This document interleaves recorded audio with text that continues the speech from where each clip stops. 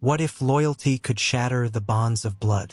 In a world teetering on the brink of despair, where famine ravages the land and hope clings to the brittle bones of survival, two women stand on the precipice of fate, their destinies intertwined against the backdrop of a society that demands conformity. Ruth's heart beats like a war drum, echoing through the desolation of Moab as she faces an impossible choice. The sun hangs low, casting long shadows over the barren fields, while her mother-in-law, Naomi, grapples with loss, her eyes reflecting the stark emptiness of a life once filled with promise. Death has stripped Naomi of her joy, leaving her a ghost wandering through memories. Yet, in this haunting realm of grief, Ruth's fierce devotion burns like a wildfire, igniting a spark of defiance. The air is thick with tension, the kind that makes the skin prickle and the heart race. If Ruth chooses to remain with Naomi, she will abandon her own family, her homeland, and the chance for a future.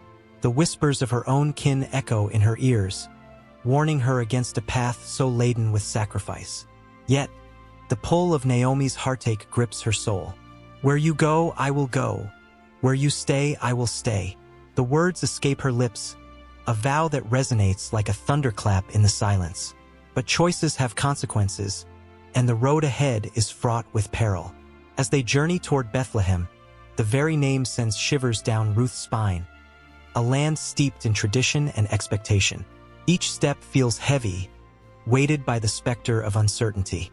Would the townspeople welcome a foreigner with open arms, or would they cast her aside, condemning her to a life of loneliness? In Bethlehem, the harvest is ripe, but so too are the hidden dangers of a patriarchal society. The fields hum with the chatter of workers, their voices a cacophony of gossip and suspicion. Here, Ruth is an enigma, an outsider whose loyalty defies the norms of her time. Will she find favor, or will rejection loom like a menacing shadow over her every move? But fate has a way of intertwining lives in the most unexpected of ways. Boaz, a man of standing, watches from afar, intrigued by this determined woman who dares to glean in the edges of his fields. Little do they know, their lives are about to converge in a way that will challenge the very fabric of their existence and rewrite the story of their lineage. As night descends and uncertainty cloaks their paths, Ruth's loyalty becomes a beacon, illuminating the darkness. What will she sacrifice to save Naomi? What will Boaz risk for a love that defies convention? The stakes are rising, and as each choice unfolds, the echoes of their decisions threaten to reverberate across generations. In this tapestry of love, loss, and redemption, the lines between past and future blur, revealing that sometimes the greatest legacies are built not on blood, but on the courage to stand for what is right, even when all seems lost. The clock is ticking, and history waits, breathless for the next move. In a time when the world was gripped by chaos and uncertainty, a young woman stood at the crossroads of destiny.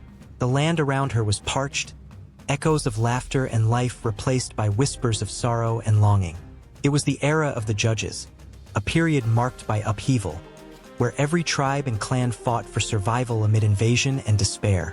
The sun hung low, casting a golden hue on the dusty paths of Bethlehem, a small town that was once a thriving hub but now lay cloaked in shadows of famine and fear. Ruth was not a local girl. She was a foreigner, a Moabite who had journeyed across treacherous mountains and valleys. The air was thick with the weight of her decision, made in the dim light of loss and love. Her husband had died, and with him, the hopes of a future in Moab. Yet, she clung fiercely to her mother-in-law, Naomi, who now faced a world turned cold and unwelcoming. The bond between them was forged in grief, but it also sparked a flicker of courage that refused to be extinguished. Naomi's sorrow was palpable, her heart aching for the life she once knew. She had left Bethlehem in search of food and found herself in a foreign land, where the customs were strange, and the language felt like a riddle. Yet, Ruth's loyalty pierced through Naomi's despair, illuminating the path ahead.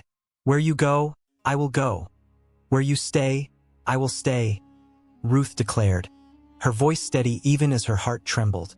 This promise resonated against the backdrop of ancient struggles, a fierce declaration of love that defied societal expectations. As they entered Bethlehem, the atmosphere buzzed with whispers, eyes darting toward the two women. A Moabite in Israel? It was a bold step, one that echoed the tension of a nation divided. The Moabites were often viewed with suspicion, their history entwined with conflict and rivalry against Israel. Yet, Ruth remained undaunted, her spirit as unwavering as the stars that twinkled in the night sky above them. Famine had gripped the land of Judah, a scourge that left many families fractured and desperate. The Israelites looked to the heavens, searching for answers as the fields lay barren and the livestock dwindled. It was a time of reckoning, a period defined by the cycles of nature and the whims of fate. Ruth's arrival heralded a change, a ripple in a sea of despair. Her determination to glean in the fields, to provide for Naomi, was a testament to the resilience of the human spirit, echoing the stories of women throughout history who had fought against the odds. Under the watchful gaze of Boaz, a wealthy landowner, Ruth worked with grace and strength. She didn't know it yet, but this man would become a pivotal figure in her life, embodying the concept of kinship that ran deep in the veins of the Israelites. The law of Moses, so central to their identity, allowed for the practice of gleaning, where the marginalized could gather leftovers from the harvest. In those dusty fields, amidst the sheaves of barley, Ruth's story intertwined with the very fabric of Israel's history. Boaz, a man of integrity, noticed her dedication and beauty. His heart stirred with admiration, yet the weight of societal norms threatened to keep them apart. Ruth was an outsider, a reminder of the complexities of lineage and acceptance. The stakes were high, a union between them could provoke backlash, but it also held the promise of redemption. The tension hung thick in the air as whispers of their connection began to spread, drawing both scrutiny and intrigue. Yet, behind the scenes, unseen forces were at play. Naomi, ever the strategist, understood the nuances of her culture. She saw the glimmers of hope in Boaz's eyes and devised a plan that would set the stage for a new beginning. The night was dark and full of uncertainties, yet filled with the possibility of love and redemption. Naomi urged Ruth to approach Boaz at the threshing floor, where he would lay down to sleep after a long day of work.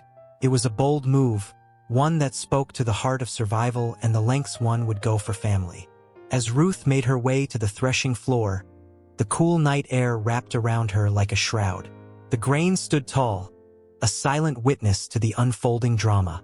She approached Boaz, her heart racing, knowing that this moment could change everything. It was a risk steeped in vulnerability, where every heartbeat echoed the age-old struggle for acceptance and belonging.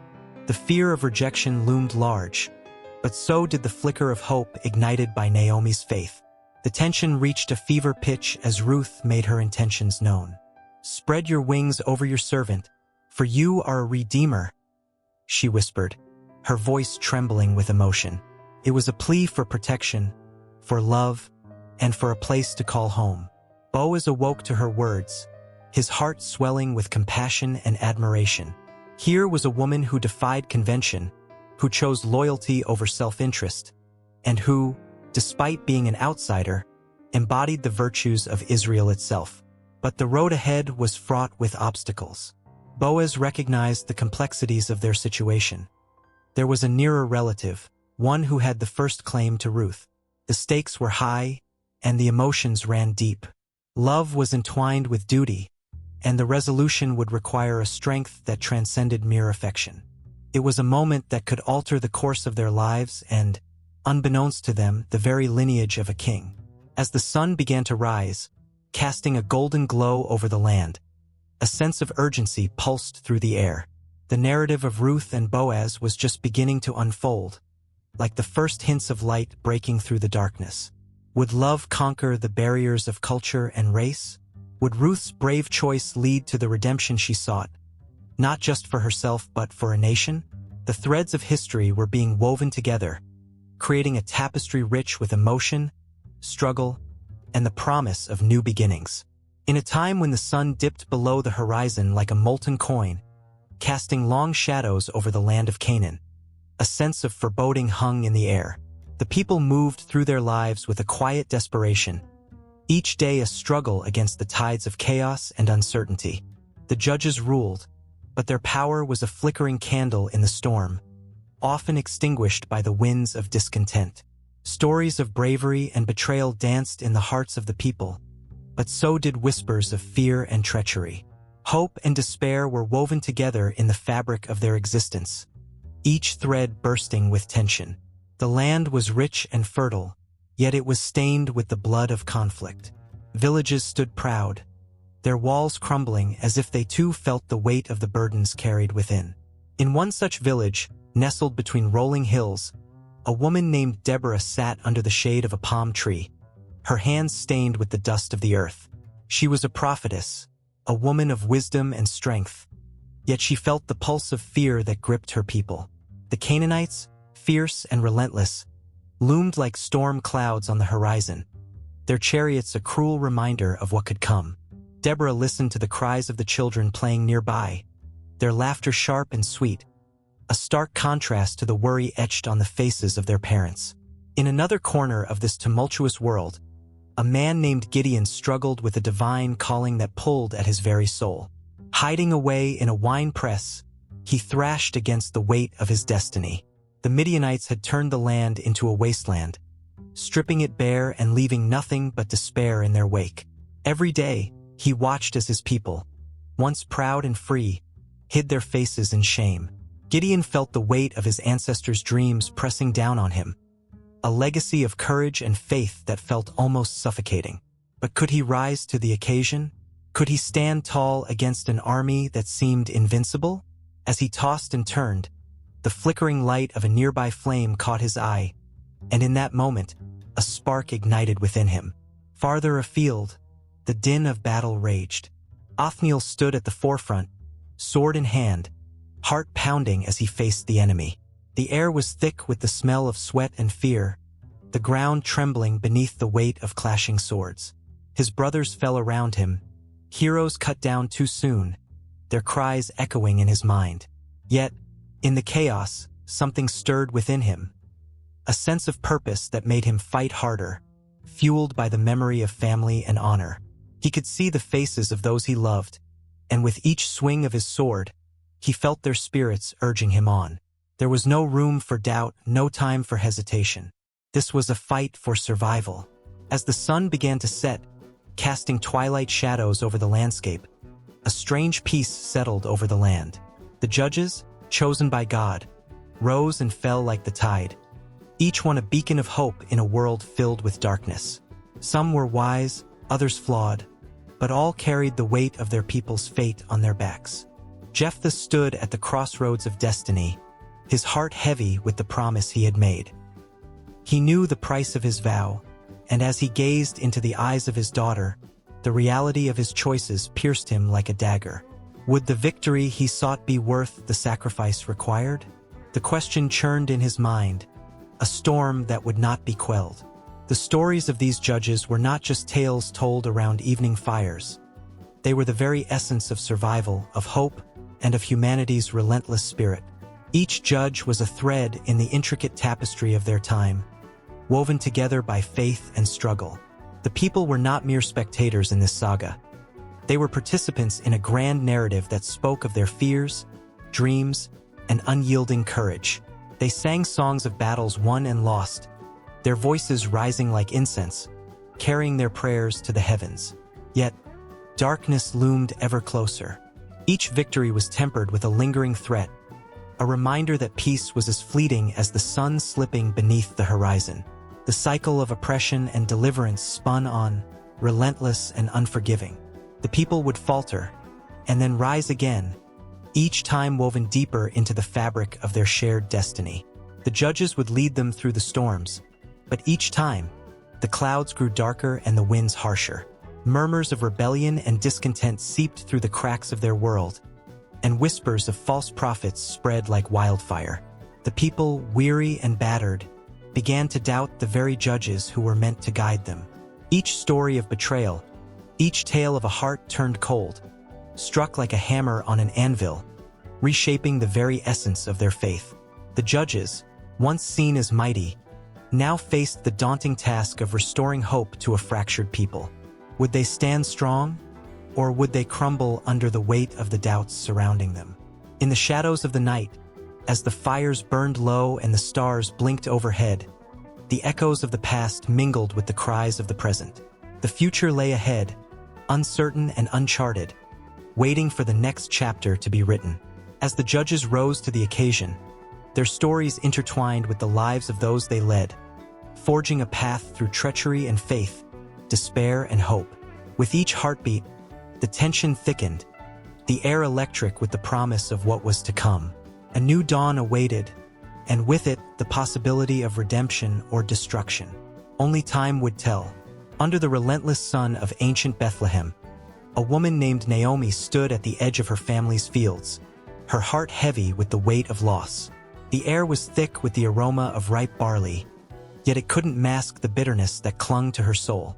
She had once been surrounded by joy, laughter echoing through the home she had shared with her husband, Elimelech. Now, she gazed at the barren land that mirrored her desolate heart.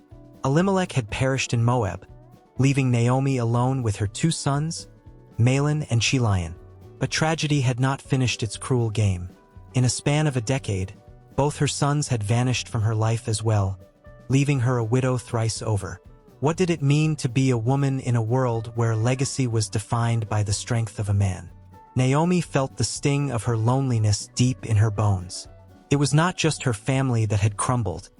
It was the very fabric of her identity. In those ancient times, a wife was not merely a partner. She was the keeper of lineage, the bearer of children who would carry her husband's name long after he was gone. With her husband dead, and her sons following suit, Naomi stood on the precipice of erasure. Her heart raced with the panic of vanishing, of becoming just another whispered memory in the annals of time. Yet Naomi was not without hope. The tradition of Levite marriage, rooted deeply in their culture, flickered like a distant flame in her mind. It was an ancient law that required a man to marry his brother's widow to preserve the family line. In this act of obligation lay the potential for renewal, a chance to reclaim what had been lost. But who could be found to fulfill this duty? Her heart raced with a mix of longing and despair. Would someone step forward to restore her family's name? As Naomi contemplated the idea, the shadows of her sons' lives began to haunt her thoughts. She imagined Mahlon, with his gentle eyes and soft laugh, comforting his grieving mother. Chilion, ever the jokester, bringing laughter amidst the tears. Both had taken wives, Ruth and Orpah, yet they too had left Naomi in their wake, leaving her with choices to make in a world turned upside down. The thought of Ruth, who had come from Moab with her, stirred a new wave of emotion.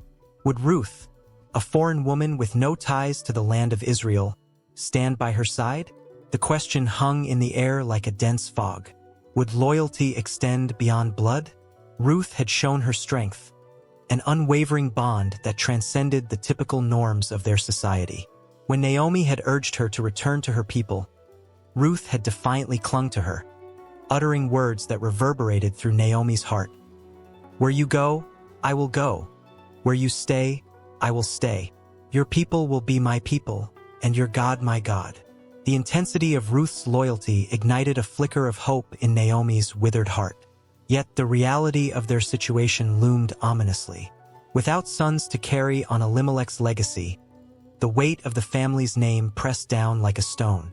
Naomi wrestled with the knowledge that time was slipping through her fingers like grains of sand. Ruth's devotion was commendable, but it would not guarantee their survival in a world that demanded men to thrive. And how could she, a grieving mother, steer her beloved daughter-in-law toward a future filled with uncertainty? Days turned into nights, and the cries of the harvest season echoed across the fields. Naomi had returned to Bethlehem, a city bustling with life yet fraught with her own pain.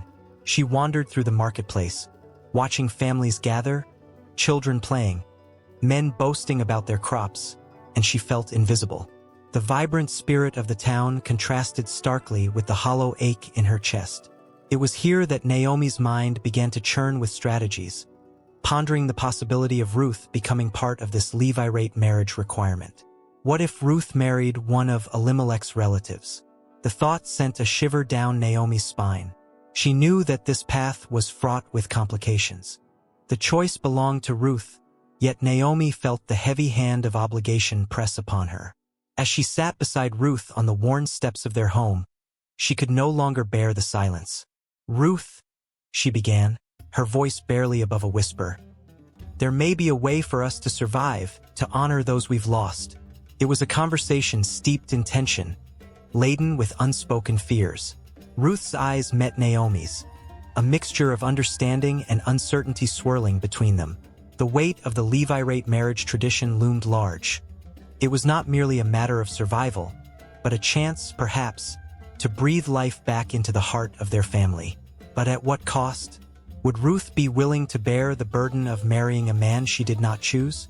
As the sun dipped below the horizon, casting a golden glow over the town, Naomi and Ruth sat on the steps, their bond fortified by a shared understanding of sacrifice.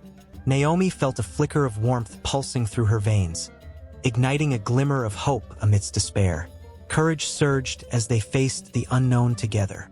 Would they dare to step into the uncertain shadows cast by the traditions of their forefathers? The stage was set for a dance of fate, where loyalty clashed with expectation, and hope wrestled with sorrow. The days ahead would unravel the threads of their lives, pulling them into the intricate tapestry of love, obligation, and the struggle for identity. Time would tell whether the Levirate law could weave a new story from the remnants of their past. But for now, the flame of possibility flickered brightly, illuminating the path that lay ahead. As Naomi and Ruth braced themselves for the storm to come, a chill swept through the small town of Bethlehem one fateful winter, the kind that gnawed at the bones and whispered of hopelessness. Children no longer played in the streets, their laughter replaced with the hollow echoes of hunger. The sun, once a comforting presence, seemed to abandon the town, casting long shadows over the faces of the weary. Every day was a struggle, and every night brought a heavy blanket of despair. The famine had arrived, and its grip was merciless. It began subtly. A few families noticed their crops failing, their once lush fields now barren and cracked like the hearts of those who tended them. It was a summer of drought, the kind that turned the earth to dust and painted the sky a relentless blue, as if mocking the plight of those who depended on the land. The wells offered only a trickle, and the streams that once danced with life had turned into sluggish threads of regret. As the sun beat down day after day, the townsfolk sensed a change, a fear creeping into their hearts that whispered of food shortages to come. As the months wore on, the whispers turned into shouts of desperation. The marketplace, usually bursting with the vibrant colors of fruits and vegetables, became a graveyard of hopes. Vendors stood with empty baskets, their faces lined with worry, eyes scanning the streets for any sign of relief. Mothers held their children close, but the weight of empty stomachs hung heavily in the air, a silent prayer for sustenance going unanswered. With each passing week, the situation worsened. Families began to make impossible choices. The smell of bread baking grew faint, replaced by the bitter scent of despair. A mother might gaze at her children, her heart breaking as she divided a crust of bread, wondering if it would be the last meal they would share together. Fathers, once proud providers, felt their spirits crushed under the weight of their inability to protect their loved ones from this invisible monster. As the famine tightened its grip, more than just bodies were affected. The sense of community that had once thrived in Bethlehem was fraying at the edges. Neighbors who had shared meals and laughter began to turn on each other. The bonds that had held them together crumbled under the pressure of survival. Friends became strangers, and the town that had once echoed with camaraderie was now a place filled with suspicion and fear. People exchanged glances that spoke of desperation and need, eyes darting to their own dwindling supplies. The spirit of Bethlehem, once a beacon of hope, flickered like a dying candle. One evening, as shadows lengthened across the town, a group of men gathered around a fire, their faces illuminated by the flickering flames. They spoke in hushed tones, voices heavy with the burden of their reality. "What happened to our crops?" one man asked, his hands trembling with anxiety. "How could this happen to us?" Another answered, voice thick with grief. "The drought is relentless. We must act before it's too late. And so the decision was made. A small party would set forth, traveling to neighboring towns seeking food and assistance. With heavy hearts, they left behind families who clung to the hope that they would return. As they trudged away, they turned back for one last look, the sight of their loved ones etched into their minds like a haunting refrain. Days turned into weeks, and with each sunset, the town seemed to grow smaller. The desperation was palpable. Children's cries echoed through the streets as mothers tried to soothe them with stories of better times, tales of abundance that felt like distant memories. The once vibrant town now wore a shroud of silence, broken only by the occasional cough or the rustle of a rat scurrying in search of scraps. As winter descended upon Bethlehem, the cold seeped into every crack and crevice, chilling souls along with the bodies. The fires lit in homes burned low, and the warmth of companionship faded into a distant memory. The echoes of laughter were replaced by an eerie silence, broken only by the sound of shuffling feet and whispered prayers. Those who had once gathered for joyous feasts now shared stories of loss and longing, their voices soft and resigned. But even in the darkest moments, hope can flicker like a candle in the night. One day, a woman stumbled into town, her clothes tattered and her face drawn. She carried news from outside the walls of Bethlehem, a glimmer of hope amidst the shadows. "I found food!" she cried, her voice cracking with emotion. The townspeople gathered around her, eyes wide with disbelief. "There are stores in the next village. We can survive." A spark ignited in the hearts of those who had been teetering on the edge of despair. They rallied together, planning a trip to reclaim what they had lost. The journey would be perilous, but for the first time in many months, they felt a surge of determination. The bonds of community began to weave tightly once more. They would not let famine define them. They would fight for their home and their loved ones. Yet, as hope blossomed, so did fear. What if they returned empty-handed? What if the village's resources were already exhausted? The questions weighed heavily on their minds as they prepared for the journey. But the need for survival outweighed the fear, and so they set forth, hearts beating with a mixture of courage and uncertainty. As they trudged through the snow, the town of Bethlehem faded into the distance behind them, but the spirit of its people, driven by love and resilience, carried them forward. The path ahead was fraught with challenges, but every step reminded them of what they fought for: their families, their home, and the promise of a brighter tomorrow. The consequences of the famine loomed large, but so too did the power of hope. And as the winds howled around them, they marched on, united in purpose, toward an uncertain destiny. A chill wind swept through the fields of Bethlehem, whispering stories of longing and desperation. The sun hung low in the sky, casting a golden hue over the land, but that warmth felt distant to Elimelech. He stood at the edge of his property, his fingers gripping the rough bark of an old olive tree, heart heavy like the clouds that promised rain yet withheld it. His family was suffering, each day a struggle against hunger and despair. The famine that had gripped the land was more than a mere shortage of grain. It was a gnawing fear that seeped into every corner of their lives.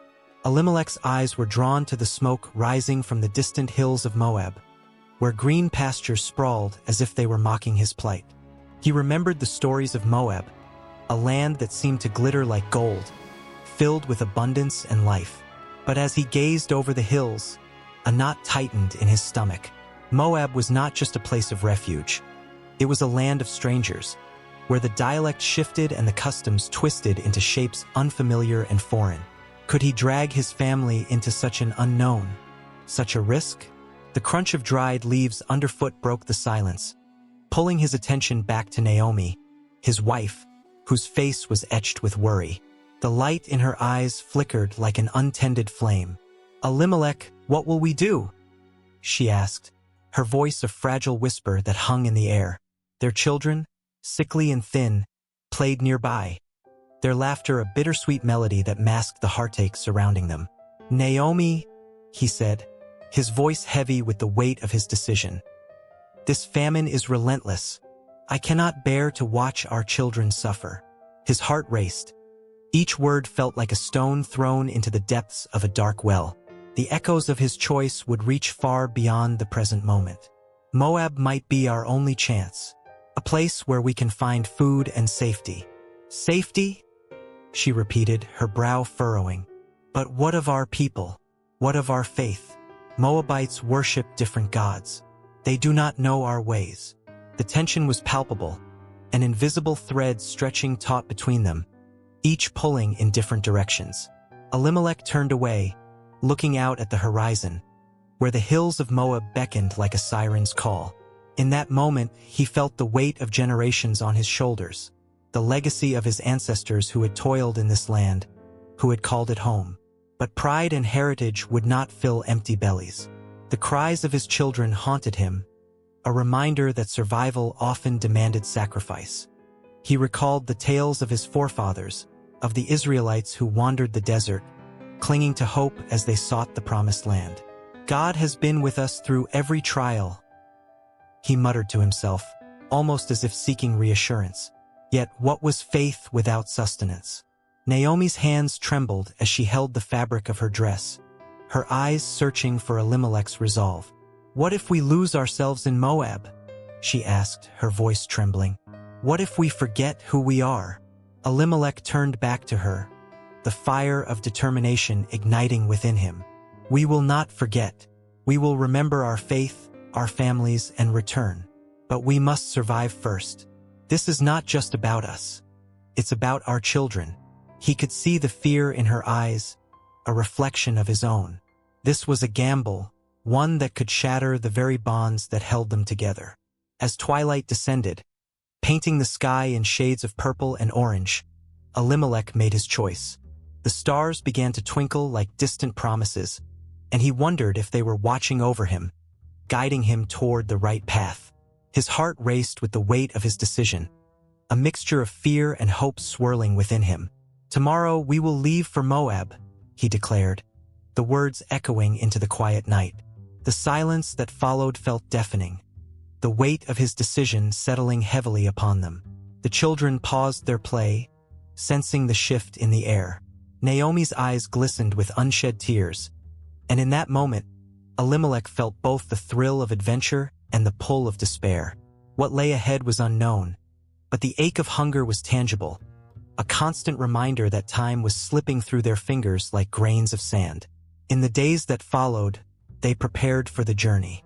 Each item packed was a reminder of the life they were leaving behind, pottery that held stories of laughter, the simple tools of their trade, and the scraps of cloth that had once been vibrant. Now they felt heavy with the weight of loss. The open road stretched before them, promising an escape from the relentless grip of famine, but also an unsettling uncertainty. As they passed the familiar landmarks of their life, the olive tree where they had woven memories, the well where they had gathered with friends, Elimelech felt a pang of longing.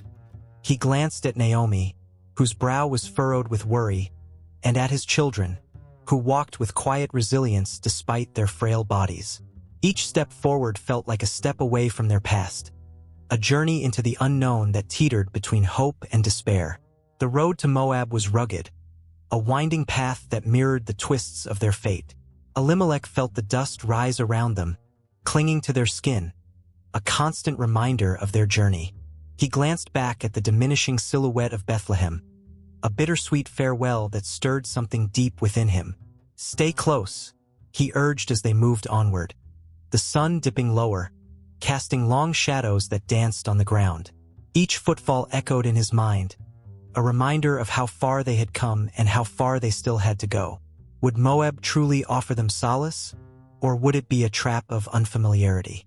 As they crossed the border into Moab, the air shifted, filled with the sense of rich soil and blooming wildflowers. A sense of possibility washed over them, mingling with the apprehension that clung like a shadow. Elimelech squared his shoulders, ready to face whatever challenges lay ahead. He could feel Naomi's gaze on him, a silent plea for assurance, and he vowed to be the protector, the provider, no matter the cost. But before they could take another step, a distant voice called out, breaking the stillness of the Moabite evening. It was a voice that carried both invitation and warning. its tone weaving through the air with the promise of welcome and the threat of the unknown. In that moment, Elimelech felt the weight of destiny upon him, heavy and unyielding, as he took another step into the twilight of their fate.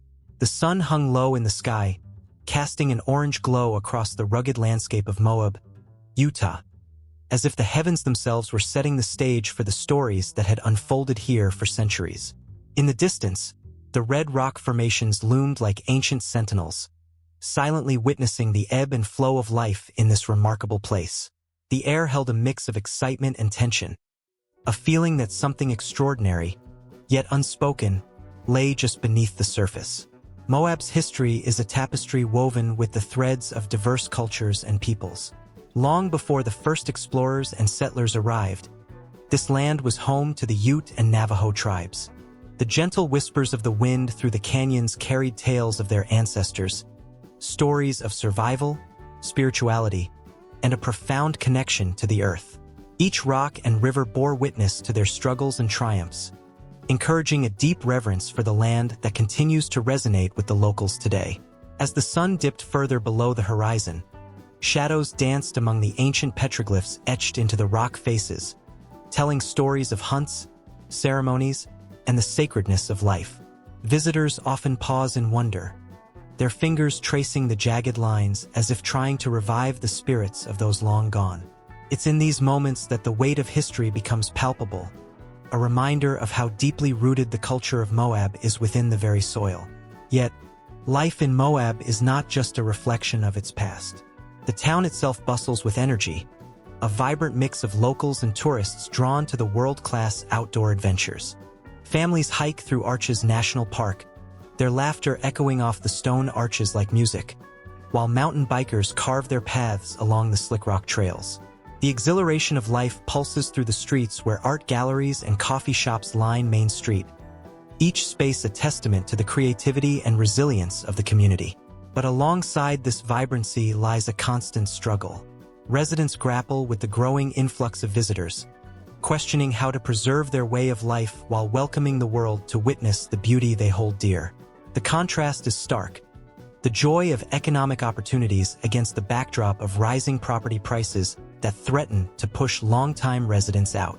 As the sun finally set, casting a deep indigo hue over the town, faces reflected a mix of hope and concern, embodying the tension of progress versus preservation.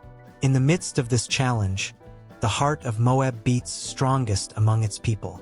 The locals share their stories, each one laced with laughter and sorrow alike.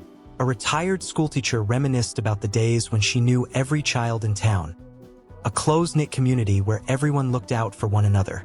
Now, she watched as new faces filled the schools, the familiar ebb and flow of childhood lost to the relentless tide of change.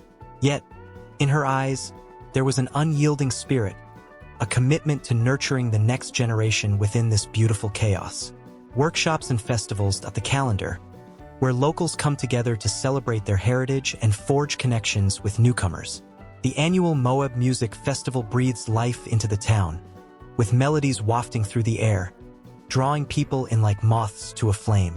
Artists, musicians, and storytellers come to share their talents, creating a vibrant tapestry that reflects both the old and the new.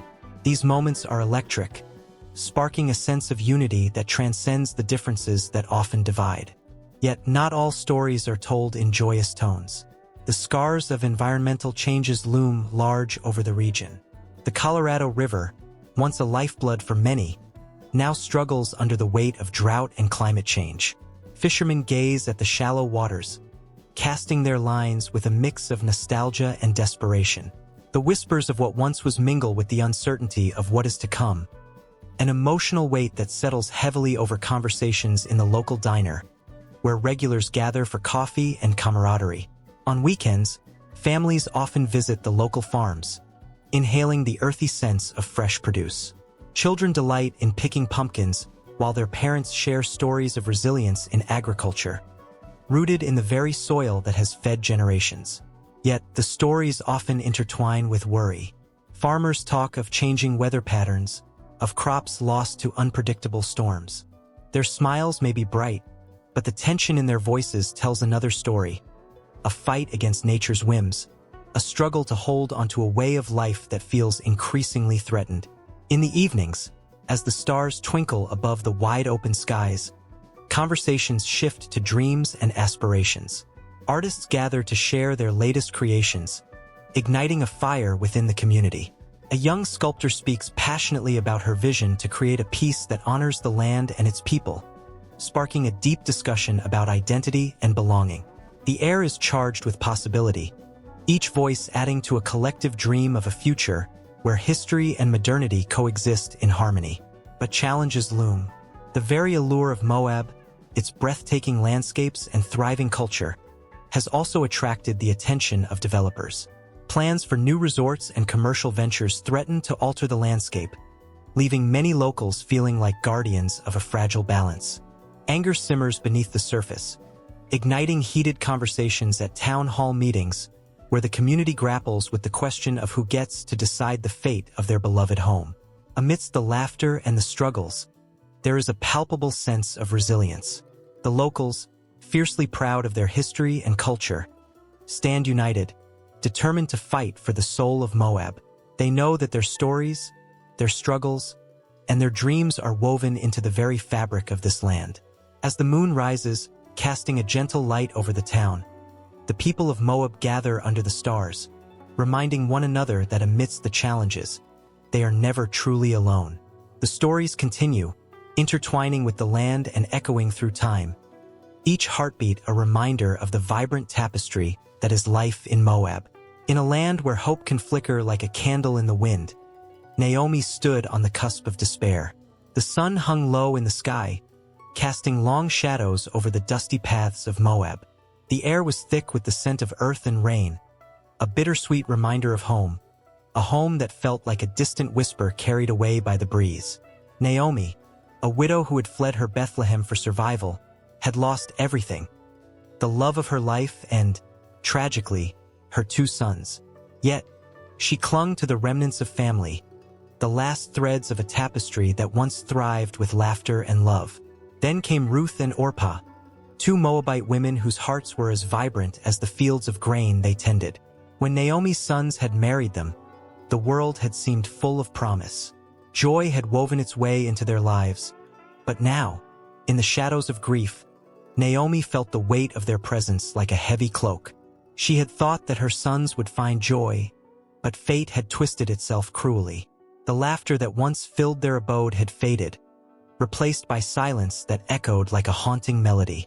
Naomi's heart ached for home, and she could sense the tension in the air as she prepared to make the heartbreaking decision to return to Bethlehem.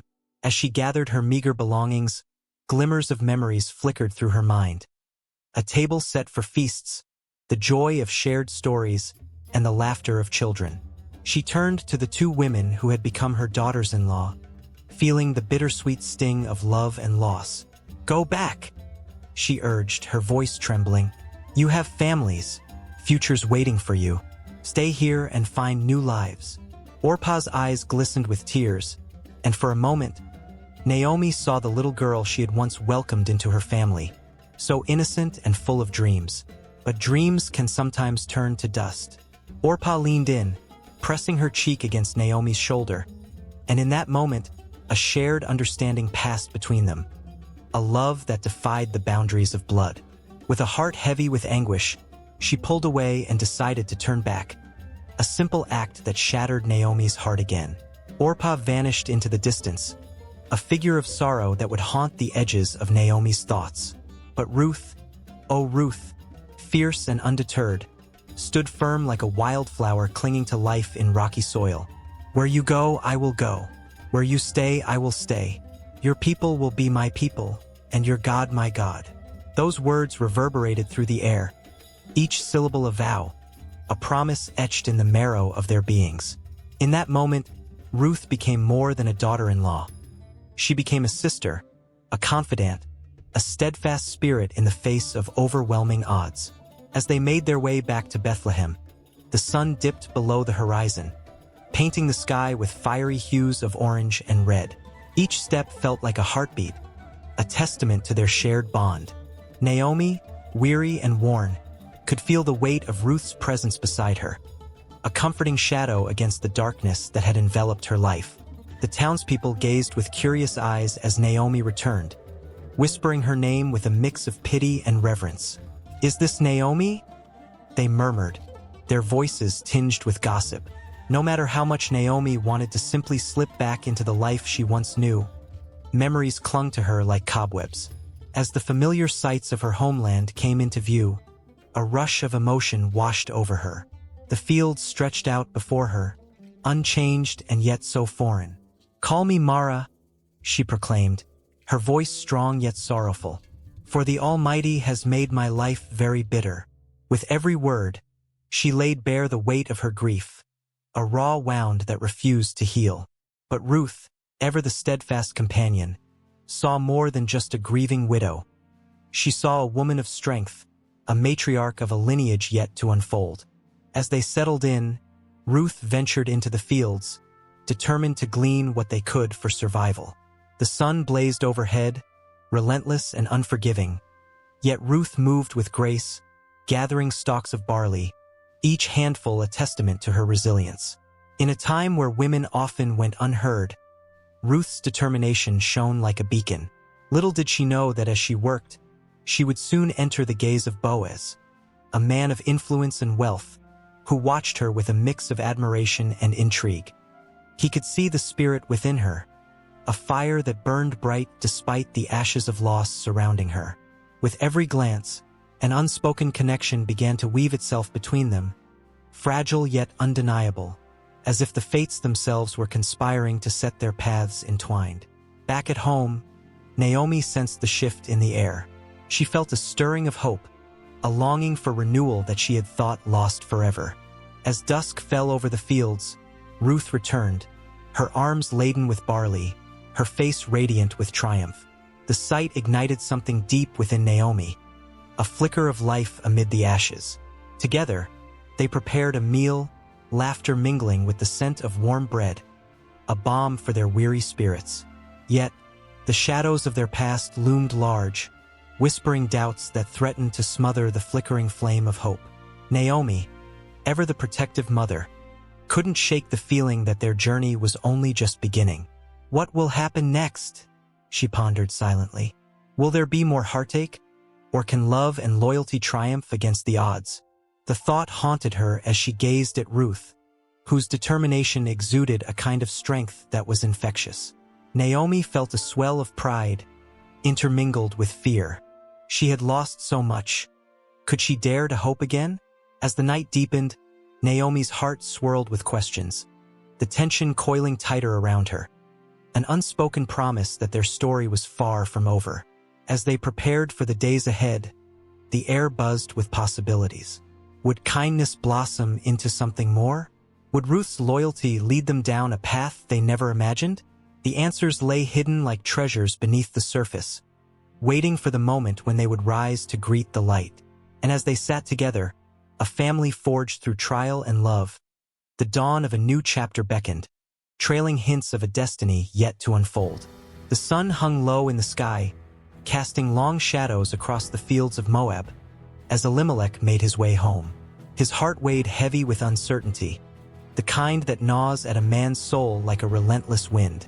Rumors of famine had swept through Bethlehem, but here in Moab, the soil was rich and the harvest was good. Yet, the very ground he walked upon felt ominous, as if it carried the whispers of fate just beneath the surface. Elimelech turned to look at his two sons, Mahlon and Chilion, who trailed just behind him, their laughter a stark contrast to the storm brewing in his chest. These boys, barely men, were the pride of his life. He had come to Moab to escape the harsh realities of their homeland, to provide for them, but deep down, Elimelech felt the weight of a choice that might have been wrong. The air seemed charged with a tension he could not quite name. As days turned into weeks, the shadows lengthened, and the laughter faded. Elimelech watched helplessly as the vibrancy of life began to drain from his family. The once bustling household now felt filled with an inescapable silence. It was as if the land he had sought refuge in was slowly turning against him, and the very gods he hoped would protect his family had turned a deaf ear. The moment he dreaded arrived without warning. One evening, A cough echoed through the walls of their home. It was Malin, who had fallen ill just as the last rays of sunlight dipped below the horizon. Elimelech rushed to his side, panic gripping his heart. The boy's face was pale, his breath shallow. "Father," he whispered, "I'm scared." The words pierced Elimelech like a dagger, and he fought to hold back tears. Days passed, as relentless as the waves crashing against the shore. The illness that took hold of Malin soon wrapped its icy fingers around Chilion as well. Elimelech felt as if he were being pulled into a dark abyss, with each day dragging him deeper into despair. He sought help from the Moabite people, knocking on doors and pleading for remedies, but nothing seemed to ease the suffering of his sons. And then, on a night when the stars seemed to mourn alongside him, Elimelech's heart broke. Malin succumbed to the illness that had gripped him so fiercely, leaving behind an emptiness that felt insurmountable. Elimelech wept, his cries echoing through the quiet of the night. The stars blinked down at him, indifferent to his pain. The tragedy did not end there. As the days turned into a blur of grief, Chilion, too, fell victim to the same cruel affliction that had stolen his brother. Elimelech fought against the rising tide of despair, feeling as if the world was collapsing around him. He held Chilion's frail hand, whispering promises of a brighter tomorrow that he could no longer believe in. "Stay with me, my son," he pleaded, his voice cracking under the weight of his sorrow. But even as he spoke, he felt the warmth of Chilion's hand slip away, leaving him alone in a silence so profound it threatened to swallow him whole. The following morning dawned gray and lifeless. The world felt like a dream he could not wake from. Elimelech sat alone in the empty house, the laughter that had once filled the air now replaced by a haunting echo. He looked around at the remnants of his family, a forgotten toy here, a half-finished meal there, and felt a deep ache, one that clawed at his insides and threatened to pull him under. With no sons to carry on his name and no wife to share the burden of grief, Elimelech's heart felt heavy with despair. What had once been a life filled with hope and promise had become a desolate wasteland. He could no longer bear the thought of staying in Moab, where death had made its home among them. The very air he breathed felt tainted with loss, each breath a reminder of the family he had lost. In his heart, Elimelech knew he must return to Bethlehem, but the thought filled him with dread. Would the land welcome him back? Would the people remember the choices he had made? The questions weighed heavily on him, each one a reminder of the deep chasm that had formed between himself and the world he once knew. As he gathered his meager belongings, Elimelech felt a stirring of determination amid the overwhelming grief. He was a father, and though his sons were gone, he still had to move forward, to seek a path through the darkness that threatened to engulf him. The journey back to Bethlehem would not be easy, but he could not remain shackled to the memories of his lost family. With a heavy heart and a mind filled with uncertainty, Elimelech stepped outside, the clouds hanging low and heavy above him. Each step felt like a farewell to the ghosts of his past, the laughter and joy that had once filled this home now replaced with shadows. His feet moved forward, but his heart was tangled in the memories of a life that had been so vibrant and full. As he walked, the weight of his sorrow pulled him deeper into the shadows. Yet, deep within him flickered a tiny ember of hope, a hope that perhaps, amidst the pain, there would be a chance for redemption, for rebuilding. He knew that the road ahead would be fraught with challenges, but he could no longer live in the pain of his past. Unbeknownst to him, the tales of his journey were only beginning, stories that would ripple through generations, weaving through the lives of those who came after him. But for now, the road stretched out like a dark ribbon before him, and Elimelech took a breath as he stepped into the unknown, where every step would echo with loss, yet promise a whisper of something new, something yet to unfold.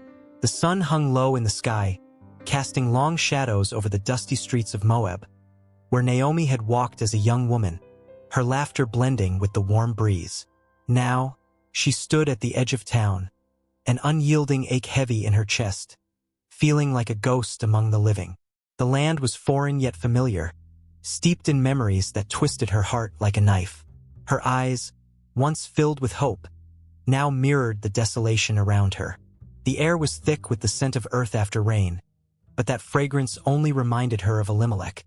How he would return from the fields, dirt still clinging to his hands, a smile dancing on his lips as he greeted her, drawing her into a warm embrace. Now the warmth was replaced by a chilling emptiness. She clutched the hem of her shawl, a thin barrier against the onset of sorrow that threatened to engulf her. The weight of loss pressed down, suffocating and relentless. Naomi had known joy, but it felt like a lifetime ago. The laughter of her sons, the celebrations of harvest, the warmth of family gatherings. These memories flared up like a fire only to be snuffed out by the harsh reality of widowhood. Each step she took was a reminder of everything she had lost. Her heart echoed with the laughter of her boys, now silenced forever. She had come to Moab with hope, yet now it was a place of mourning, a land that felt like a prison built of stones and sorrow. As she passed by the familiar wells, her mind wandered to the last time she had drawn water with Ruth and Orpah. They had joked and shared dreams, their youthful spirits rising like steam from the hot springs nearby.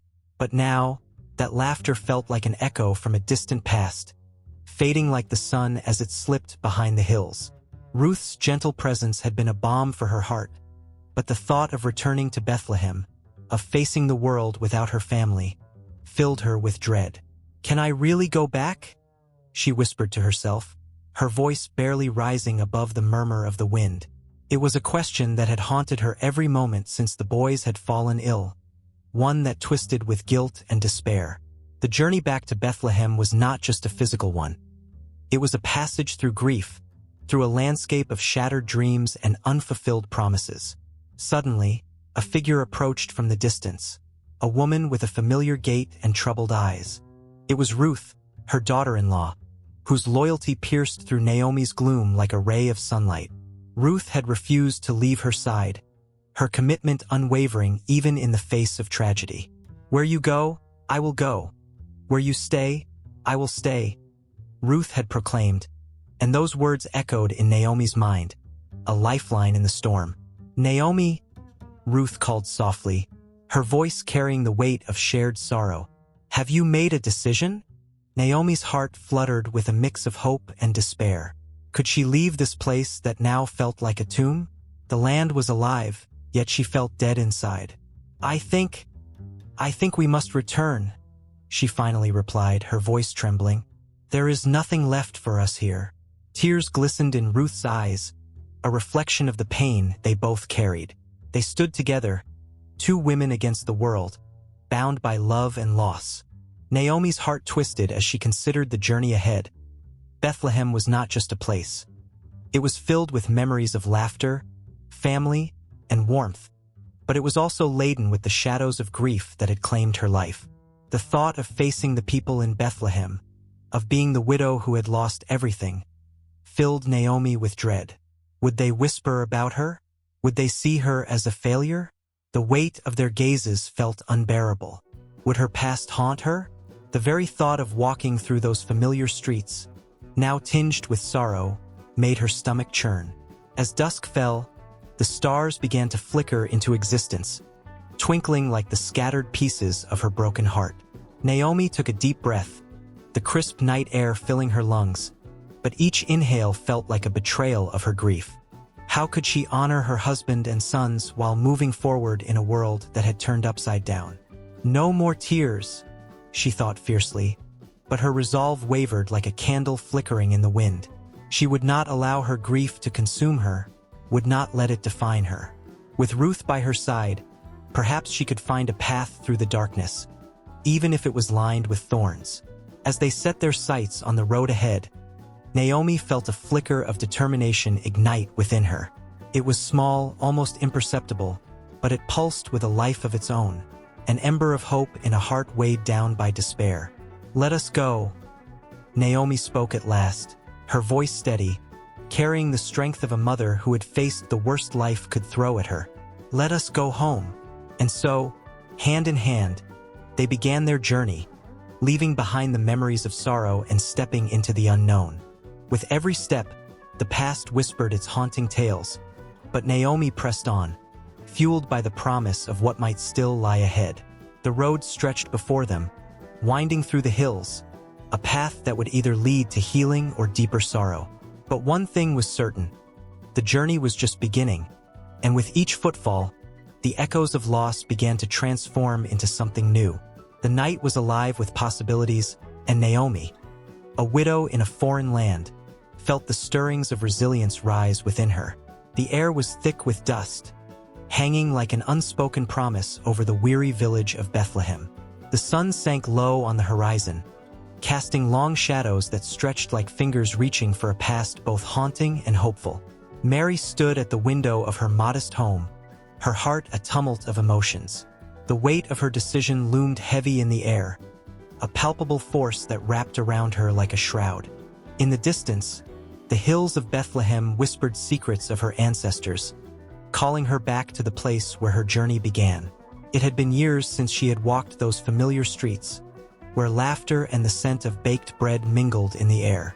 The memories flooded back, her mother's gentle hands kneading dough, the warmth of family gatherings, and the echoes of joyful celebrations.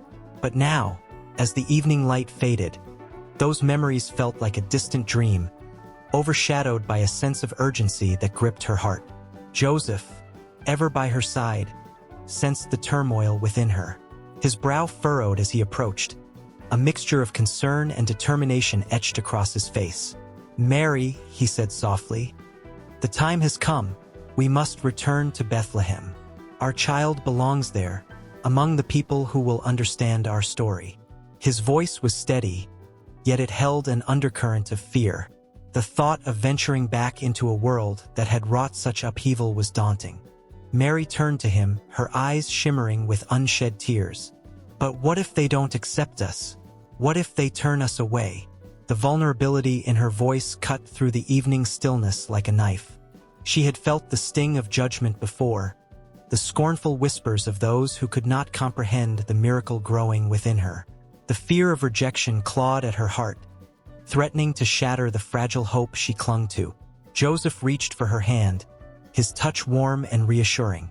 "We have come this far, Mary. We cannot turn back now. Our child is destined for greatness, but he needs to be rooted in the place of his birth. We must take this leap of faith." His words resonated with a truth that felt undeniable, yet the risk weighed heavily on them both. As night fell, the stars began to twinkle in the vast expanse of the sky, each one a reminder of the divine purpose that guided their journey. The couple sat together, the world around them quiet, save for the occasional rustle of leaves in the gentle breeze. The quiet moments became a sanctuary, allowing them to articulate their hopes and fears. They spoke of their dreams for their child, envisioning a future that sparked with the light of possibility. The preparations were meticulous. They gathered their belongings with trembling hands, each item holding a memory, a connection to their past. Mary carefully wrapped the small blanket she had woven herself, a symbol of her love and sacrifice. With every stitch, she had poured her heart into it, imbuing it with warmth and protection. She hoped it would wrap around her child, shielding him from a world that might not understand him.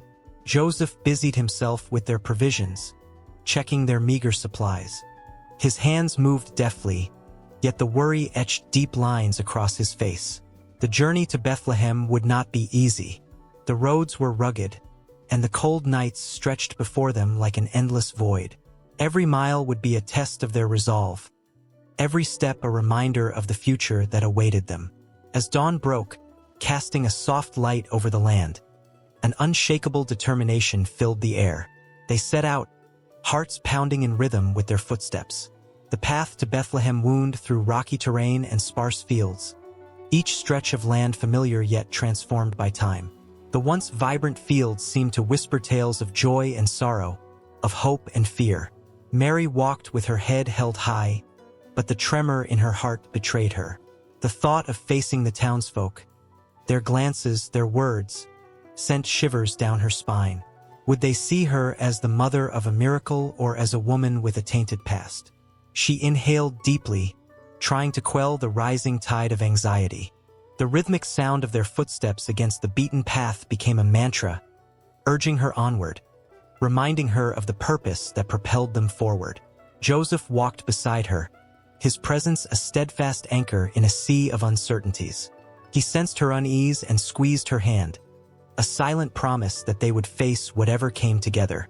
Their bond, forged in trials and buoyed by love, was their greatest strength. They had weathered storms before, and this journey would be no different. As they passed by familiar landmarks, the olive groves, the ancient stone walls, a bittersweet nostalgia washed over them. Each place held a story, laughter intertwined with tears. They could almost hear the echoes of their loved ones, guiding them back home. The journey felt like a pilgrimage, a return to the sacred ground where their lives had been irrevocably changed.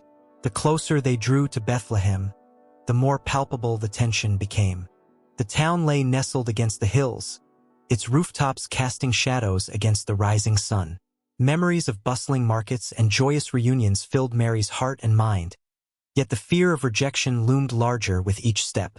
What if her return brought not joy but scorn? As they entered the outskirts of the town, the familiar sights and sounds enveloped them. Laughter mingled with the scent of spices and fresh bread, but the joyous atmosphere felt distant, almost unreachable. They could see figures moving about, caught in the rhythm of daily life, yet for Mary, it felt like a world apart. Would they welcome her back? Would they lift their heads in recognition, or turn away in judgment? She paused, her breath catching in her throat, eyes scanning the streets that had shaped her childhood. Every face felt like a reminder of what once was and what could never be again. The swirling thoughts of her past intertwined with the promise of her future, creating a vortex of emotion that threatened to pull her under. "Mary, look," Joseph said, his voice a steady anchor against the storm of her thoughts. "We're home." His eyes were bright with purpose, yet shadowed by the uncertainties that loomed ahead. And as they took their first steps into the heart of Bethlehem, the weight of their decisions settled around them, mingling with the cool evening air. The heavy doors of the past creaked open, revealing a path woven with fear, hope, and a miraculous destiny waiting to be born. In the quiet town of Bethlehem, a woman stood at the crossroads of her life, her heart pounding like the drum of fate. The air was thick with uncertainty, but Ruth felt a fire within her, a fierce loyalty that would echo through generations. She had watched as her life turned to dust, her homeland of Moab transformed into a memory, and her husband's passing left a hollow ache in her chest. Grief weighed heavily on her shoulders, yet a deeper call beckoned. It was the call of love, family, and a choice that would change everything. As she faced the daunting path ahead, Ruth turned to Naomi, her mother-in-law, whose sorrow mirrored her own. Naomi's eyes were clouded with despair, yet Ruth saw not just a woman bereaved, but a beacon of hope, a link to a new future. The bond they shared transcended blood. It was forged in hardship and love. In that moment, Ruth felt an unshakable commitment rise within her, a loyalty that would define her existence. With the sun setting behind the hills, casting an orange glow over the landscape, Ruth took a step closer to Naomi, her voice steady and resolute. "Where you go, I will go. Where you stay, I will stay. Your people will be my people, and your God my God." The words, simple yet powerful, hung in the air, weaving a tapestry of emotion. Each syllable was like a stone cast into a still pond, sending ripples of promise and determination. Naomi's heart trembled as she absorbed Ruth's declaration. The weight of it was almost unbearable. This was not merely a pledge. It was a radical transformation.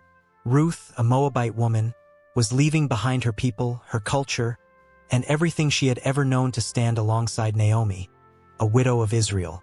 The implications of Ruth's words resonated far beyond a mere physical journey. It was a leap of faith, a testament to love that defied tradition and expectation. The chill of the evening air did little to dampen the warmth that blossomed between them. Ruth's loyalty was more than an emotional anchor. It was a lifeline.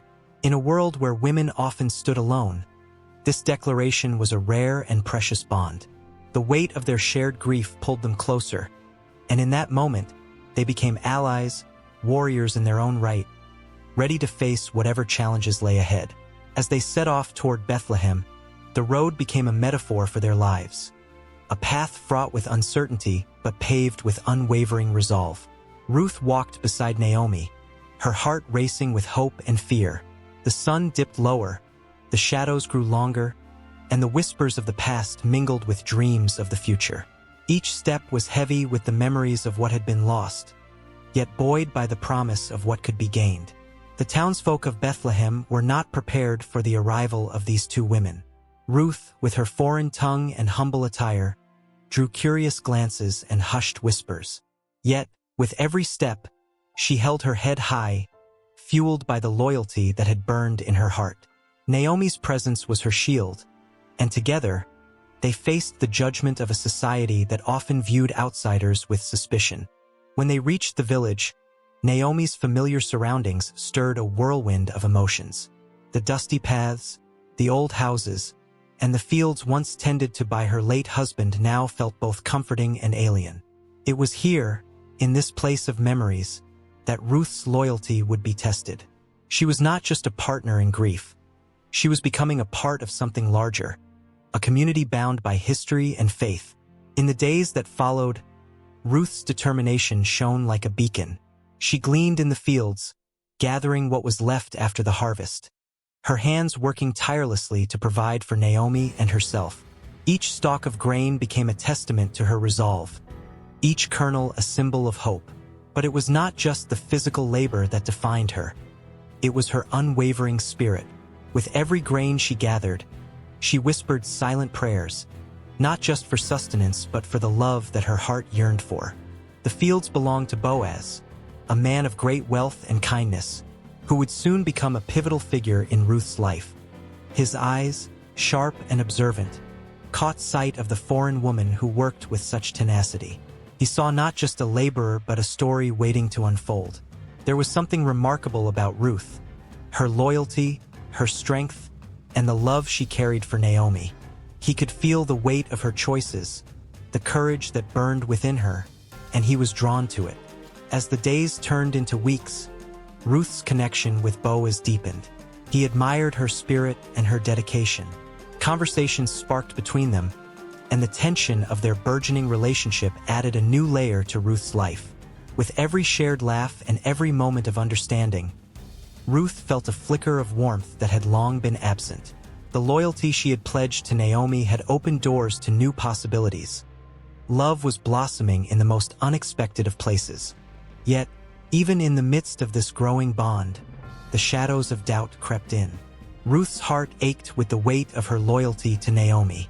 She had committed herself to a path that was not just about her own happiness. It was about honoring the memory of her late husband and the woman who had taken her in. The loyalty she felt for Naomi was profound, as if a thread connected their souls, binding them together in a world that so often threatened to pull them apart.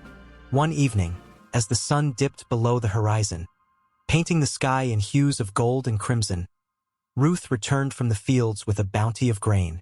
She entered Naomi's home, her heart racing, not just from the day's labor but from the secrets she carried within her.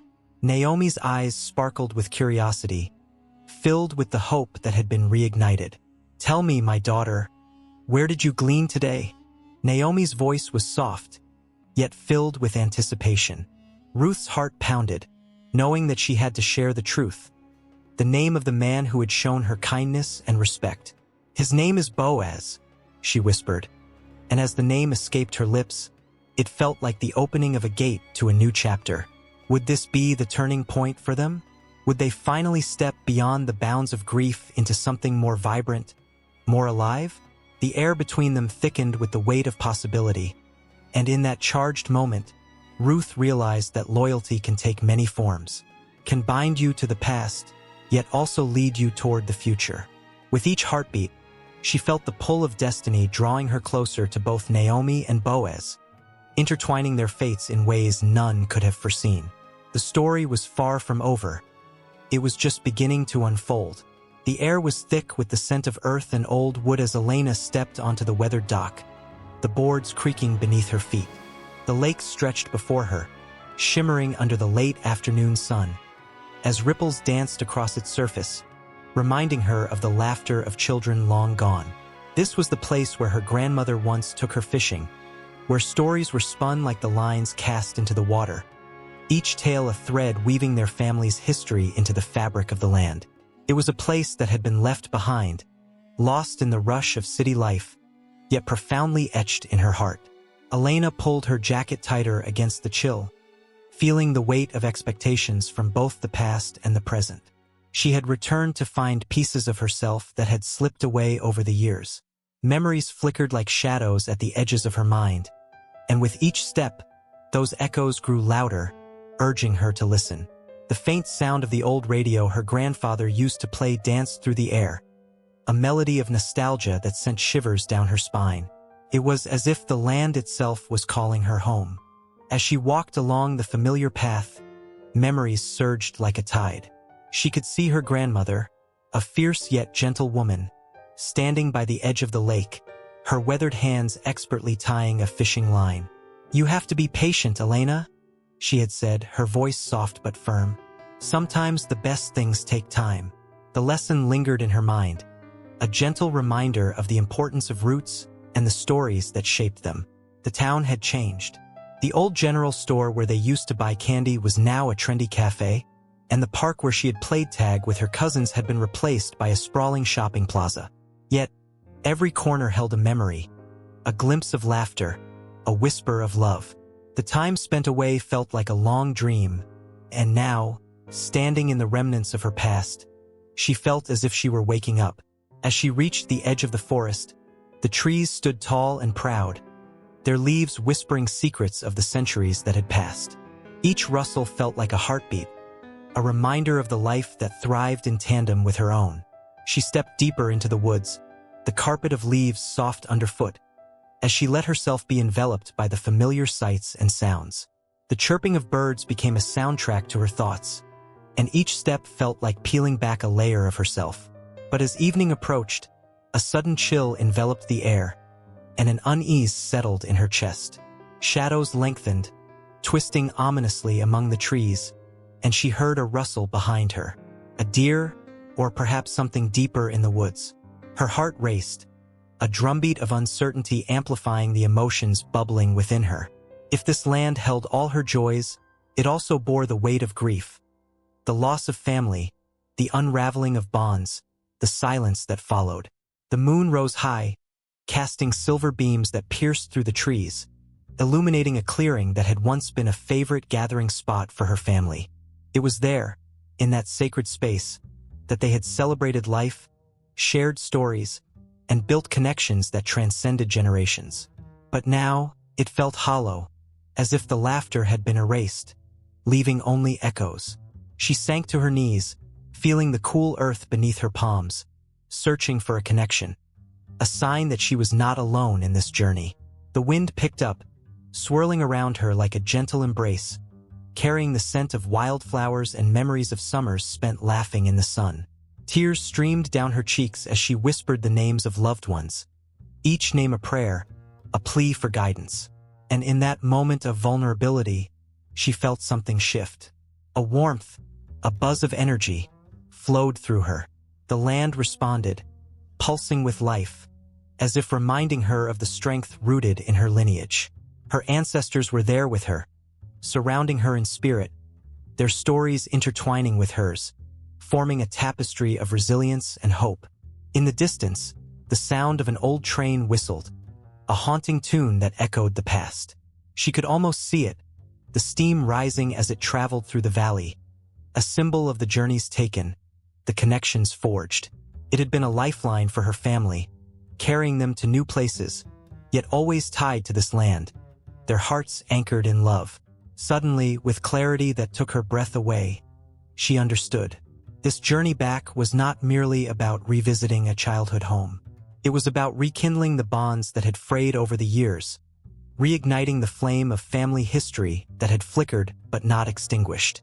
Each brush with her past whispered of resilience, of strength against the tides of time.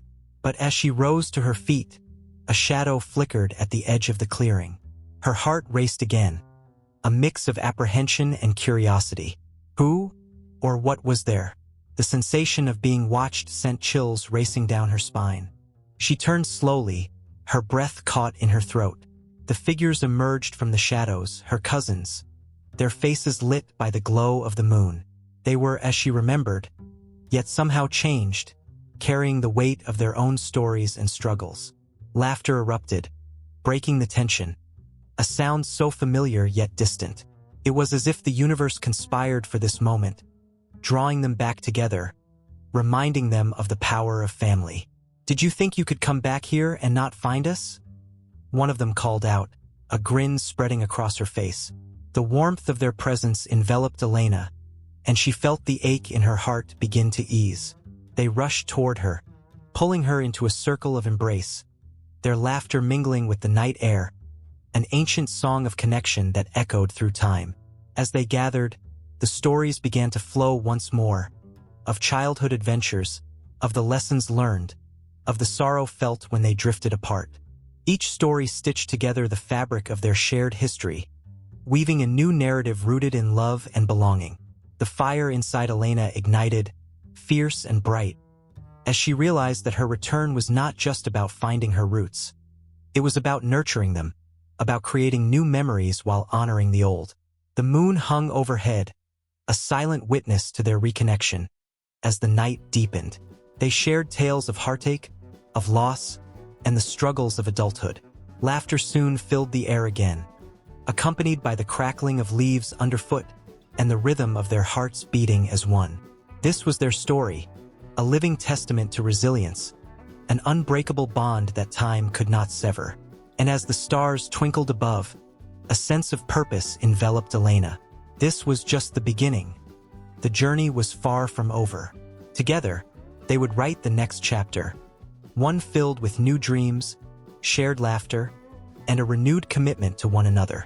The land had called her home, and now it would witness the blossoming of their bond anew, a cycle of life that would carry them forward into the unknown, forever entwined with their roots. The air was thick with tension and anticipation as the sun dipped below the horizon, casting long shadows over the small town of Bethlehem. It was a night like no other, one that would be remembered for ages. The sound of hooves clattered against the cobblestone streets, echoing with urgency as Mary and Joseph approached. Their journey, filled with hardship and hope, seemed to hold its breath as they neared the inn, a beacon of warmth in the encroaching darkness. Inside the modest inn, the atmosphere buzzed with chatter. Families gathered, sharing stories of their own struggles under the weight of the Roman census. The air was rich with the scent of bread and roasted meat, but beneath that warmth lay a current of unease. The townsfolk cast wary glances toward the door, whispering about the young couple who had just entered. The innkeeper, a gruff man with a heart hard as stone, had no room left, his eyes darting to the overflowing beds and tables filled with weary travelers. "Do we really have no room?"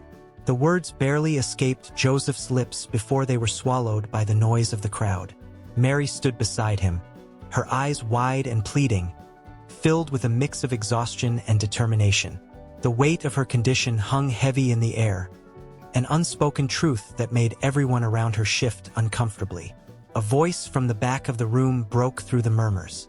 "They're just common folks," a man scoffed, his tone dismissive. "What do they expect? This is no time for charity." The innkeeper nodded, as if the man's harsh words confirmed his own cold decision. Yet, as the couple stood there, an almost palpable wave of sympathy rippled through some of the guests.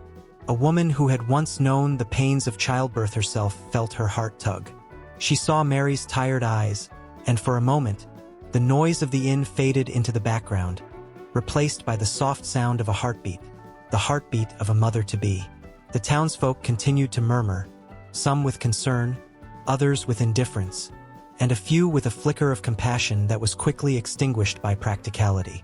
"We can't help everyone," another man said, his voice firm. "What about our own families?" But then, out of the corner of the room, a soft, almost hesitant voice spoke up.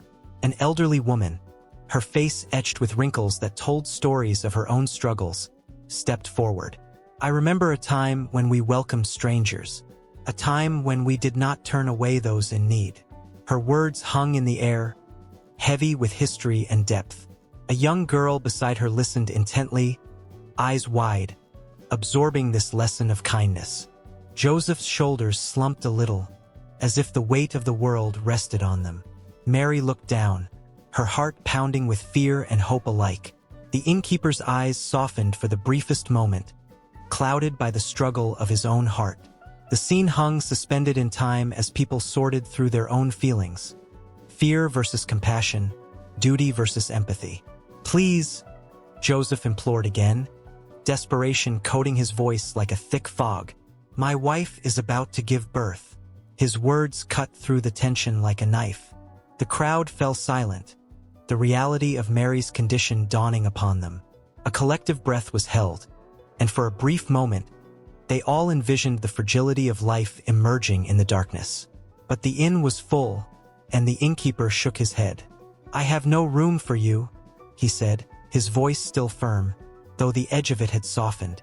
The crowd began to murmur again, voices rising and falling like the tide, some still arguing against helping, while others began to rally in support of the young couple. "What kind of people are we?" one voice cried out, echoing the thoughts of many. "How can we turn them away?" As the debate intensified, a flicker of movement caught Joseph's eye. A young couple at the corner, their eyes bright with the spark of youth and love, exchanged knowing glances. They had seen the couple arrive, and their hearts ached with empathy. "We have a stable," the young man said, stepping forward boldly. "It's not much, but it's shelter. It's better than nothing." The innkeeper hesitated, torn between his business and the stirring of humanity within him. He glanced at Mary, who stood trembling beside Joseph. The young couple's offer hung in the air, a lifeline that could either be cast away or grasped tightly. "No!" shouted a familiar voice, one that traveled through the crowd and brought with it a wave of solidarity. "We have to show kindness. We can't turn a blind eye." The speaker was a local trader, known for his generosity. His voice was like a beacon, and others began to nod, their hearts swelling with a sense of community they thought was lost. The tension shifted palpably, and the air crackled with emotion.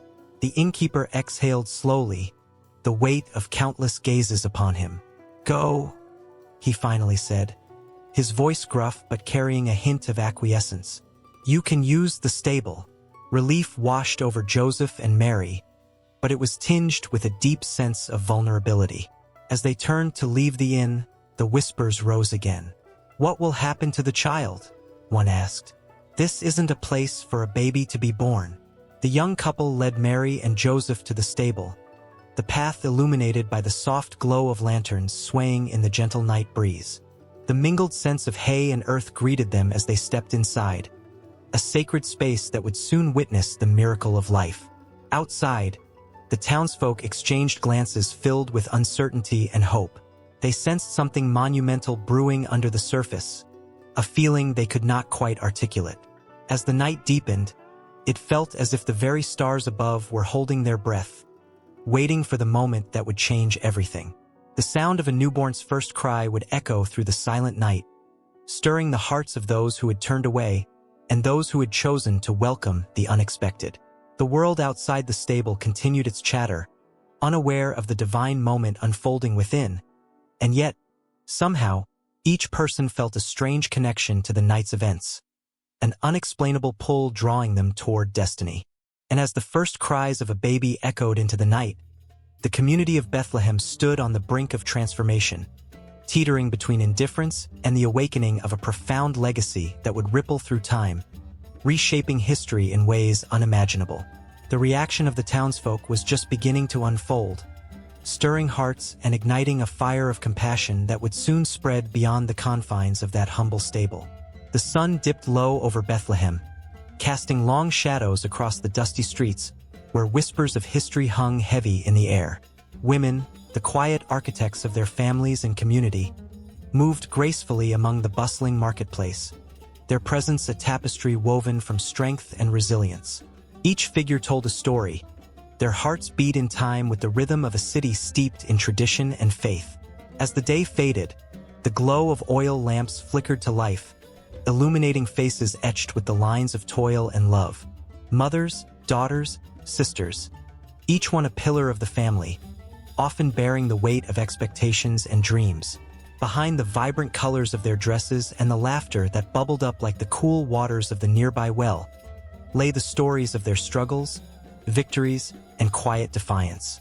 It was in their eyes that one could find the echoes of generations past, the women who had paved the way through hardship and joy alike.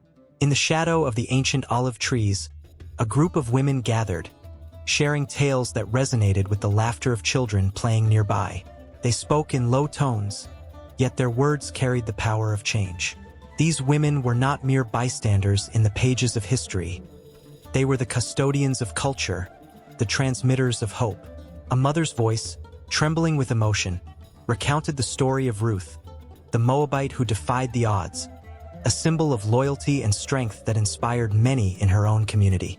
The fire in her voice stirred something deep within the hearts of those listening, each woman holding on to that spirit of perseverance.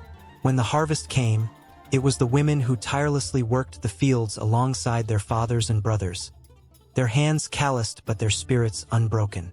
They reaped the rewards of their labor, not just for sustenance, but for a sense of purpose. The fields were more than just land. They were a symbol of survival. In the quiet of the dawn, as dew glistened on the crops, they shared stories under the vast expanse of the sky, weaving a fabric of solidarity. Yet the challenges were immense. The weight of societal expectations sometimes pressed down like a heavy cloak, suffocating dreams and stifling voices. In a world largely dominated by men, women were often relegated to the background, their contributions unrecognized. But in the stillness of the night, when the stars twinkled like scattered diamonds, whispers of change began to circulate. A young woman, fierce and determined, stood at the forefront of a movement. She dared to challenge the status quo, igniting a flame in the hearts of others. The air crackled with tension as rumors of her bravery spread through Bethlehem. "What if we could be more?" the women would ask each other, their hearts pounding at the thought of stepping beyond the invisible boundaries set by tradition. The marketplace, once a backdrop for mere survival, transformed into a stage for their voices. They began to gather, to share their dreams of leadership, of influence, and of breaking free from the chains of oppression. With every passing day, their resolve grew stronger. They took on roles that had long been reserved for men, stepping into the limelight with a fierce grace. Women began to be seen not just as caretakers, but as innovators, educators, and leaders. They organized gatherings that resonated with hope, a chorus of voices rising in unison. The air was thick with possibility, and the energy of change thrummed in their veins. In the glow of the evening fire, stories were shared, each one a testament to the power of women. A grandmother recounted how she had fought to ensure her daughters received an education, a rare spark of rebellion in a world that often silenced them. Her eyes glistened with tears as she remembered their long nights of study, the battles fought against doubt and adversity. "You see," she whispered, "each of you carries a legacy, a chance to rewrite our story." As the moon hung high, bathing the land in silver light, the women poured their hearts into their conversations, their dreams spilling out like seeds planted in fertile ground. They spoke of the future they envisioned, a future where daughters could dream without restraint, where their voices would echo through the ages. The fire flickered, casting shadows that danced upon the walls of their hopes and fears, illuminating the unbreakable bond between them. Then came the day of reckoning, a day when the voices of the women of Bethlehem would rise above the din of history. The market square swelled with energy, a vibrant sea of colors and emotions. Women stood shoulder to shoulder, their hearts pounding as they prepared to speak their truths. It was their moment, a culmination of years of unyielding tenacity and silent battles fought in shadows. And as they stepped forward, the ground beneath them felt different, charged with the power of unity and determination. As they began to chant, their voices entwined in a powerful melody. It was as if the very earth beneath them responded to their call. The men paused, their conversations dulled by the weight of awareness. The women were not merely speaking. They were proclaiming their right to exist, to thrive, to lead. The air crackled with anticipation, a palpable energy that sent shivers down spines. And in that moment, the soul of Bethlehem seemed to shift. The walls that had confined them began to crack, the old narratives unraveling at the seams. The women looked at one another, their hearts beating as one, sensing the change in the air. It was the dawn of a new era, one where their voices would no longer be silenced by tradition or fear. With every word spoken, they forged a new path, not just for themselves but for generations yet to come. The story of women in Bethlehem was far from over. In fact, it was only just beginning. The struggles and triumphs that lay ahead would weave a narrative rich with emotion and tension, filled with the promise of hope and the strength of unity. The air shimmered with possibilities, and as the sun set on that monumental day, the echoes of their voices reverberated through time, forever altering the landscape of their beloved city. Naomi stepped into the living room, the scent of freshly baked bread wafting invitingly from the kitchen. The sun poured through the window, illuminating her mother's apron, the fabric dotted with flour and memories. It was a typical Saturday afternoon, the kind filled with laughter and the rustle of family. Yet, as she wrapped her fingers around the warm loaf, her heart felt heavier than usual. Something was shifting in the air, a whisper of change that sent shivers down her spine. This was the 1930s, a time when America was still reeling from the Great Depression. The world outside their modest home was filled with uncertainty, but within these walls, Naomi had always found solace.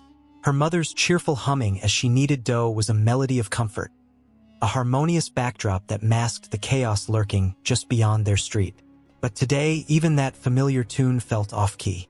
Naomi's father had been distant lately, his once boisterous laughter replaced by a tight-lipped silence. He had lost his job at the mill, like so many others, and the weight of despair pressed down on him, dimming the light in his eyes.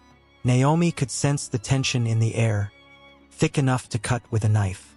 She glanced at him sitting in his armchair, his hands clasped tightly together, staring into the distance as if he were gazing at the very fabric of their shattered dreams. "Daddy, would you like some bread?" Naomi asked, her voice a fragile thread, hoping to draw him back into their little world. He looked at her, and for a moment, she saw a glimmer of the man he used to be, a flicker of warmth that quickly faded into something colder. "No, darling." "Not now," he replied, his voice heavy with unspoken burdens. As the afternoon wore on, the shadows in the room grew longer, stretching across the floor like dark tendrils creeping towards her. Naomi felt the weight of those shadows seep into her heart. She turned to her mother, who was still busy in the kitchen, her back turned, but even there, the cheerfulness seemed to wane. The laughter that usually bubbled up in their home was swallowed by a silence that felt almost suffocating. Days turned into weeks, and the once vibrant chatter of family dinners diminished to hushed tones. The economic strain had transformed their little haven into a battleground of frustration and anxiety. Naomi, a girl on the cusp of womanhood, was caught in the crossfire. She watched her mother's smile waver, saw the lines of worry etch deeper into her forehead. The flower she once wielded with joy now became a symbol of their struggle. Naomi found herself longing for the days when her greatest worry was what dress to wear to the school dance, not whether there would be food on the table tomorrow. The turning point came on a stormy evening, the wind howling outside as if echoing the turmoil within. Naomi was in her room, trying to drown out the noise with the pages of her favorite book. But the words blurred as the sounds of raised voices crept through the thin walls, sharp and cutting. She could hear her father's frustration, her mother's pleading, and with each word, her heart twisted in knots. "Enough, Ruth. I can't keep pretending everything is fine." His voice tore through the air like a thunderclap, and Naomi's chest tightened. "Please, David, we will find a way. You can't give up." Her mother's voice trembled, and Naomi could picture her, hands wringing, eyes wide with fear. In that moment, Naomi felt her childhood slipping away. The realization hit her like a cold wave. They were not just poor, they were drowning in despair. She wanted to scream, to make them see that the love they had was worth fighting for. But instead, she sat frozen in her room, tears spilling silently down her cheeks. After the storm passed, The silence that settled in was more haunting than the chaos. Naomi stepped outside, the air crisp and fresh, but it did little to clear the heaviness in her heart.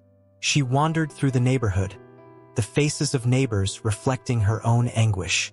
Families struggled to get by, and the desperation was palpable, hanging in the air like the thick fog that rolled in from the sea.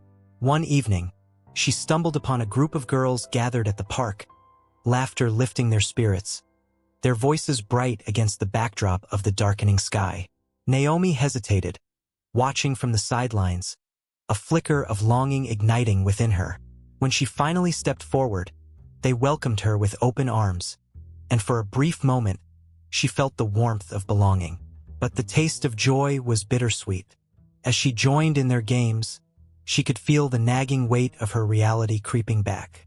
They were carefree, dancing around her like fireflies, but Naomi was tethered to the shadows of her home, her father's silence, her mother's worry. Days turned into months, and the delicious taste of that fleeting joy began to fade, replaced by a growing sense of isolation.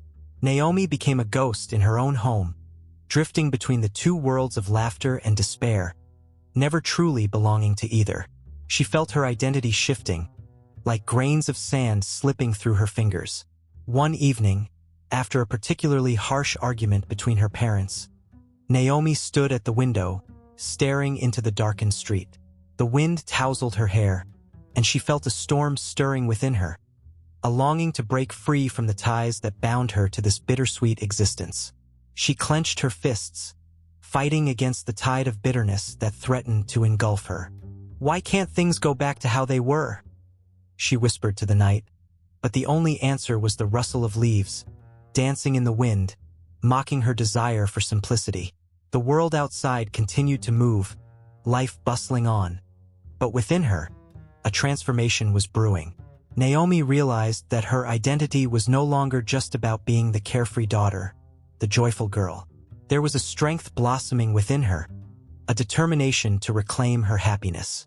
Yet, the path ahead was shrouded in uncertainty, and the shadows continued to linger, whispering doubts that clawed at her soul.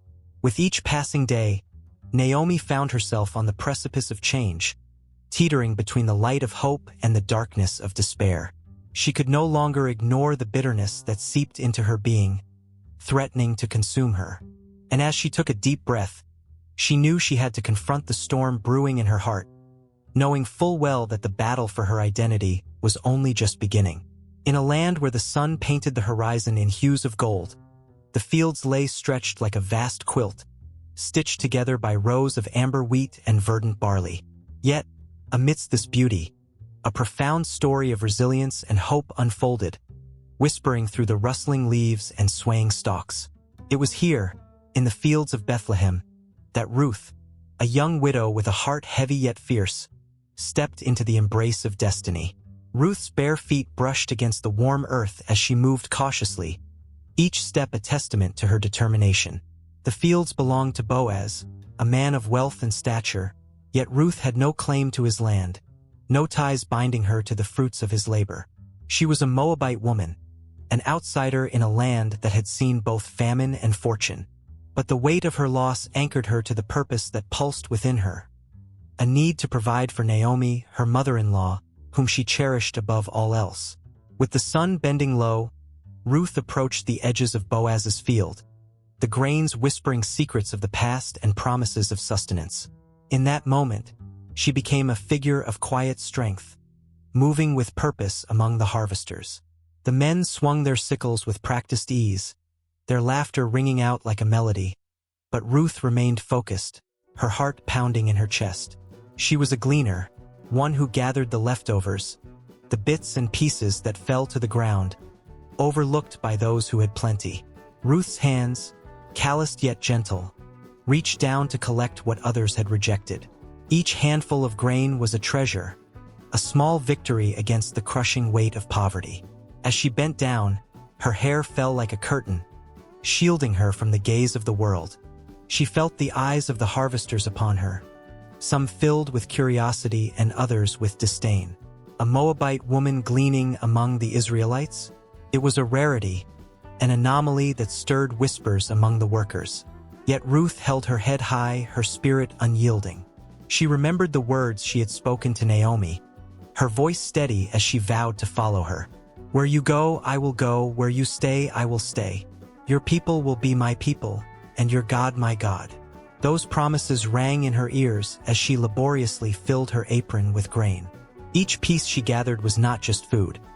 It was a testament to her loyalty and love, a lifeline for the woman who had once shown her kindness.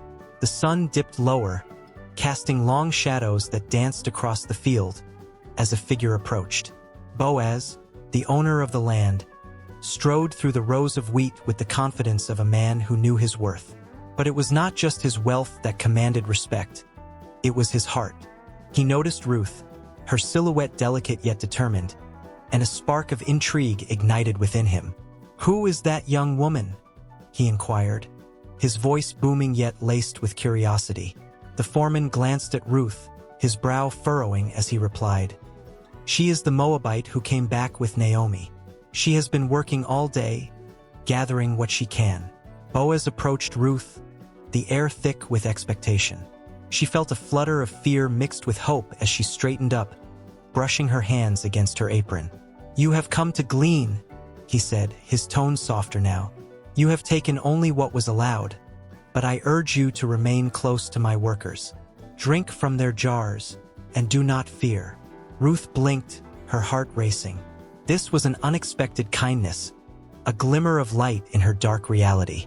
But uncertainty clutched at her throat, and she mumbled her thanks, feeling the weight of his gaze. What could a man of his stature want with her? She was but a gleaner, a woman of little worth in this world. Yet Boaz's eyes held something else, an understanding, perhaps, of the struggles she faced. As the sun finally kissed the horizon, the golden light waned, leaving behind a twilight that shimmered with possibility. Ruth returned to Naomi that evening, her arms filled with grain, her heart brimming with stories. She shared the details of her day, her voice animated with excitement. Naomi listened, her own heart warming as Ruth spoke of the kindness shown by Boaz. "It seems he is a man of good standing," Naomi said, her eyes glistening with hope. "He is one of our kinsman redeemers." Ruth felt a flicker of something she hadn't allowed herself to consider.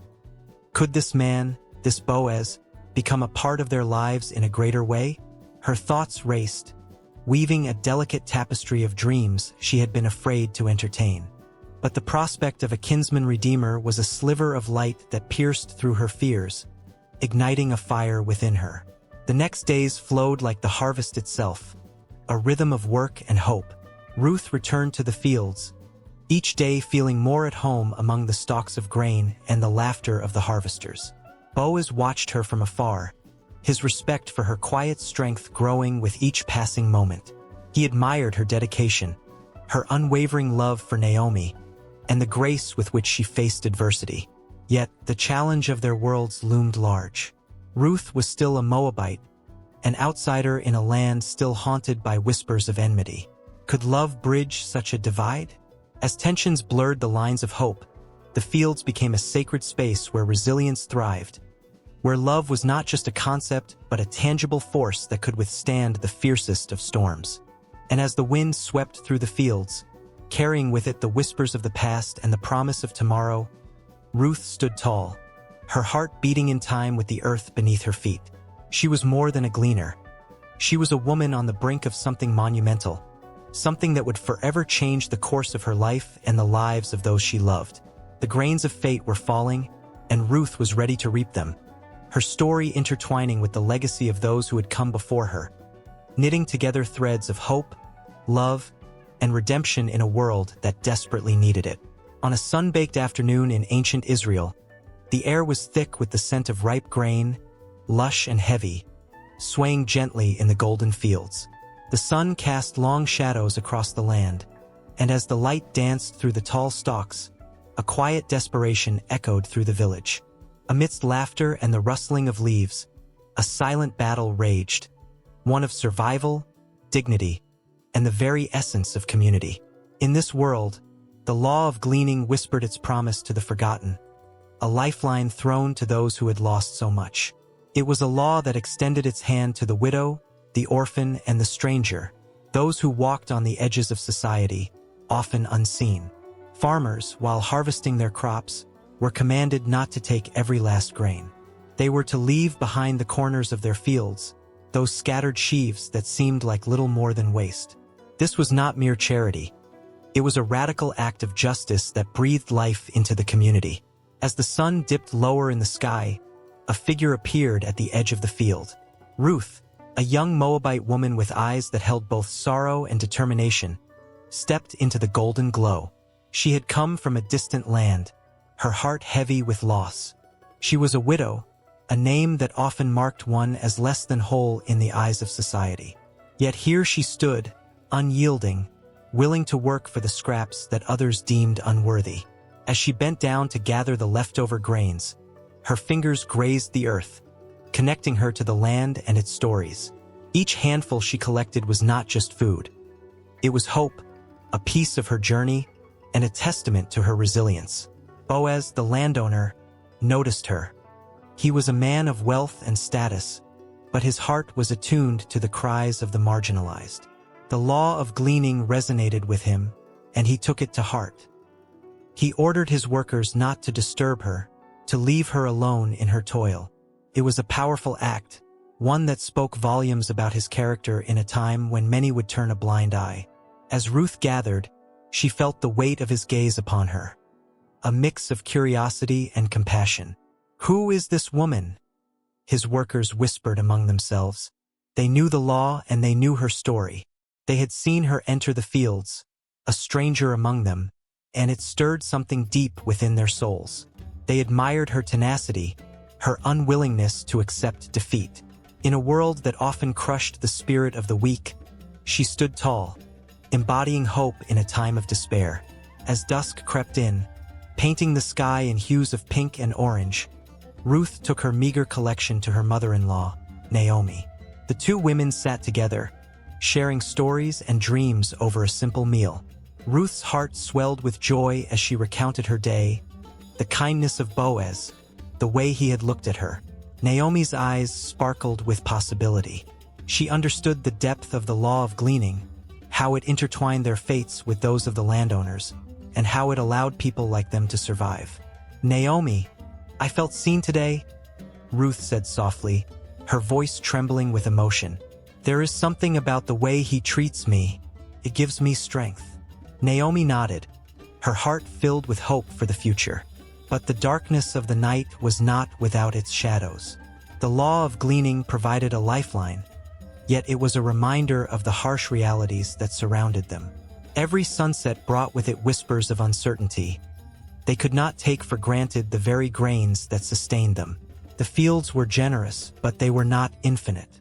Each cycle of harvest was a fragile promise that could easily be broken. The next day, as the sun rose anew, Ruth returned to the fields. Her hands, now calloused from labor, moved swiftly among the stalks, gathering what was left behind. Boaz watched her from a distance, admiration blooming in his heart. He could see the strength in her spirit, the fire that lit her features even in moments of struggle. "Let her gather freely," he instructed his workers, his voice firm and unwavering. "And do not rebuke her if she takes more than what is customary. Let her feel the abundance of our land." His words were not just an order. They were a declaration of community, a transformation of the world around them. Ruth sensed the change, the possibility of more than mere survival. She was no longer just a gleaner. She was part of the fabric of something larger. A community rooted in shared humanity, where every grain could tell a story of resilience, of justice, of belonging. But tensions simmered beneath the surface. Other women gleaners eyed Ruth with a mix of envy and curiosity. They knew the law, but they also knew the power dynamics at play. Ruth's connection with Boaz could alter the delicate balance of their world. Rumors began to swirl, whispers of how a foreign woman could rise in status. In a society where lineage and belonging were vital, her very presence was a challenge to the norms. As Ruth worked, the air grew thick with emotion. She felt the weight of their gazes, the weight of history, and the weight of her own heart. She was in a battle not just for sustenance but for her place in a new world. Each grain she picked was a stand against the tides of fate that had tried to sweep her away. In the days that followed, Ruth and Boaz grew closer. In their shared laughter and quiet conversations, a powerful bond began to form. It was a connection forged in respect, compassion, and a deep understanding of what it meant to stand on the margins. Ruth was not just a gleaner. She was a woman with dreams, aspirations, and a fierce determination to rewrite her story. But the stakes were high. The law of gleaning, while a beacon of hope, was also a reminder of the thin line between security and vulnerability. Ruth knew that with every grain she gathered, she was stepping closer to a future that was still uncertain, a world where love could blossom amidst the struggles of daily life. And as the harvest season progressed, the threads of destiny began to intertwine. The village buzzed with anticipation as the days turned into weeks, and Ruth's journey began to unfold, leading her into the depths of a tale that would echo through generations. The law of gleaning was just the beginning, a whisper of justice in a world yearning for connection, community, and love. And in that moment, as she stood among the fields, Ruth felt the pulse of history beneath her feet, a promise of hope that would change everything. In the quiet, sunlit fields of Bethlehem, a whisper of hope danced through the air like the golden grains swaying in the breeze. It was harvest time, and the scent of ripe barley filled the atmosphere, mingling with the dust kicked up by the workers bustling about. Among them was a man named Boaz, tall and strong, with an air of quiet authority that drew the attention of all who crossed his path. But there was something more beneath his rugged exterior, an unspoken weight that rested upon his shoulders, an ancient obligation, a legacy of kindness. As the sun dipped low in the sky, casting a warm glow over the land, Boaz paused to survey his fields. He was not just a landowner. He was a guardian of his family's name, a protector of his people. With each sheaf of barley that was gathered, the story of his lineage unfurled. His mother had been Rahab, a woman of remarkable courage, who had once lived in Jericho and had risked everything to save her family. The stories of his past were woven into the very fabric of his being, and with them came the weight of responsibility, a responsibility that extended beyond his own bloodline. In the distance, a figure caught his eye, a woman gathering leftover grain at the edges of the fields. Ruth, the Moabite widow, had come to glean, a practice allowed by law for the poor and the marginalized. Her presence was striking, her determination radiating as she moved with purpose, her dark hair catching the golden rays of the setting sun. Boaz felt a stirring within him, a deep empathy awakened by the sight of her toil. She had lost so much, and yet here she was, fighting against the shadows of despair with unwavering strength. The townsfolk had spoken of her. Her loyalty to Naomi, her mother-in-law, had become a tale that resonated in the hearts of many. Ruth was a woman who, despite her foreign roots, had chosen to stay and embrace a people that were not her own. The stories of her love and dedication were like a melody that lingered in the air, but it was the silent pain in her eyes that truly captured Boaz's attention. There was a bond forming, a connection forged in mutual respect and the shared burden of grief. As Boaz approached, his heart raced, each step echoing in the hush of the evening. "Who is this woman?" he wondered, feeling an unfamiliar pull toward her. She looked up, her gaze meeting his, and in that brief moment, the world around them seemed to fade away. There was a glimmer of vulnerability in her eyes, and Boaz sensed the weight of her story, a tale steeped in loss, love, and the desperate hope for redemption. "May I glean among the sheaves?" Ruth asked, her voice steady yet gentle, revealing the courage that lay beneath her humble exterior. Boaz's heart swelled with admiration. This was not just a request for grain. It was an invitation to something far deeper. He could sense the longing within her, an unspoken desire for belonging, for acceptance in a world that often turned away from the outsider. "You may glean, and not just that," Boaz replied, his voice rich and inviting as he gestured toward the fields. "Stay close to my women, and let them guide you. I have instructed my servants to leave extra for you, so you will not go hungry." His words were a balm to her weary soul, and she looked at him, a mixture of gratitude and disbelief etched upon her face. The kindness of this man felt like a thread of light piercing through the darkness of her life. As the days turned into weeks, the bond between Boaz and Ruth grew. Each evening, as the sun sank below the horizon, Boaz found himself drawn to her resilience. He watched her work, her hands skillfully collecting the grain, and with each action, he felt the walls he had built around his heart begin to crack.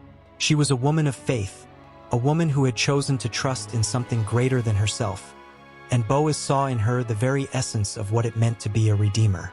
But there were shadows lurking, the whispers of tradition and obligation haunting Boaz's thoughts. The law of the land proclaimed that a kinsman could redeem the family line of a deceased relative, but the weight of that responsibility was heavy. He belonged to a lineage that expected him to honor their customs, yet he could not ignore the stirring of his heart, a heart that had begun to beat for Ruth. On a night filled with stars, Boaz found himself in the quiet of his home, the flickering candlelight dancing upon the walls. He thought of Ruth, the way her laughter had become a melody in his mind, the way her smile could light up even the darkest corners of his soul. And yet, looming over him was the knowledge that there was another, someone closer in line to Naomi. The thought gnawed at him. Would he dare to pursue her heart, risking the bonds of family and tradition? Across town, Ruth lay awake, her thoughts swirling like the cool night breeze. She felt the pull of destiny, a sense that her life was on the precipice of change. Boaz had been a beacon in her darkest hours, but could she dare to dream that he might be more than a protector?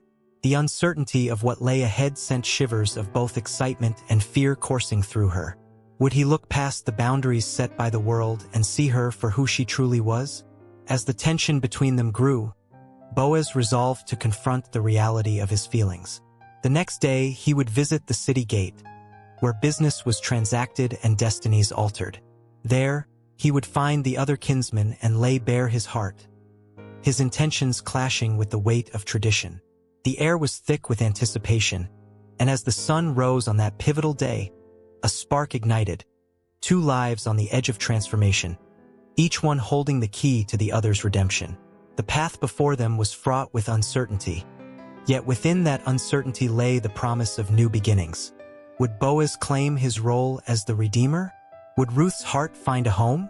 The answers lingered just out of reach, like the shimmering stars above, brilliant, beautiful, and ever elusive.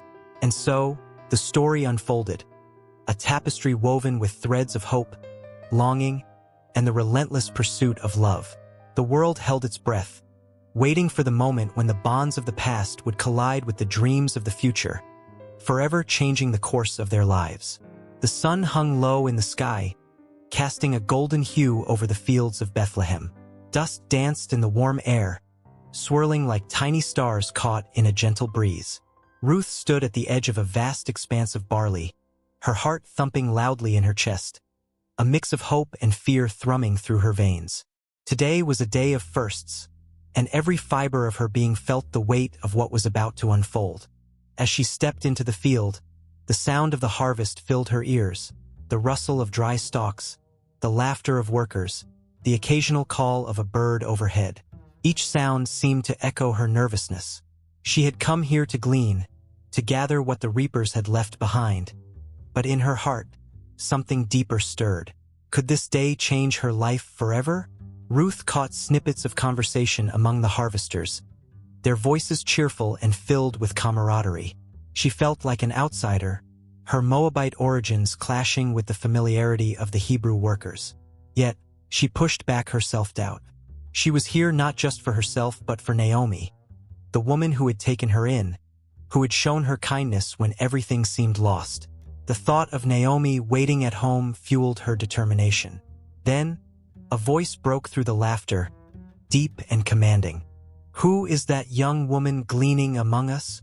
It was Boaz, the owner of the field, a man of wealth and standing, with a presence that demanded attention the moment he entered a room.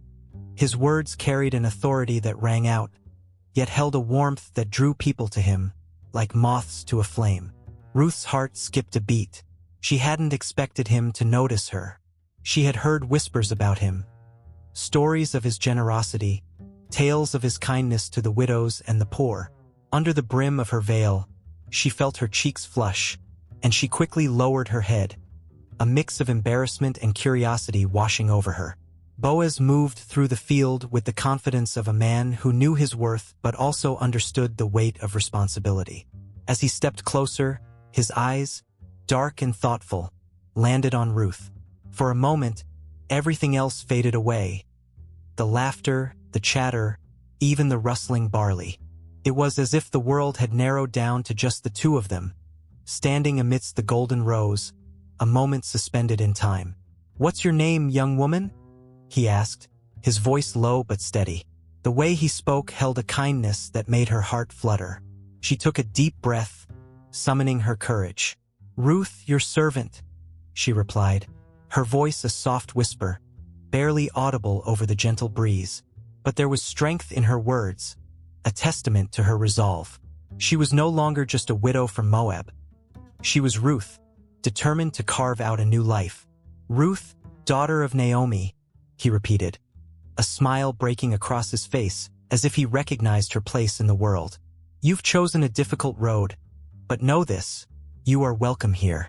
Stay close to my workers, and you shall have all that you need." A thrill shot through her. Was this kindness or pity? But as Boaz continued to speak, his eyes reflected something deeper, something more genuine. He instructed his men to leave extra barley for her, to ensure she would not go hungry. His words wrapped around her like a warm blanket on a cold night, filling her with a sense of safety she hadn't felt in a long time. As the day wore on, she worked diligently alongside the other harvesters, but her thoughts often drifted back to Boaz. The way he moved through the field, the laughter that spilled from his lips, the way he treated his workers with respect. It was hard not to notice how the sunlight seemed to catch his hair, making him look almost ethereal, a figure of hope amid the toil of the day. Yet, beneath the surface of her admiration lay a tinge of anxiety. What did it mean that he had noticed her? Did he see her as a prospect, a source of intrigue? Or was she merely a fleeting thought in the mind of a busy man? The lines were blurred, and the uncertainty gave her pause. She was a foreigner, a widow with little to offer. Hadn't she already lost everything?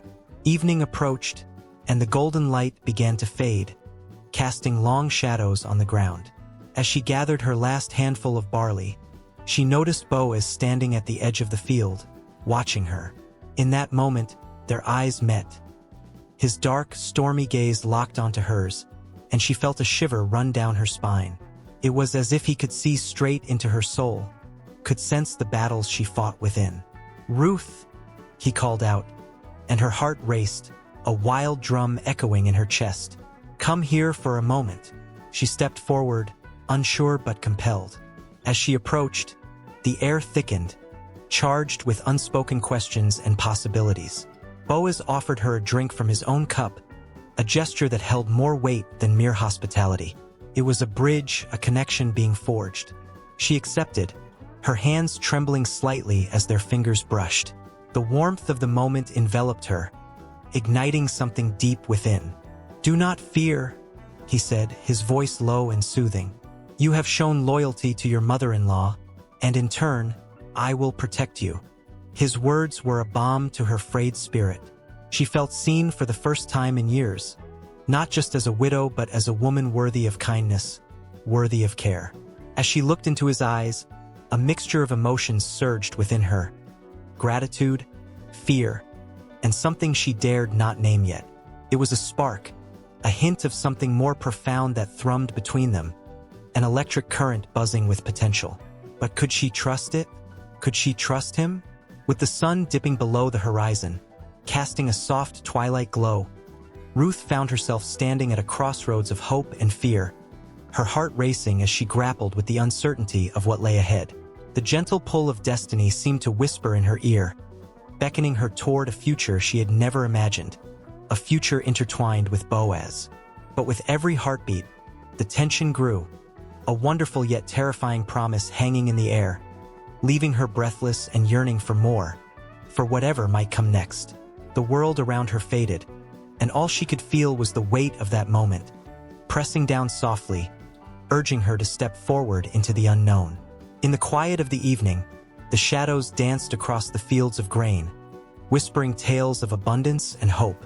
The sun, a tired old friend, dipped below the horizon, casting a warm golden glow that bathed everything in a soft embrace. In this tranquil moment, a single figure stood out, a man named Boaz, tall and robust, with a heart as expansive as the land he tended. He was known for his kindness, a quality that pulsed through the very air around him, much like the scent of fresh harvest wafting through the warm breeze. Boaz surveyed his fields, but it wasn't just the crops that pleased him. His mind wandered to the people of Bethlehem, those who labored in the fields, their hands calloused and weary, yet filled with resilience. He understood their struggles, the harshness of life that often left scars deeper than any visible mark. It was this understanding that stirred something profound within him. He turned his attention to the gathering shadows at the edge of his field, where a figure moved cautiously, eyes darting like a sparrow caught in a storm. Ruth, a Moabite widow, stood hesitant at the edge of the grain, her heart pounding like a drum. She was a stranger in a foreign land, vulnerable and alone. Fear gnawed at her insides, but necessity pushed her forward. With her mother-in-law Naomi's guidance, Ruth had come to glean the leftover grains, hoping to gather enough to feed them both. She had heard whispers of Boaz's kindness, tales passed from one villager to another. Yet here she was, an outsider, standing before the very man who had the power to change everything. As Boaz approached, a wave of uncertainty washed over her. What would he think of her? A foreigner? A beggar? But his eyes met hers with a warmth that melted the barriers of her apprehension. "Who is this woman?" he questioned, his voice rich like the earth after a rain. The foreman, a man who knew the townspeople well, spoke of her. "She is Ruth, the Moabite, who returned with Naomi. She has come to glean among the sheaves." Instead of pity, there was something deeper in Boaz's gaze. He saw not merely a woman in need but someone deserving of respect and dignity. It was a rare thing to find, especially in a world where survival often pushed compassion into the shadows. "Let her glean among the sheaves, and do not reproach her," he commanded, his tone firm yet gentle, as though he were issuing an edict of protection. "And allow her to drink from the water jars that the young men have filled." Ruth struggled to contain her shock. This was not the treatment she expected. She had braced herself for scorn, but instead was met with kindness that felt like a warm blanket on a cold night. She approached the young men who worked under Boaz, their laughter ringing through the fields like a melody. They offered her grain, their smiles genuine, as though she were part of this family of laborers. As she gathered, the grains slipped through her fingers, but mixed with them was something far more precious: acceptance. With every handful she collected, Ruth felt the weight of gratitude swell inside her. Boaz's kindness was not born from mere charity. It was a shield against despair, a fortress of protection that surrounded her. The way he treated her was a testament to his character, a man who saw the humanity in others and acted upon it without hesitation. It sent shivers down her spine, the realization that she was not invisible, that her struggles were acknowledged and valued. As the days turned into weeks, Ruth's heart began to heal. She found joy in the simple act of gathering grain, but it was Boaz's presence that truly transformed her experience. Each time he passed by, he offered words of encouragement, a gentle laugh that echoed through the fields. "You are doing well, Ruth," he would say, pride evident in his voice. "Keep at it." There was something magnetic about him, a combination of strength and gentleness that drew her closer. Ruth began to notice the way he cared for his workers. He ensured they were fed and rested, treating them like family rather than mere laborers. It was a kindness that extended far beyond the grain they harvested. Boaz understood the weight of burdens, having faced his own trials. Yet he wore his kindness like armor, unyielding to the harshness of the world. One evening, as the sun dipped low, casting long shadows across the fields, Ruth found herself standing before Boaz. She hesitated, her heart racing as if she were about to cross a bridge suspended high above a raging river. "Why have you been so kind to me?" she finally asked, her voice barely a whisper, trembling with vulnerability. Boaz looked at her, the depth of his gaze unraveling the fabric of her defenses. "I have heard of your loyalty to Naomi, how you chose to stay with her in her darkest hour. Such love and dedication deserve recognition," he replied, his voice steady like the ground beneath them. "You may have come here as a widow, a stranger, but you have shown strength that is uncommon. It reminds me that kindness can change lives, even in the hardest of times." Ruth felt tears prick her eyes, the sheer weight of his words wrapping around her heart like a soft embrace. It was a moment suspended in time, the world around them fading, leaving only the two of them in a cocoon of understanding. With each heartbeat, she felt the tension of her past begin to loosen. Boaz was not just a kind man. He was a beacon of hope, a reminder that even in a world full of hardship, there existed grace and compassion. But as the sun set, casting a final glow over the fields, an undercurrent of tension rippled through the air. Ruth's mind turned to Naomi, the woman who had brought her to this place, the one who needed support just as much as she did. Would her newfound hope become a burden for Naomi? Caught in the turmoil of her thoughts, Ruth sighed softly, uncertainty creeping in. Yet, through it all, Boaz stood firm, a pillar of strength, his kindness offering a promise of protection, unwavering and true. As the night embraced the land, stars began to twinkle overhead, a silent witness to the connection that was blossoming. It was not merely a tale of generosity. It was the unfolding of a deeper bond, one anchored in respect, compassion, and the shared weight of sorrow. Boaz's kindness was not just a fleeting gesture. It was a foundation upon which something beautiful could be built, if only the winds of fate would allow it to flourish. In that moment, as the world slept, the seeds of change were sown in the rich soil of that evening, waiting to take root and grow. The scent of freshly baked bread wafted through the air, wrapping around the small village like a warm hug. In the flickering light of the early morning sun, villagers gathered at the marketplace, their laughter intermingling with the calls of vendors hawking their wares. But amidst the laughter and the chatter, there was a deeper rhythm, a pulse that beat with history and emotion, a story intricately interwoven with the very fabric of life itself. In every crumb of bread, there lay a tale of survival, of families coming together, of generations passing down recipes that held not just ingredients but memories. The villagers knew that food was more than mere sustenance. It was a sacred bond, a symbol of love and community. As they shared their meals, they shared their lives, their hopes and dreams, and sometimes even their sorrows. Across the marketplace, an elderly woman, aglow with wisdom and kind wrinkles, stirred a pot of stew over a crackling fire. The bubbling broth was a melting pot of flavors, rich with herbs and spices that had traveled through time, echoing the legacy of her ancestors, who had once gathered around the same fire, sharing stories of battles fought and lands lost. Each ingredient in her stew told a story. The carrots were harvested from soil that had cradled her family's roots for centuries, while the spices whispered secrets from far-off lands, carried by traders who braved dangerous journeys. As the sun climbed higher, casting golden rays across the marketplace, it illuminated a young couple standing by a stall laden with vibrant fruits.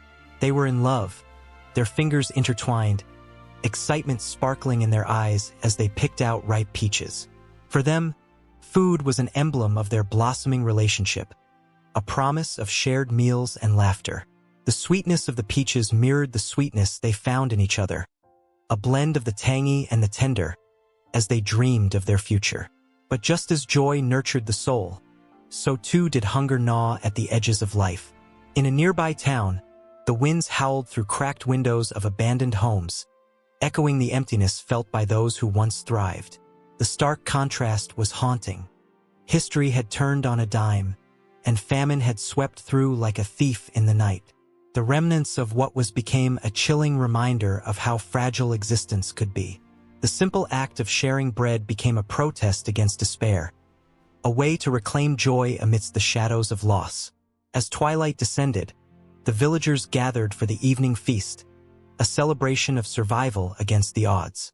Tables adorned with colorful dishes formed a long line, each plate a testament to the land's bounty. Laughter and storytelling filled the air, mingling with the rich aroma of roasted meats and sweet desserts, an exhilarating contrast to the day's hard labors. The clinking of glasses lifted spirits high, a tribute to the very essence of their lives, food that brought them together, that held them in place when the world felt chaotic. The clamor of voices rose, and in that moment, the village felt untouchable, as if time stood still. Yet, there was an unspoken understanding. Food bore witness to their history, both triumphant and tragic. The elders recalled a time when a single grain of rice could mean the difference between life and death, when every meal was an act of rebellion against the dark forces that sought to unravel their communities. The simple grain, once so insignificant, now symbolized resilience. Amidst the merriment, a child stood quietly, transfixed by a platter of honey-drenched pastries. Her wide eyes sparkled with wonder, and her small fingers reached out, trembling with anticipation. In that innocent moment, she embodied the connection between past and future. The pastries represented tradition, yet they were also a promise, a link to her ancestors, who had crafted the very same sweet treats to celebrate life's milestones. Those pastries were not just food. They were the embodiment of love, carried through generations like a cherished heirloom. A sudden shout interrupted the laughter, eyes turning towards the entrance of the village. A man stumbled in, gaunt and weary, a hungry ghost of the person he once was. The chatter faded, replaced by a thick silence that blanketed the gathering. He clutched his stomach, a visceral reminder of the hunger that had driven him away from his home in search of sustenance. The villagers exchanged glances, unspoken decisions hanging in the air like the scent of the feast before them. In moments of crisis, the true nature of food revealed itself, transcending mere nourishment. It became an offering, a lifeline in desperate times. They rushed forward, arms filled with food and compassion, breaking bread with the stranger, welcoming him into their fold. In that act, they reaffirmed the power of food as a symbol of community, of solace, turning despair into hope before their very eyes. As the fire crackled and the moon rose high, the village embraced the night, bound together by more than just a meal. They were bound by stories, by a shared history that reminded them they were not alone. The woods whispered ancient tales, echoing the laughter of children and the wisdom of elders. Every meal became an act of defiance against the struggles of the past, a way to honor the sacrifices made by those who came before. Each bite, each shared laugh, held a piece of their souls, a living testament that food was indeed a bridge across time. The villagers knew that tomorrow held uncertainties, but tonight, they found strength in one another. The remnants of the feast became a canvas for dreams yet to be painted, each plate a promise of tomorrow. With hearts full and bellies satisfied, they leaned back, the warmth of community enveloping them like a blanket against the chill of the night. And as they gazed into the flickering flames, they understood that this was just the beginning. The stories of their lives were still being written, with each meal, each gathering, adding layers to the tapestry of their existence. The symbolism of food would continue to thrive, connecting them through the ages, binding them with the shared essence of sustenance and love. The moment hung in the air, suspended in time, as the realization dawned upon them that the power of food was not merely in what it provided, but in what it represented. A living history, a celebration of life, and a reminder that, together, they could weather any storm. The night was still young, and the fire still burned bright, ready to illuminate the paths ahead. The sun hung low in the sky, casting a warm golden hue over the dusty roads of Bethlehem. The scent of harvest filled the air, but for Ruth, these familiar smells carried both comfort and an aching nostalgia.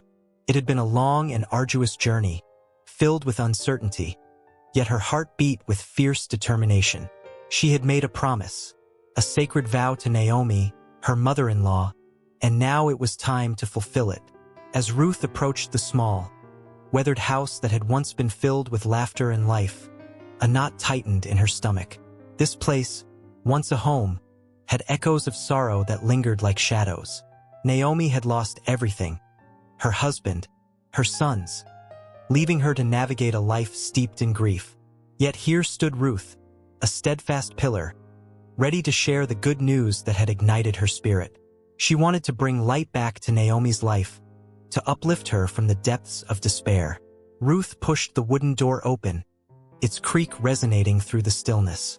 Inside, the dim light revealed a figure hunched over a worn table, the lines on Naomi's face etched with age and heartache. The moment Ruth stepped in, Naomi turned, her weary eyes widening in disbelief. This was the daughter-in-law who refused to leave, the loyal companion who had walked the hard roads beside her. "Naomi," Ruth spoke softly, her voice trembling with emotion. "I have come back. I am here with you." The words hung in the air, heavy with meaning. Naomi's eyes brimmed with tears, a mixture of joy and sorrow that tugged at Ruth's heart. "Oh, my sweet Ruth," Naomi whispered, her voice cracking like fragile glass. "You should have stayed in Moab. Your life would have been easier there." But Ruth shook her head, determination burning bright in her chest. "I cannot. Where you go, I go. Your people are my people, and your God is my God. I have returned to walk this path with you." Naomi's heart stirred, though the weight of her loss still pressed down on her.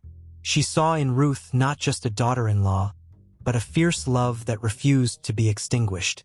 Ruth's presence filled the room, radiating warmth that began to melt away Naomi's icy despair.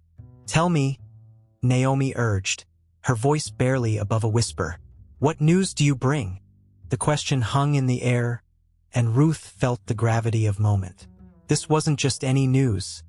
It was a lifeline. With a deep breath, Ruth recounted her journey back to Bethlehem, the struggles she faced, the stares of strangers, and the uncertainty of what awaited her. She spoke of their family back in Moab, of the sacrifices made, and the decision to come home. As she spoke, Ruth felt a surge of hope bubbling within her, a hope that this reunion could be the spark that reignited Naomi's spirit. "There is a harvest, Naomi," she said, her voice gaining strength. "The fields are ripe, and soon we will have food. I will work, I will gather, and we will eat." Each word was like a seed planted in the barren soil of Naomi's heart, and she could feel the tiniest flicker of hope begin to take root. Naomi looked into Ruth's eyes, seeing a reflection of the past, of joy and laughter shared. The shadows of grief began to recede, just slightly, as the warmth of Ruth's love enveloped her. "You always were a brave one," Naomi murmured, a small smile breaking through the sorrow etched on her face. But the moment was fleeting, and the weight of their reality crashed back in. Ruth could see the struggles that lay ahead, the uncertainty of their future. The world was a harsh place, especially for two widows, and whispers of the past could be cruel. Yet Ruth was resolute. She had come back for Naomi, and together they would face whatever challenges awaited them. Days turned into weeks, and the fields of Bethlehem were alive with the sound of harvest. Ruth worked tirelessly, her hands calloused but her spirit unbroken. She moved through the golden wheat, gathering the grain with a fierce determination. Each sheaf she collected felt like a promise, of sustenance, of survival, of a second chance. With every return to Naomi, she brought more than just grain. She brought stories of the village, of the people who were beginning to see her not just as a Moabite, but as one of their own. Ruth regaled Naomi with tales of the fields and the workers, of the kindness she found among strangers. She painted a picture of hope that began to infuse their small home with life once more. Naomi listened, her heart swelling with pride for the woman who had chosen her. Yet, a looming question remained in Naomi's mind, a question that felt like a weight pressing down on her chest. What future could exist for them in a world so often cruel to women alone? One evening, as the sun dipped below the horizon and the stars began to twinkle, Ruth sat beside Naomi on their small porch. The air was thick with the scent of earth and growing things, and the world felt alive. "Naomi," Ruth began, her voice steady yet laced with uncertainty. "There is a man, Boaz. He is kind. He has shown me favor in the fields." Naomi turned, her interest piqued. Boaz, the relative of Elimelech. Ruth nodded, and Naomi's heart raced with the possibilities. This man had the means to help them, a connection to a family that could provide security and hope. But would he be willing to help two widows? As the night deepened, Naomi's mind whirled with plans and dreams. This could be their chance, a lifeline thrown into the turbulent waters of their fate. "You must go to him, Ruth," she urged, her voice filled with a newfound energy. "You must let him know who you are and the story of our lives. You are a woman of strength, and your courage will shine through." Ruth's heart skipped a beat at the thought of approaching Boaz, but she knew that this was another step in their journey. With Naomi's encouragement, she felt emboldened. Together, they would navigate the uncertain waters of their future, hand in hand, heart to heart. As they sat there, under the blanket of stars, a sense of renewal enveloped them. Hope had crept back into their lives, weaving its way through their hearts like the golden strands of grain Ruth had gathered. For the first time in a long while, laughter mingled with the cool evening air, and dreams, once buried in sorrow, began to stir. The night, alive with possibilities, whispered of new beginnings. And so, Ruth prepared to take a step that could change everything, unaware of the profound journey that lay just ahead, where love, loyalty, and redemption would intertwine in ways she could never have imagined. In a dusty corner of a small village, under the watchful gaze of ancient olive trees, stood a dilapidated home that whispered stories of love, loss, and redemption. It was here, where the air was thick with the scent of earth and history, that a young widow named Ruth found herself shrouded in despair. Her heart ached not only for her beloved husband, who had passed away, but also for the uncertainty of her future. The world around her felt cold and unwelcoming. Yet within this darkness flickered a glimmer of hope, woven into the very fabric of her culture. Ruth's story unfolds amidst a backdrop of tradition, society's expectations, and the profound weight of familial duty. In the ancient world of Israel, the concept of the kinsman redeemer held immense significance. It was a beacon of hope for those in dire circumstances. The kinsman redeemer was not simply a relative. He was a savior, someone who had the responsibility, and more importantly, the right to rescue a family member from hardship. This duty was rooted in love and loyalty, a sacred bond that tied families together in times of trouble. As Ruth wandered through the village, her heart heavy with grief and uncertainty about her future, the stories of her ancestors echoed in her mind. The laws that defined her fate were not just legalities. They were lifelines. Ruth remembered the tales her mother told her of how, in times of distress, the nearest kin could come to the aid of those who had fallen into misfortune. If a man lost his life, his brother could marry the widow to preserve the family line and ensure that the family name lived on. It was a beautiful, albeit complicated, arrangement that wove the very essence of community and familial love. Ruth could feel the eyes of the village upon her, judging her choices, weighing her worth. Yet there was another presence that loomed larger than the whispers and the gossip. Boaz, a distant relative, had watched her from afar. He was a man of means, a landowner with a kind heart and a keen sense of justice. He saw Ruth not just as a widow but as a courageous woman who had chosen loyalty to her mother-in-law over her own comfort. In a society that often relegated women to the shadows, Ruth stood resilient in the light of her choices. The village held its breath as Boaz approached Ruth. It was a moment heavy with unspoken words and electric tension. The air crackled around them, charged with the possibility of redemption. Boaz understood his role. He was called to redeem not only Ruth but also her late husband's lineage. In that instant, the ancient ties of kinship and responsibility swelled like a tide, sweeping Ruth and Boaz toward a new chapter. Yet the path was not without obstacles. There was another kinsman, a closer relative who had the first right to redeem Ruth. This man, whose name faded amongst the shadows of the past, represented the rigidity of societal rules and the heavy hand of duty. The stakes grew high. Redemption was not guaranteed. It was a race against time, a battle of wills, as Ruth and Boaz navigated the intricate dance of tradition and desire. Every heartbeat echoed the urgency of their plight. The elders of the village gathered, their faces lined with the weight of history, their eyes glimmering with a blend of skepticism and hope. Would the kinsman redeemer rise to the occasion? Would love triumph over duty? Ruth stood there, the embodiment of vulnerability and strength, her story intertwined with the very essence of what it meant to be a part of a community. As Boaz proclaimed his intention to redeem Ruth, the villagers erupted into a chorus of gasps and murmurs. Each voice carried a piece of their collective history, echoing the ancient law that mandated redemption. Boaz's declaration was not just a personal commitment. It was a reaffirmation of familial bonds, a promise that transcended generations. Ruth's heart soared at his words, but beneath that elation lay a swell of anxiety. What would it mean to be redeemed? Would she be accepted into Boaz's world? Or would the specter of her past haunt her, a reminder of the loss she had endured? The complexities of love, duty, and societal expectation intertwined, creating a tapestry of emotion that pulled at the strings of her heart. In that moment, the ancient laws of Israel came alive, reminding everyone present that the kinsman redeemer was more than just a title. It was a lifeline connecting the living with the dead, the present with the past.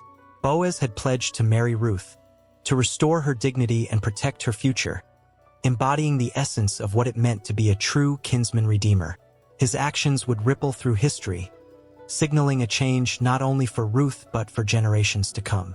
As they stood together, facing an uncertain future, the villagers bore witness to a new beginning, where love triumphed over loss and duty harmonized with desire.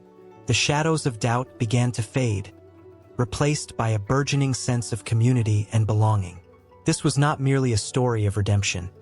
It was a testament to the resilience of the human spirit, a reminder that even in the darkest of times, there is always a flicker of hope waiting to be ignited. With every glance exchanged between Ruth and Boaz, the air thickened with a sense of impending transformation. What if this act of redemption could alter not only their lives but the very fabric of their society? What if love could reshape destinies and rewrite the rules?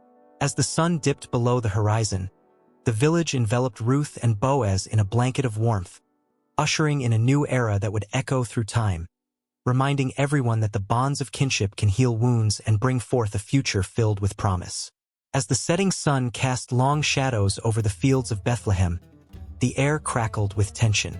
The soft rustle of barley stalks whispered secrets, a world unseen unfolding in twilight's embrace. Naomi sat quietly, her heart a storm of thoughts and emotions. The weight of loss pressed heavily on her shoulders, but beneath that weight, a flicker of hope ignited. She glanced at Ruth, her loyal daughter-in-law, who had clung to her through thick and thin, a steadfast presence amid the chaos of grief. Naomi's mind raced, knowing she had to act. What she was about to propose was not just a plan. It was a lifeline, one that could turn the tides of fate in their favor. She felt a mixture of fear and exhilaration as possibilities swirled in her mind. Ruth, with her unwavering devotion and beauty, was the key. The thought sent shivers down Naomi's spine, each pulse echoing with the potential of what could come next. "Ruth," Naomi said softly, the words barely a whisper against the evening breeze. The younger woman turned, her eyes bright with curiosity. Here was a woman who had left her homeland and family for Naomi, a testament to loyalty that few could understand. Their bond was forged in the fires of hardship, and now, it was time to fan those flames into something more. Naomi's heart beat a little faster. Tonight, we're going to meet Boaz. The name hung in the air, heavy with meaning.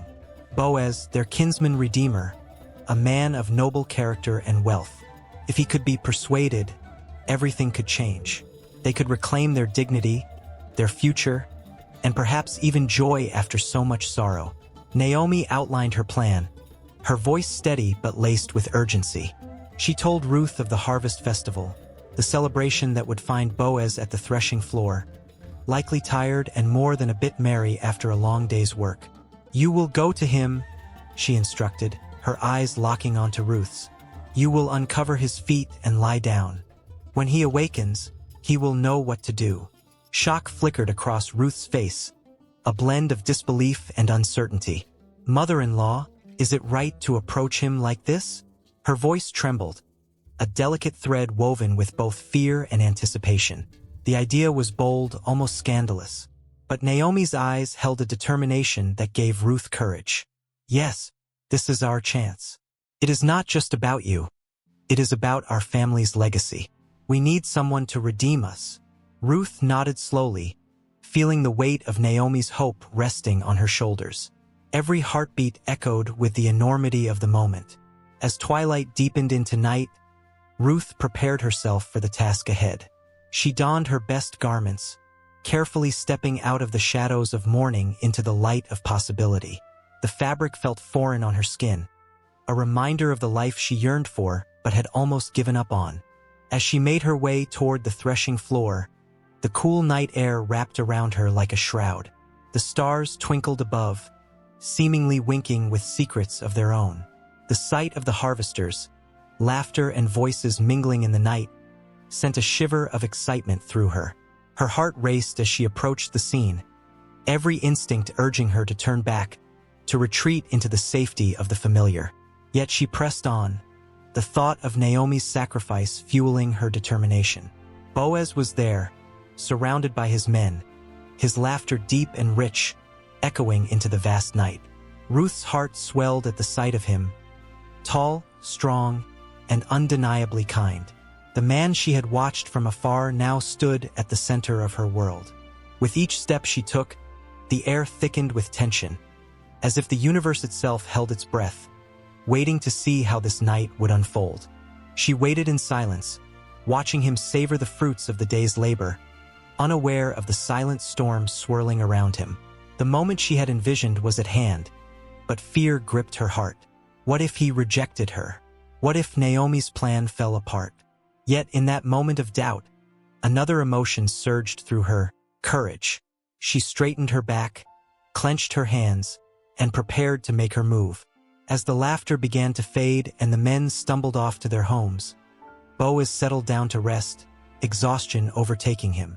Ruth's breath quickened as she approached, the soft sounds of grass beneath her feet barely audible. She knelt at his feet, her heart pounding like a drum, each thud echoing in the stillness around them. In the quiet of the night, she uncovered his feet, her hands trembling as she laid herself at his mercy, exposing her vulnerability in a way she had never done before. The chill of the night air mingled with a warmth that radiated from her heart, a powerful mix of fear and hope. Would he understand? Would he see her sacrifice, the love that had brought her to this point? The air around them seemed to thicken, and moments felt like hours as she waited for him to stir. Finally, Boaz stirred, blinking against the darkness. Confusion crossed his features as he took in the sight before him. Who was this woman at his feet? Ruth's heart raced, and for a moment, all she could do was stare back into his deep eyes, searching for understanding, for kindness. "I am Ruth, your servant," she said softly, her voice steady despite the whirlwind of emotions inside. "Spread your cloak over me, for you are a redeemer." As the words slipped from her lips, she felt the weight of destiny hang in the air between them. The silence that followed was deafening, each heartbeat echoing in the stillness. Would he respond? Would he choose to be the redeemer she longed for? In that tense moment, the future of two women hung in the balance, waiting for a decision that could change everything.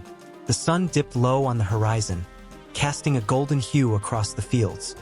But there was a sharp chill in the air that hinted at the changing seasons.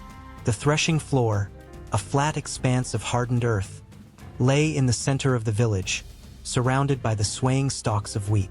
It was here that tradition met labor, where sweat and determination forged bonds between the community. The air buzzed with anticipation as families gathered, their hands calloused yet tender, ready to transform the fruits of their labor into lifeblood. As the men and women arrived, laughter and shouts filled the air, a carefree melody of voices blending with the rustling of the wind. Children darted between the legs of their parents, their laughter echoing like a sweet song, unaware of the dangers that loomed beneath the surface of this seemingly idyllic scene. The threshing floor was not merely a place of work. It held the weight of cultural practices passed down through generations, wisdom wrapped in ritual. The rhythmic pounding of wooden flails began, creating a percussion that resonated with the heartbeat of the earth. Each strike against the grain echoed stories of ancestors who had toiled in the same fields, their sweat mingling with the soil, nurturing the very crops that now lay before them. Women joined in with their own tools, their voices weaving songs that spoke of harvests, hope, and the promise of a bountiful year. But as joyous as this moment was, it was tinged with the understanding of risks that danced just on the periphery. A sudden gust of wind swept through the threshing floor, carrying with it the scent of damp earth and the faintest hint of smoke. It was a reminder that nature, while nurturing, could also be unforgiving. The village had seen seasons where too much rain led to floods, washing away dreams and livelihoods. And then there were the droughts, harsh and relentless, leaving behind cracked soil and barren fields. Each harvest was a gamble, a delicate balance between hope and despair, and the villagers knew it well. As the sun dipped lower, shadows lengthened, mingling with the laughter, as if the dark corners of the world were creeping in to remind them of their vulnerability. The threshing floor became a battleground, not just of grain against flails, but of emotions, fear battling hope, anxiety wrestling with joy. Each blow against the wheat was a silent prayer, a plea to the spirits of the land to protect their families, their traditions, and their very livelihood. The sound of laughter suddenly faltered when a cry rang out. A young boy, caught up in the excitement, stumbled and fell, his knees scraping against the rough earth. The moment froze, hearts and throats, eyes wide with concern. But as quickly as fear struck, a mother rushed to his side, embracing him as if her warmth could chase away the pain. The villagers watched, a collective sigh of relief escaping them as the boy's tears turned to smiles again. Yet, beneath that surface relief, a current of tension flowed. What would happen if something far worse were to occur? With the harvest came the understanding of community, but also the lurking shadows of jealousy and rivalry. A neighboring village, envious of their bounty, had been known to disrupt the harvest, their intentions hidden beneath the guise of friendship. The villagers had heard whispers, felt the weight of mistrust building like storm clouds on the horizon. The threshing floor, a sacred space of unity, could quickly become a site of conflict. As the work continued, the sun began to retreat, painting the sky in hues of orange and purple, while the men and women worked with a fervor that carried both determination and desperation. The more they threshed, the more the grains spilled forth, glistening like gold against the darkening earth. But with every handful of wheat, a silent question loomed. Would this be enough? Would their efforts shield them from the unpredictable hand of fate? Amid the chaos, an elder stood at the edge of the threshing floor, his gnarled hands clasped tightly in front of him. He was a keeper of stories, a guardian of traditions, and as he watched the scene unfold, he felt the weight of the years upon his shoulders. He recalled times when the threshing floor was a site of celebration, of unity, and also of sacrifice. The village had survived pestilence, famine, and treachery, but each time, they had emerged stronger, bonded by the very struggles that sought to tear them apart. As darkness settled, the flickering light of torches emerged, casting a warm glow on the weary faces of the villagers. They gathered around the threshing floor, sharing not just the fruits of their labor but stories of hope, of past harvests, and future dreams. Yet, hidden in the folds of their laughter was the ever-looming specter of risk. The danger of their shared endeavor lingered like the smoke rising into the night sky, a reminder of what was at stake. The elder raised his voice, commanding the attention of the crowd. His words were heavy with wisdom, like a storm brewing just beyond the horizon. He spoke of the balance between joy and sorrow, of the fragility of their existence, yet also of their resilience. The villagers listened, hearts racing, as he wove tales of the past into a tapestry of their present. In that moment, the threshing floor transformed from a mere site of labor to a sacred ground where hope and fear intertwined, holding the community together even as dangers whispered at the edges. The night deepened, and the stars blinked down at them, witnesses to their struggles and triumphs. echoing the promise that tomorrow would bring new challenges and opportunities. The rhythm of the threshing continued into the night, a dance between light and shadow, hope and risk. As the villagers threshed, they forged not just grain but the very fabric of their lives, a testament to their endurance, their unity, and their unwavering spirit in the face of uncertainty. The stories of the threshing floor would carry them forward, a legacy intertwined with the land, anchoring them as they faced whatever came next. The air was thick with tension, a silence heavy with unspoken words and unacknowledged feelings. Ruth stood poised beneath the sprawling branches of an ancient oak, its gnarled limbs twisting and turning like the thoughts racing through her mind. The sun dipped low on the horizon, casting a warm golden hue that felt both comforting and suffocating. It was a moment suspended in time, a single heartbeat that seemed to echo louder than any voice. Ruth glanced toward the village, where the sounds of laughter and chatter floated through the evening air. It was a stark contrast to the storm brewing inside her. She could picture Naomi in their modest home, preparing for the evening meal, her face lit with the tenderness of a mother who had endured so much. But as Ruth stood there, she knew her heart belonged to another, a man named Boaz, a man of wealth and honor, yet bound by the customs of their people. The stories of their ancestors danced in her mind, tales of courage and sacrifice that had been passed down through generations. From the moment she had come to Bethlehem, her life had woven into an intricate tapestry of love and loyalty. Yet here she was, caught at the crossroads of tradition and desire, fueled by the love that dared to defy the norms of the land. As her heart raced, Ruth couldn't help but think of the lingering glances she had shared with Boaz, the warmth of his smile that flickered like a flame in the cold night. He had welcomed her as family, but a growing restlessness whispered that she was meant for more. With every passing day, the bond between them deepened, but so did the weight of societal expectations. The elders spoke often of the importance of kinship and legacy, whispering about the inheritance that lay with the family. Ruth understood these customs, yet they felt like chains binding her heart.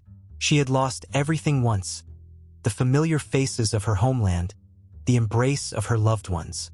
Now, standing here in the shadow of the oak tree, she felt the pull of her destiny looming large. Among the rustling leaves, a quiet determination began to bloom within her. The stories of women who had taken bold steps for love swirled around her. A queen who had risked her throne, a matriarch who had defied all odds for the sake of her children. Ruth's heart swelled with their courage, igniting a fire that urged her forward. If she was to carve her own path, she had to act. As twilight settled in, casting long shadows on the earth, Ruth made her way to the threshing floor where Boaz would be. The moon, a silver coin in the sky, illuminated her path. Each step felt like a drumbeat, a call to arms as she approached the very man who could change her fate. The grains brushed against her feet, whispering secrets of the harvest. Every rustle of the wind carried her hopes and fears, and she could almost hear her ancestors cheering her on, urging her to seize this moment. Boaz was there, surrounded by his workers, laughter spilling like wine into the night. He was tall and strong, a figure of power wrapped in a cloak of humility, his face glowing from the warmth of the fire. But as Ruth stepped closer, the laughter faded, replaced by a curiosity that hung in the air. She felt the weight of their gazes, the questioning looks that probed her intentions. Yet, all she could see was Boaz, his eyes searching for hers, a glimmer of something deeper reflecting back. "Who is this?" he asked, his voice deep and rich like the earth after rain. She stepped forward, her heart pounding like a war drum, every instinct urging her to retreat. But her love for him was a fierce tide, pulling her closer. "It is I, Ruth," she replied, her voice steady despite the chaos within. The world around them faded, and all that remained was the space between them, charged with possibility. Boaz's brows furrowed in surprise, and a flicker of recognition lit his eyes. "Ruth?" he echoed, as if grasping the meaning of her presence. "What brings you here at this hour?" The question hung in the air like a challenge, and Ruth felt the swell of courage rising within her. "I come to you not just as a widow, but as a woman seeking a future. I seek refuge in your wings, as the Lord has commanded. Each word was deliberate, a carefully crafted thread woven with her emotions, her hopes, and her desires. Gasps rippled through the crowd, a mixture of disbelief and intrigue. The weight of her boldness was palpable, yet Ruth stood firm, her heart racing with each breath she took. The expectations of tradition loomed large, but deep down, she knew that this was her moment to rise above. The elders had their rules, but her heart had its own wisdom, one that whispered of love unfettered by lineage or status. Boaz's expression shifted as he absorbed her words. Surprise morphed into admiration, his eyes softening as the weight of her plea settled between them. "You have shown more kindness than I could have hoped for," he murmured, his voice low and captivating. "You have come to me, though I am a close relative, and yet you seek my protection." Ruth's heart soared, but doubt began to creep in again. Would he understand the depth of her feelings? Would he see beyond the customs that dictated their lives?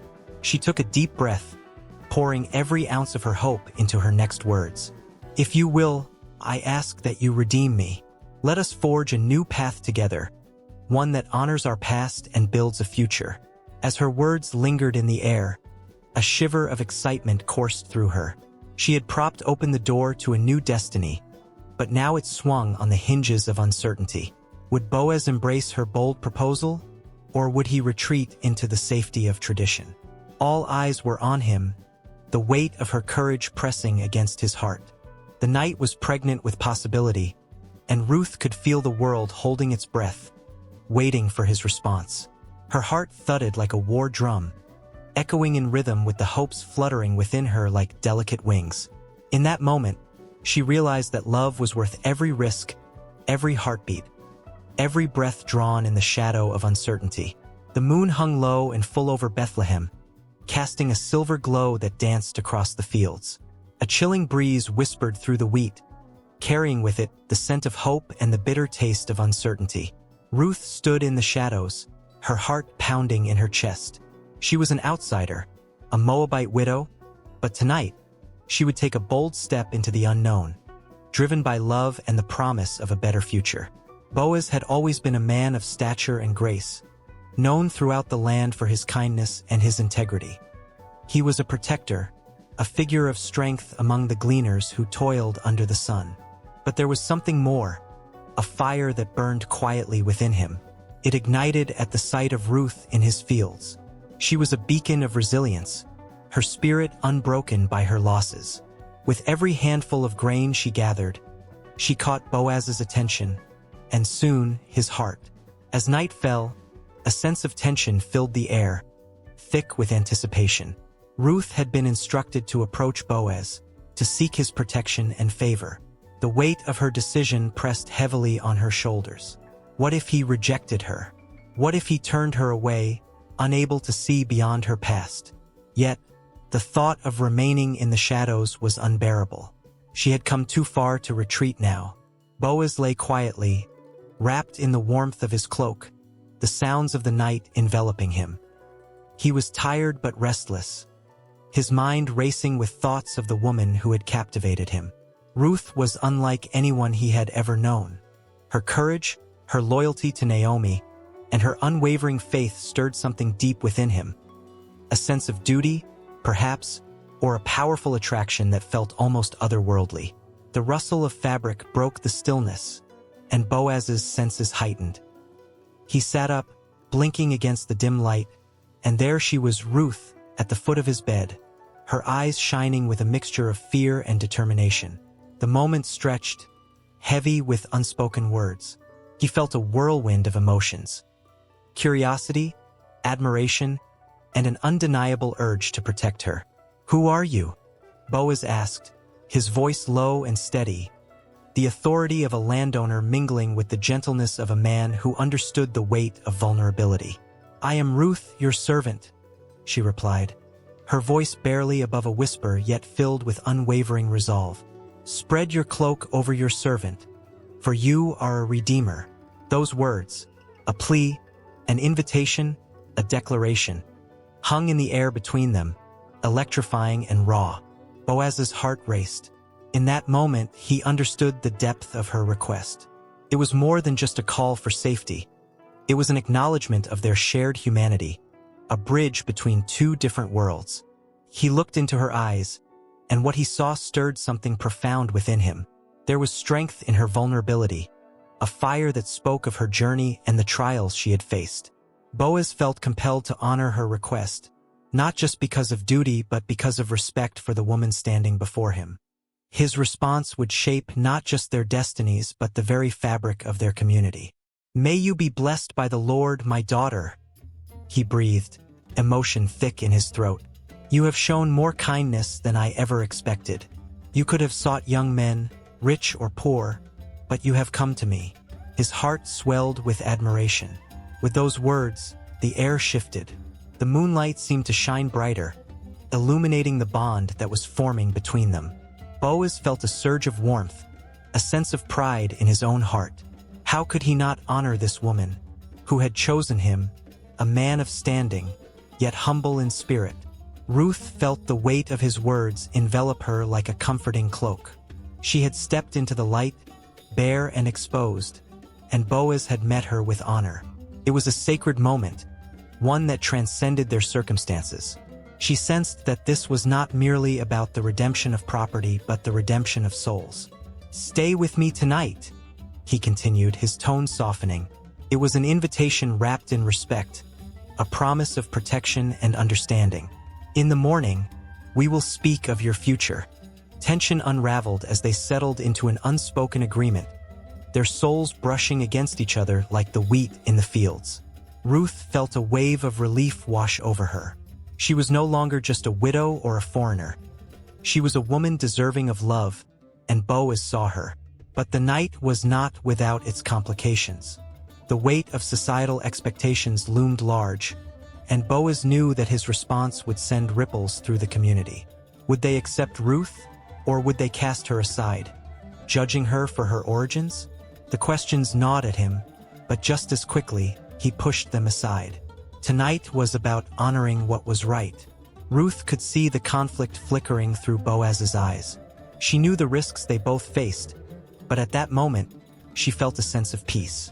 It was as if the stars themselves were aligning, guiding them toward a shared destiny. Boaz's respect for her was palpable, and in that small, dimly lit space, it felt like they were weaving a tapestry of hope, one thread at a time. As dawn began to break, the world outside stirred awake, but for Boaz and Ruth, time stood still. They were suspended in a sacred moment of trust and yearning.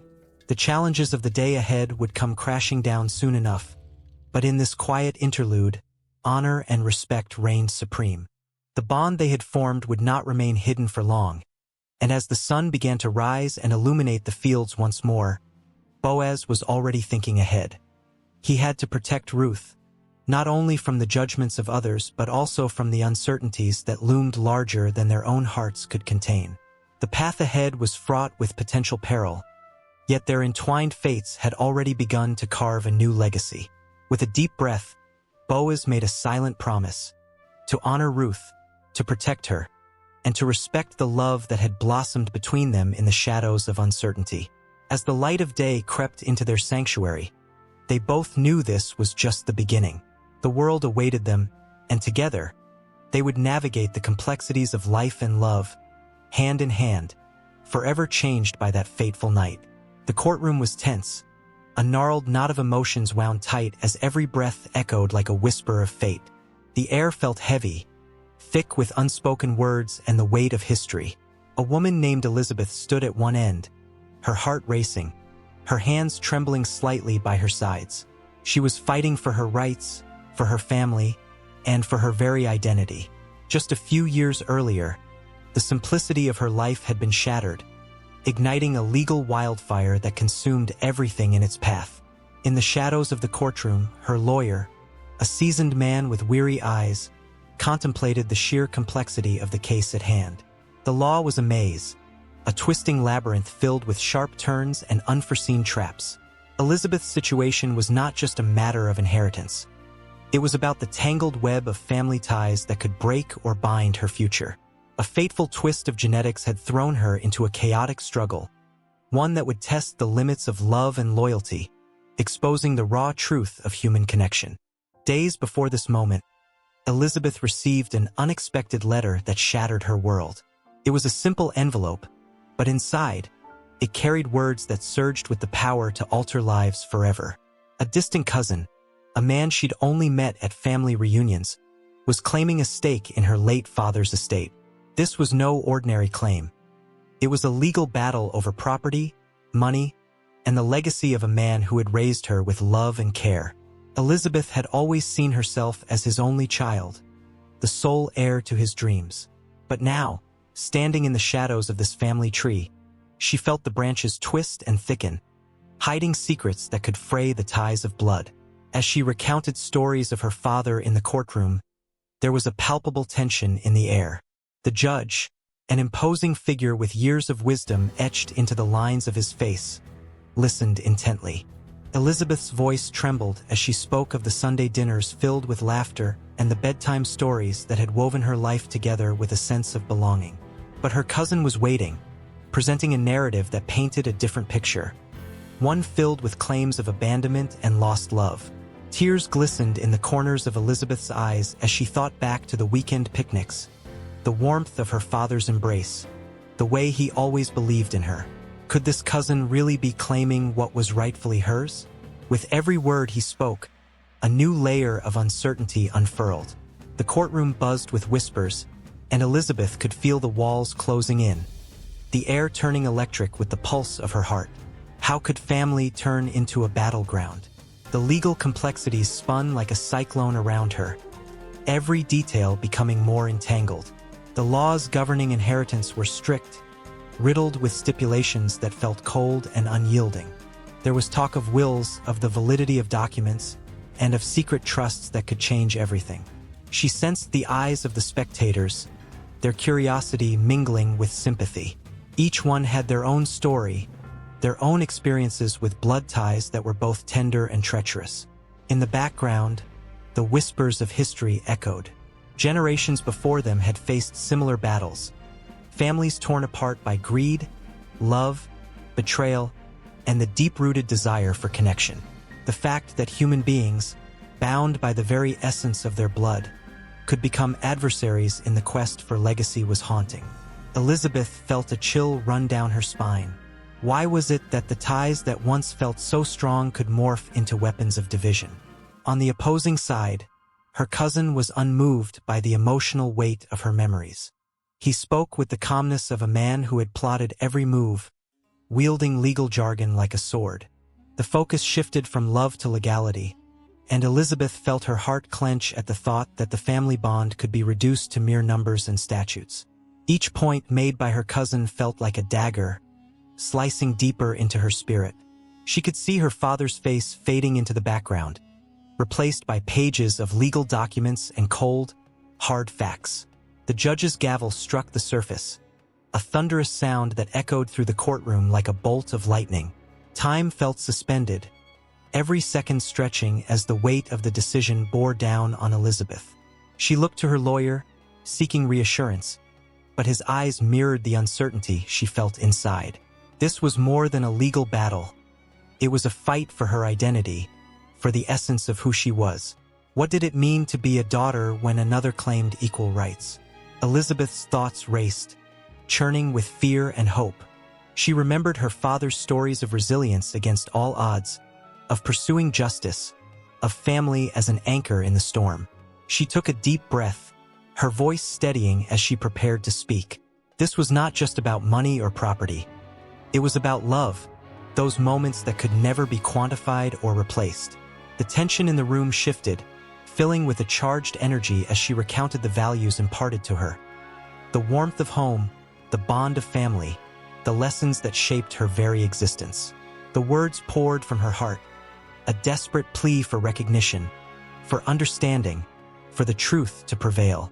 This was her life, her legacy, and it mattered more than any paper or legal claim. But her cousin's eyes glinted with determination, ready to counter every heartfelt declaration with cold, calculated logic. The audience held its breath, caught up in this emotional tug-of-war, every heartbeat echoing the weight of unresolved conflict. Outside the courtroom, the world continued to spin, indifferent to the storm raging inside. Elizabeth realized that whatever the outcome, her fight had only just begun. The complexities of family ties would continue to haunt her, the legal proceedings unfolding like chapters in a book that had no clear ending. And as she stood there, breathing in the tension thick enough to cut, she understood that the battle for identity and love was intertwined with the very essence of what it meant to be human. The gavel would fall, but the echoes of this moment would resonate through time, binding them all in a way they could never fully escape. The cold night air hung heavy, thick with anticipation, as the ancient town of Bethlehem lay cloaked under a blanket of stars. Shadows danced upon the cobblestone streets, whispering tales of a world on the brink of transformation. Amongst the humble dwellings and flickering lanterns, the community thrummed with an energy that felt almost electric. This was not just a town. It was a crucible of hope, where the ordinary met the extraordinary in a remarkable tapestry of human experience. As the first cries of a newborn pierced the air, a profound silence enveloped the town. Joseph stood outside the stable, heart racing, torn between dread and wonder. The child, the long-awaited promise, had finally arrived. His hands trembled as he caught a glimpse of Mary, her face illuminated by the soft glow of a single flickering candle. The warmth of the moment gripped the onlookers, drawing them nearer with an unspoken understanding that they were witnesses to something monumental. It was said that angels had come to shepherds in the fields, singing praises that echoed through the night. Those humble men, their faces rugged with toil, were compelled to leave their flocks and seek out this miraculous sight. As they approached the stable, the wonder in their eyes mirrored the collective heartbeat of the community. Each step was laden with an urgent desire to witness the promise of the ages, a moment that would ripple through time and space. The innkeeper, who had reluctantly turned Joseph and Mary away earlier that night, found himself at the threshold of the stable, unable to resist the pull of the scene unfolding before him. He stood transfixed, grappling with the irony of his earlier decision, his heart swelling with both regret and awe. Around him, villagers gathered, drawn by the whispers of angels and the radiant joy emanating from within. The room was alive, filled with the sounds of gentle coos and the soft rustling of hay, the earthy smell of animals mingling with the sweet scent of new life. As the crowd swelled, the energy shifted. A child, no more than 6, tugged at his mother's skirt, eyes wide with wonder. "Is that him?" he asked, voice barely above a whisper. "Is that the Savior?" And with that simple question, the weight of history pressed down upon them all. Each witness felt the significance of their presence, a collective acknowledgement that they were part of a story much larger than themselves. Mary, cradling her son in her arms, gazed at the faces gathered around her. Each face, a tapestry of hope, fear, joy, and love, reflected the myriad lives that had converged in this moment. She felt the warmth of their energy, and with each heartbeat, a wave of gratitude washed over her. These were not just passers-by. They were the fabric of her reality, the very essence of what it meant to be human. She knew that the story of her son was being woven into the lives of these onlookers, their joy mingling with her own. Among the witnesses was an old man, his face weathered by the passage of time, eyes glistening with tears that spoke of dreams long held. He had anticipated this moment for years, often dreaming of the Savior who would one day brighten the world. Now, standing amidst the crowd, he felt as if the weight of his hope had taken form in the swaddled child before him. With trembling hands, he reached out, yearning to touch the promise of redemption. As the night wore on, stories began to ripple through the crowd. Each witness had their own tale, their histories interwoven like a rich tapestry. Some spoke of long journeys, hardships overcome, and prayers whispered into the dark. Others, filled with laughter and tears, shared how they had felt the pull of destiny leading them to this humble stable. Their laughter rang out, a symphony of life, underscoring the gravity of the moment. Suddenly, the rich sound of laughter turned into hushed whispers as a band of wise men arrived, their regal presence commanding attention. They entered the stable, the scents of exotic spices trailing behind them, and the crowd parted, astonished. The wise men had traveled far, guided by a star that blazed with the promise of wonder. Reverently, they knelt before the child, presenting gifts that shimmered in the soft light: gold, frankincense, and myrrh. Each offering was more than a gift. It was a tribute to a future they could scarcely comprehend. The atmosphere crackled with emotion, a profound acknowledgement that this child was not merely born in a stable, but heralded as the hope of the world. The witnesses, each carrying their own burdens and dreams, felt an unshakable bond forming among them. In that moment, they were not alone. The community of Bethlehem became a living testament to the power of shared experience, their hearts beating in unison with the pulse of the miraculous. As dawn approached, the first rays of sunlight began to peep through the cracks in the stable's walls. The warmth of the daybreak mingled with the coolness of the night, creating an aura of peace that enveloped the scene. The community of Bethlehem stood in quiet reverence, each person fully aware that they were a piece of something greater. The child before them was a promise, a light that would flicker against the shadows of the world. Yet, within that peace lay an undercurrent of tension.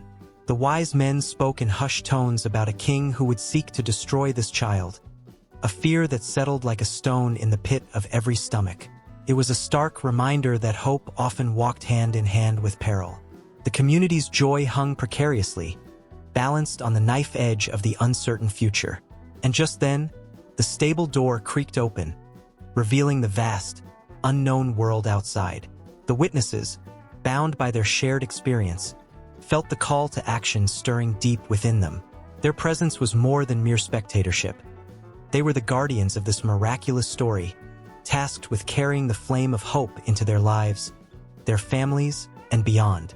The day was breaking, but the journey had only just begun. The legacy of their witness would echo through the ages, intertwined with the sacred narrative of the child in the manger, forever igniting hearts with the power of love, faith, and community. Underneath the wide and endless sky, where the stars began to twinkle like diamonds scattered on a dark velvet cloth, Boaz stood at the edge of the village, his heart thundering in his chest. The air was thick with tension, a palpable mix of hope and uncertainty. Ruth, the Moabite widow who had come to glean in his fields, had stirred something deep within him, a fierce desire to protect her and secure her future. The moon bathed the land in a silvery light, illuminating the path he must take, one fraught with challenges and the weight of familial duty. Boaz had heard the whispers, the rustling of skirts and the murmured conversations of the townsfolk. They spoke of Ruth, the foreigner, who, against all odds, had been loyal to Naomi, her mother-in-law. He could sense their gaze upon him as he approached the city gate, where the elders gathered like ancient oaks, strong and enduring. It was here that the negotiations would unfold, and history could change in the blink of an eye. A knot tightened in his stomach. This was not just about land or a name. It was about the future of a woman who had earned his respect and affection. As he stepped closer to the elders, a weighty silence fell over the crowd. Boaz cleared his throat, his voice steady but filled with the gravity of what he was about to propose. "Naomi has returned from Moab, and she needs a redeemer," he began, his eyes scanning the men who had seen the world shift around them. They were guardians of the law, and their nods of acknowledgement echoed through the air like distant thunder. But there was another, a closer relative, who had the first claim to Naomi's land. The tension in the air thickened as Boaz called for this man, knowing that the outcome could either bind Ruth to him or leave her vulnerable once more. He felt a rush of emotions, fear, hope, and an urgency that tightened his chest. He wanted to be the one to redeem her, to lift her from the shadows that clung to her past. The relative arrived, a man whose face was hard and unreadable. Yet Boaz knew that within that stoic exterior lay a heart capable of decision. "Naomi's land is up for redemption," Boaz said, his tone measured and respectful. "If you will redeem it, do so. But if you will not, then I will." A murmur arose among the elders, a ripple of anticipation that seemed to dance through the air. The man considered the offer, his brow furrowing in thought. "I will redeem it," he finally declared, and Boaz felt a cold rush of despair wash over him. Yet he was prepared. "But," Boaz pressed, "there's more. When you redeem the land, you must also take Ruth, the Moabite, as your wife. It is the custom to preserve the name of the deceased through his offspring." The words hung heavy in the air, a challenge wrapped in a promise. The relative's face twisted in hesitation, and the elders leaned forward, captivated by the unfolding drama. "I cannot do it," he said finally, his voice a low rumble. "If I do, I jeopardize my own inheritance." In that moment, the village held its breath. A collective gasp of survival echoed through the gathered crowd. Hope flickered back into Boaz's heart, igniting a fire that burned brightly. With the man's refusal, Boaz slipped off his sandal, a symbolic gesture that spoke volumes. "In the presence of these witnesses, I will take Ruth as my wife. I promise to protect her and provide for her." The elders nodded, their approval a soft murmur of tradition and honor. They understood the weight of this decision. They recognized the threads of destiny weaving through their lives. As Ruth approached, her eyes shimmering with unshed tears, Boaz felt his heart swell. She was fragile yet fierce, a woman forged in the fires of loss and loyalty. When their hands met, a connection sparked like a flame igniting in the dark. She would no longer be alone. Together, they would navigate the stormy seas of life. Cheers erupted from the crowd as the blessings of the elders enveloped them. "May the Lord make this woman like Rachel and Leah, who built the house of Israel." The words echoed in Boaz's ears, a chorus of hope and new beginnings. He looked at Ruth, her face glowing with a mixture of disbelief and joy, and he knew that this moment was just the beginning. As night fell and the stars sparkled above them, Boaz and Ruth turned to leave the gate, hand in hand. But the weight of the past still lingered. The shadows of their history whispered around them, reminding them of the trials they had faced and the battles that still lay ahead. Naomi watched them from a distance, her heart swelling with pride and sadness, knowing she had set forth a path that would intertwine their fates forever. The village would talk of this day, the day when Boaz secured Ruth's future. But it was only the prologue to a story woven with love, sacrifice, and redemption. As they stepped forward, the path ahead was uncertain, shaped by the choices they would make and the love they would cultivate together. In the distance, the sound of laughter erupted from the fields, a celebration of life and promise. Boaz and Ruth knew they were bound not just by law, but by a shared vision of what could be. A family, a legacy, a future bright with possibility. And as they walked into the night, the moon casting a soft glow around them, the world around them faded, leaving only the warmth of their joined hands and the echo of their united hearts. As sunlight spilled through the open windows, illuminating the quiet chaos of the morning, a soft hum of anticipation filled the air. The aroma of fresh flowers intertwined with the clattering of dishes, a symphony of preparation that echoed through the house. Every corner buzzed with excitement, whispers of love and laughter mingling with the scent of lavender and roses. In this moment, the world outside faded. Today was a day of unions, of promises sealed under the watchful gaze of time. In many cultures, the act of preparing for a wedding is a tapestry woven from age-old traditions and personal stories.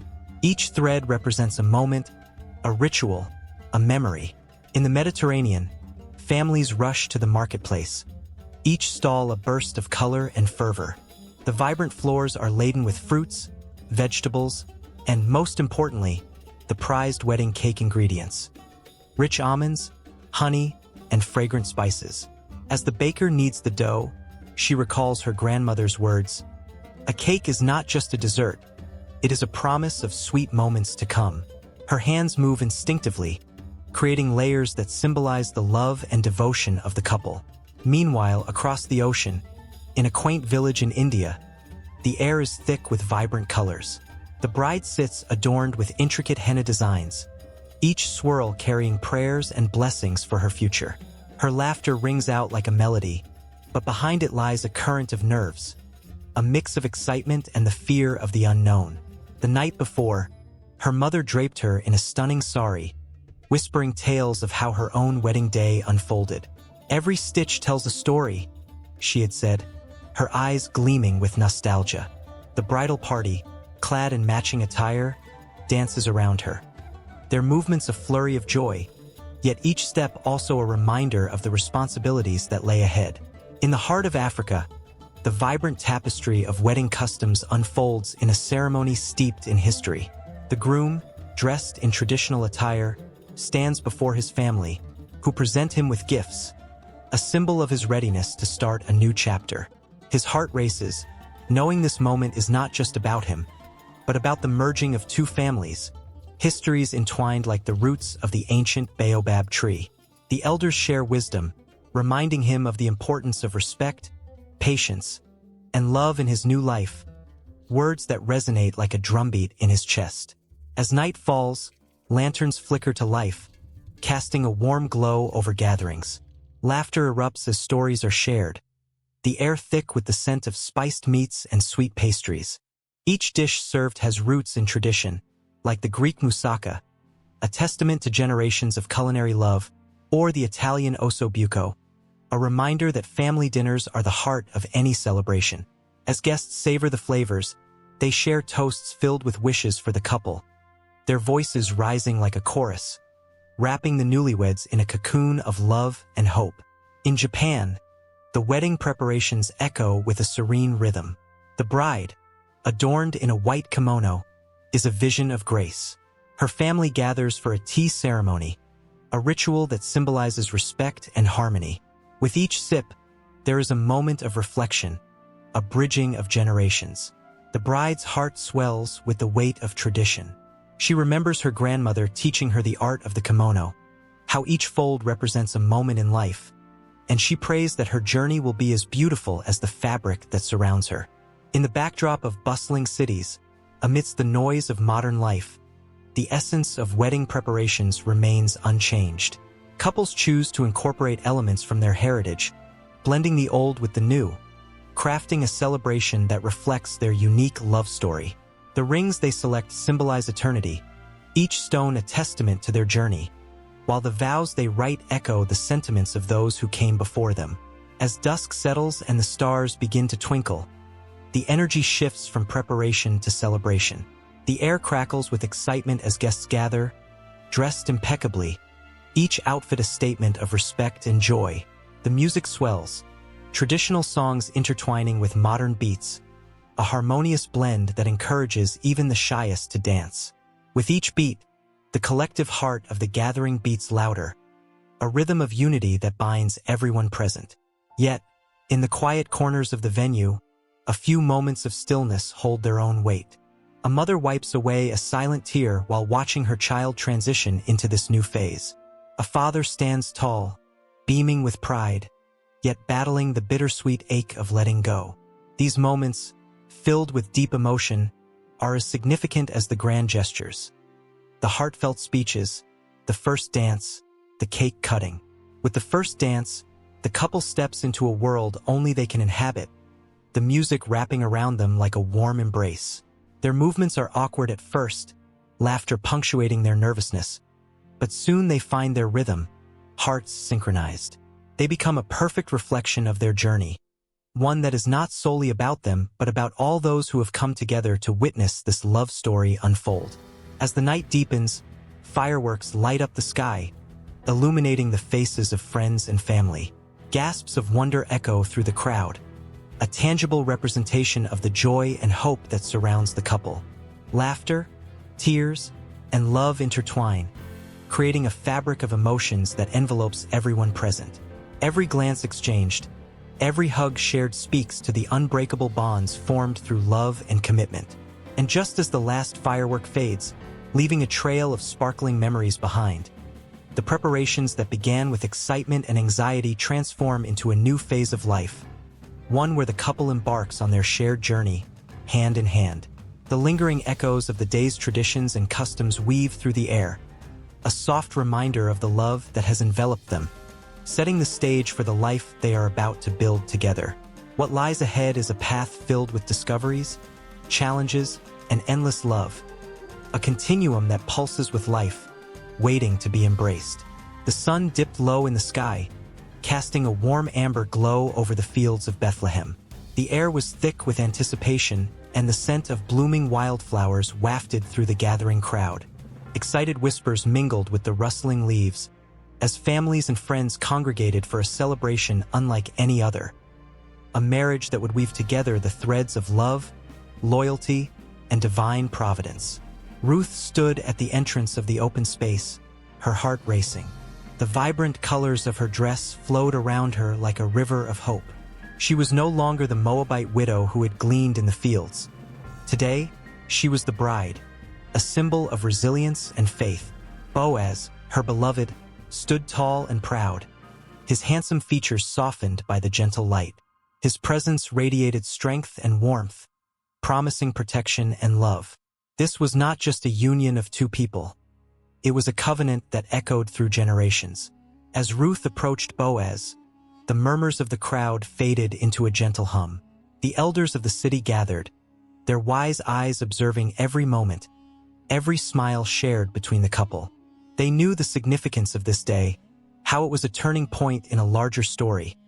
A story that had seen heartache but was now brimming with joy.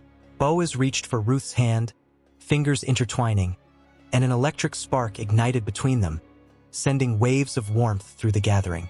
The ceremony began with the sound of a shofar, its call piercing the air with a sense of urgency and reverence. The people stood still, their hearts synchronized to the rhythm of the moment. The blessing of the covenant was not just a formality. It was a sacred promise that reverberated through the ages. Boaz turned to the elders, his voice steady and filled with conviction. Today, I take Ruth to be my wife, and I vow to protect and cherish her as my own. Tears glistened in Ruth's eyes as she listened to his words. She felt the weight of history upon her shoulders, the legacy of Naomi, her mother-in-law, and the sacrifice that had brought her here, standing before the man who had redeemed her. Boaz continued, his gaze unwavering. May our love be a testament to the faithfulness of the Lord, and may we be blessed with children who shall carry on our story. As the vows were exchanged, a hush fell over the crowd, thick with emotion. The stories of their past, of loss, grief, and unwavering loyalty, seemed to meld into the present, giving birth to a new future. The elders nodded in approval, their hearts swelling with pride as they recognized the divine hand at work in this union. Each word spoken was a thread woven into the fabric of their lives, a tapestry rich with heritage and hope. Suddenly, laughter erupted, breaking the weight of the emotional moment. Friends and family, unable to contain their joy, began to dance. The rhythm of their feet drumming against the earth echoed the heartbeat of the city. The festive spirit ignited the air, lifting hearts and spirits as men and women joined hands, creating a circle of unity around the newlyweds. Ruth watched, her heart swelling with gratitude. In this vibrant community, she had found acceptance, love, and a place to belong. As the dancing continued, Boaz pulled Ruth closer, wrapping his arms around her. Their laughter mingled with the joyous shouts of friends, the flickering flames of torches casting playful shadows around them. In that moment, all doubt and fear melted away. They were not just two individuals. They were a team, ready to face whatever challenges lay ahead. The weight of their pasts, the scars of loss, seemed insignificant compared to the promise of their future. The sun finally set, leaving a cloak of stars scattered across the night sky. The sound of music filled the air, the melodies weaving around them like a soft embrace.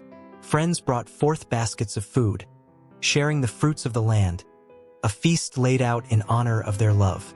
As the couple sat and shared the meal, every bite tasted like hope, every blessing a reminder that they were not alone. They were surrounded by those who loved them, who believed in the power of this union. But amid the laughter and joy, a shadow flickered at the edge of the celebration. In the back of Ruth's mind lingered a thought about her past, a reminder of the harsh reality from which she had come. She could still hear the whispers of her former life, a life filled with uncertainty and loss. Yet here, in this moment, surrounded by the warmth of acceptance, those whispers began to fade. She felt her heart swell with gratitude, knowing that every step she had taken led her to this very moment. Boaz leaned closer, sensing the slight shift in her demeanor. He brushed a stray hair from her face, looking deep into her eyes. "What troubles you, my love?" His voice was soothing, a balm to her racing thoughts. Ruth took a deep breath, feeling the warmth of his presence envelop her. "I can hardly believe this is real," she whispered, her voice trembling with emotion. "I was a foreigner, a widow, but now I am here with you." He smiled, the corners of his eyes crinkling with warmth. "You are remarkable, Ruth. You chose loyalty over safety, love over despair. Our love is a testament to the beauty of faith." The words hung between them, a promise that transcended the bounds of their individual journeys. The crowd around them erupted into cheers, the music crescendoing with their joy. As the night deepened, the couple stood, hand in hand, ready to embrace whatever the future held. The celebrations would continue, but now they were anchored in the strength of their bond, a love that would carry them through trials, joys, and everything in between. With their hearts intertwined, they stepped into the unknown, the horizon stretching out before them, full of promise and untold adventures. The sun dipped low in the sky, casting a warm, golden light over Bethlehem, a small town that cradled a story of hope and renewal. There was a hushed anticipation in the air, as if the very earth was holding its breath, waiting for something monumental to unfold. Ruth, her heart a mix of anxiety and anticipation, stood at the threshold of her modest home, her hands resting on her rounded belly. This was not just any day. This was the day she would give birth to Obed, a name that would echo through the ages, a name intertwined with destiny and legacy. She felt the first pang of labor like a wave crashing upon the shore, powerful and unrelenting. Instinctively, she clutched her husband Boaz's hand, his strong presence grounding her as the storm of emotions swirled within her. Boaz's eyes sparkled with a blend of love and concern, mirroring the flickering light of hope that shone within their hearts. They had come so far from the shadows of despair, and now, on the cusp of parenthood, the weight of their journey pressed down upon them. Ruth's past was not forgotten. Her journey from Moab to Israel had been fraught with loss and heartache. A widow in a foreign land, grappling with grief and identity. But in the arms of Boaz, she had found a refuge, a bond that transcended the barriers of culture and heartache. As the contractions intensified, she closed her eyes, allowing the memories to wash over her. The kindness of Boaz, the acceptance of the townsfolk, the whispers of her late husband, and the faith that had guided her steps. The power of lineage pulsed through her veins, a current connecting her to a greater story.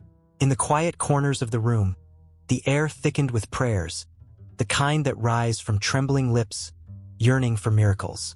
The midwife, an experienced woman who had witnessed the birth of countless children, bustled about, her presence both calming and encouraging. "It's time, Ruth," she said, her voice steady and warm. The weight of those words drummed like a heartbeat in the silence. As Ruth sank deeper into the rhythm of labor, she felt a surge of strength, the kind that comes from knowing that life is being forged in the depths of pain. She grasped Boaz's hand tighter, their fingers interlocking like the intertwining threads of their fates. With each wave of contraction, she remembered the promise they had made to each other, the vows that had bound them together. Their love had brought forth the seeds of hope, and now the time had come to bear fruit. Outside, the world continued in its brisk pace. The vibrant sounds of children playing, the laughter of neighbors, and the gentle rustling of the olive trees wove a backdrop to this intimate moment. Yet inside, time seemed to stand still as Ruth focused on the task at hand. The midwife's voice broke through her concentration, guiding her with gentle encouragement. "Breathe, Ruth. You are strong, and soon you will meet your son." The pain was fierce, a fire that consumed her, but there was beauty in that fire. Each contraction was a reminder of the life burgeoning within her, weaving together the threads of her past and future. Boaz, ever steadfast, whispered words of love and encouragement, his voice a soothing balm against the waves of agony that crashed over her. "You are not alone. We will face this together. And then, in that moment of sheer intensity, the world seemed to pause. A cry shattered the air, sharp and sweet, reverberating through the walls like a proclamation of life.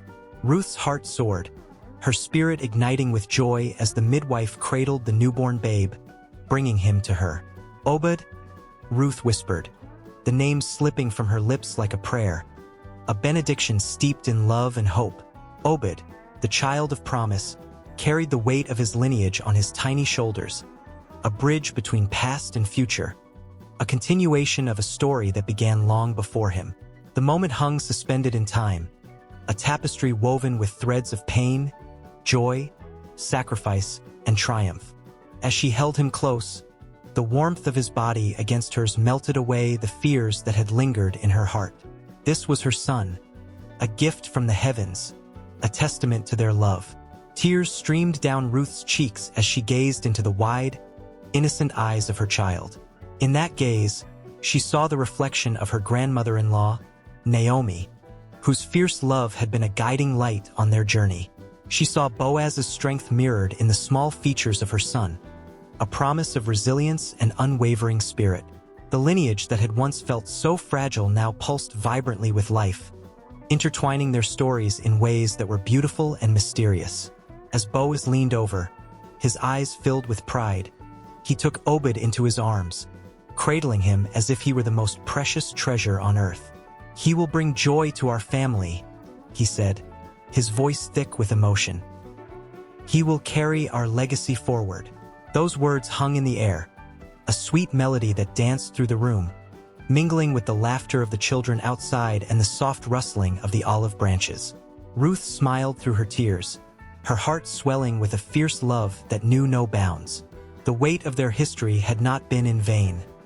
Every trial had led to this moment. Every tear had watered the seeds of joy. Obed was more than just a child.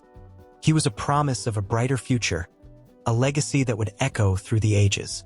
As the sun dipped below the horizon, painting the sky in hues of orange and purple, Ruth and Boaz sat together, their hearts intertwined in an unbreakable bond.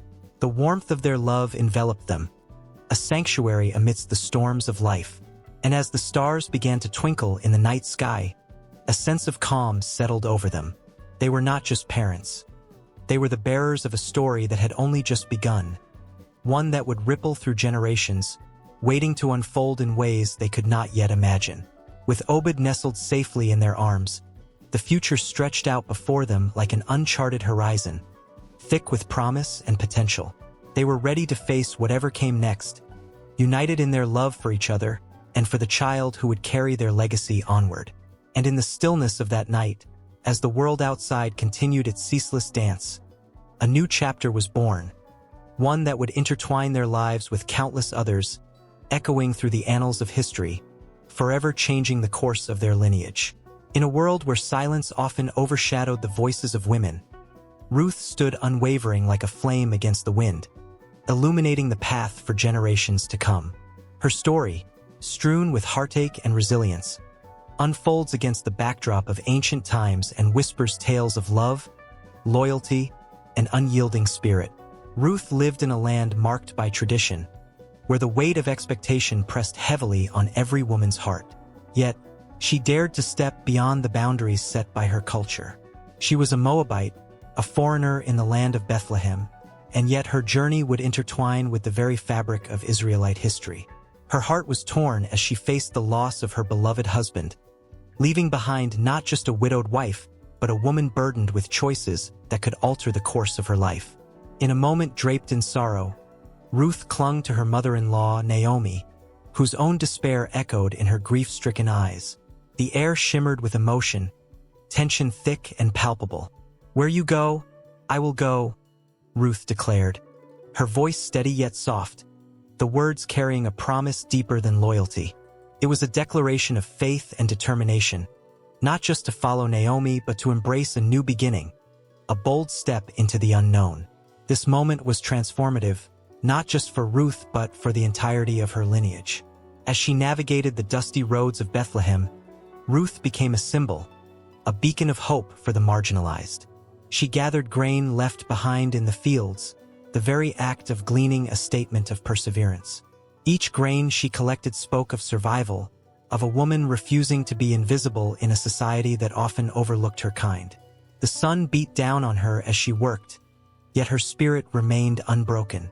Her hands, calloused from labor, held stories of quiet strength and unwavering resolve. Then came Boaz, a man of wealth and kindness, whose eyes met Ruth's with curiosity and respect. In the fields, a connection blossomed between them, woven through shared laughter and mutual admiration. Boaz admired her tenacity, her willingness to care for Naomi despite her own heartache. Their relationship became a dance, a rhythm of understanding that transcended words. Love, in its most unexpected form, began to flourish amidst the backdrop of societal norms that often dictated who could love whom. But Ruth's legacy wasn't solely about romance. It extended into the realms of loyalty and family. She stepped into her role as a wife and mother with grace, understanding the weight of her choices. Her son, Obed, would grow to be the grandfather of King David, a name resonating through the ages. In Ruth's heart, she carried not just her dreams but the dreams of generations, the very bloodline that would one day bring forth the lineage of a king. The significance of her actions rippled through time, a legacy of courage and commitment that would inspire countless women long after her days on earth. Every moment of sorrow Ruth experienced became a stepping stone. Each tear shed a testament to her strength. When Naomi embraced her, there was a palpable connection, a unity forged in shared grief and love. It was in these quiet moments that the profound impact of Ruth's choices was felt, not just in her own life but in the very fabric of her family's future. The bond they formed transcended the ordinary, morphing into a powerful legacy that would echo across centuries. Ruth's story reveals the quiet yet explosive power of women in history. Her decisions, born out of love and loyalty, transcended her time and place. In her, the stories of other women emerged, those who had been silenced, overlooked, or rendered invisible by the annals of history. This wasn't merely a tale of one woman. It was a chorus of voices that had long been muted, now rising in unison to claim their rightful place in the tapestry of life. As Ruth's life unfolded under the sun-drenched skies of Bethlehem, the community began to take notice. The whispers turned to praises as they saw the fruits of her labor, the beauty of her heart, and the depths of her spirit. Women from all walks of life drew strength from her journey, recognizing in her the courage to challenge societal norms. They understood that Ruth was more than a mother. She was a pioneer, carving out a space where women could stand tall and proud. In the quiet nights, as the stars blinked down like ancient guardians, Ruth would reflect on her journey. Each moment resonated with purpose, reminding her of the sacrifices that accompanied her choices. She was a woman with a mission, driven not solely by her circumstances but by an unwavering belief in the goodness of life. And her story did not end with her death. Rather, it continued to live on, inspiring those who would come after her to break barriers and claim their legacy. As the years turned into decades, and decades into centuries, the legacy of Ruth grew stronger. It reached out across time, beckoning women everywhere to rise, to break free from the chains of expectation. Her story whispered through the ages, igniting a fire in the hearts of those who dared to listen. And just as she had once pledged her loyalty to Naomi, her spirit now pledged to women everywhere, those who would find comfort in her unwavering strength. A legacy entwined with hope and resilience. Ruth's journey beckoned for the next chapter. The very essence of her life urged others to fill the pages yet unwritten, to continue the stories of women who dared to carve their paths. As the sun dipped below the horizon, casting a golden hue across the fields of Bethlehem, Ruth's legacy stood unyielding, ready to inspire more souls to follow in her footsteps. A legacy that was far from complete. Naomi stood at the edge of the field, the brisk wind tugging at her shawl as if trying to pull her back into the warmth of happier days. The sun hung low in the sky, casting a golden hue over the crops that swayed gently. It was a sight that once filled her heart with hope, but now, it felt like a mocking reminder of everything she had lost. Her heart bore the weight of sorrow, a heavy blanket that suffocated the flicker of joy within her. Life had turned its back on her. Years earlier, she had arrived in Moab with her husband and sons, full of dreams and laughter. They had left the famine-stricken lands of Bethlehem, believing that better days awaited them. But the harsh realities of life had different plans. Her husband had died far too soon, leaving her to raise her boys alone. And as if the universe was intent on stripping her of any joy left, her sons had followed suit, their laughter silenced by the cruel hand of fate. Naomi had become a widow in a foreign land, her dreams replaced with bitterness that coursed through her veins like poison. As she stood there, lost in thought, her eyes caught the movement of a figure in the distance. It was Ruth, her daughter-in-law, who had opted to stay by her side despite the odds stacked against them. The bond between them had shifted from obligation to something deeper, something that had flickered to life amidst the ashes of grief. Ruth's determination shone in her eyes, a stark contrast to Naomi's weary spirit. With every step Ruth took, a piece of Naomi's heart softened. "Naomi, let's go back to Bethlehem," Ruth said, her voice steady, carrying a sense of urgency. "There's a chance for us there. Food, hope, life." The words hung in the air, and for a moment, Naomi felt the stirring of something long forgotten, a spark of hope. But the bitterness clawed at her, begging to be recognized. "What do you expect to find there? Everything I loved is gone. I am too old to begin anew, and I cannot offer you any more than my sorrow." Her voice trembled with the weight of years, the loss heavy on her heart. Yet, there was something in Ruth's unwavering gaze that challenged her despair. Ruth took a step closer, her hands grasping Naomi's tightly. "You are not alone, Naomi. Your people are my people now. Let us face whatever comes together." The sincerity in her eyes pierced through the fog of bitterness, casting a glimmer of light that made Naomi's heart quiver. It was an unexpected warmth that flooded her being, and for the first time in years, she felt the stirrings of something other than sorrow. Days later, they began their journey back to Bethlehem. Each step felt weighted, not just by the physical distance but by the memories that hung in the air around them. Memories of laughter, warmth, and a love that felt like a distant echo. Naomi walked with her head bowed, feeling the shadows of her past looming over her. Yet, as they entered the familiar lanes of Bethlehem, something shifted within her. The town hadn't changed. It remained the same quaint place she remembered, but it was as if her heart began to beat anew. The bustling sounds of people going about their lives, children laughing, and the distant clinking of pots stirred something long buried inside her. Was it possible? Could she allow herself to feel joy again? The women of the town whispered as they spotted her, their eyes wide with a mixture of surprise and pity. "Is this Naomi?" they murmured.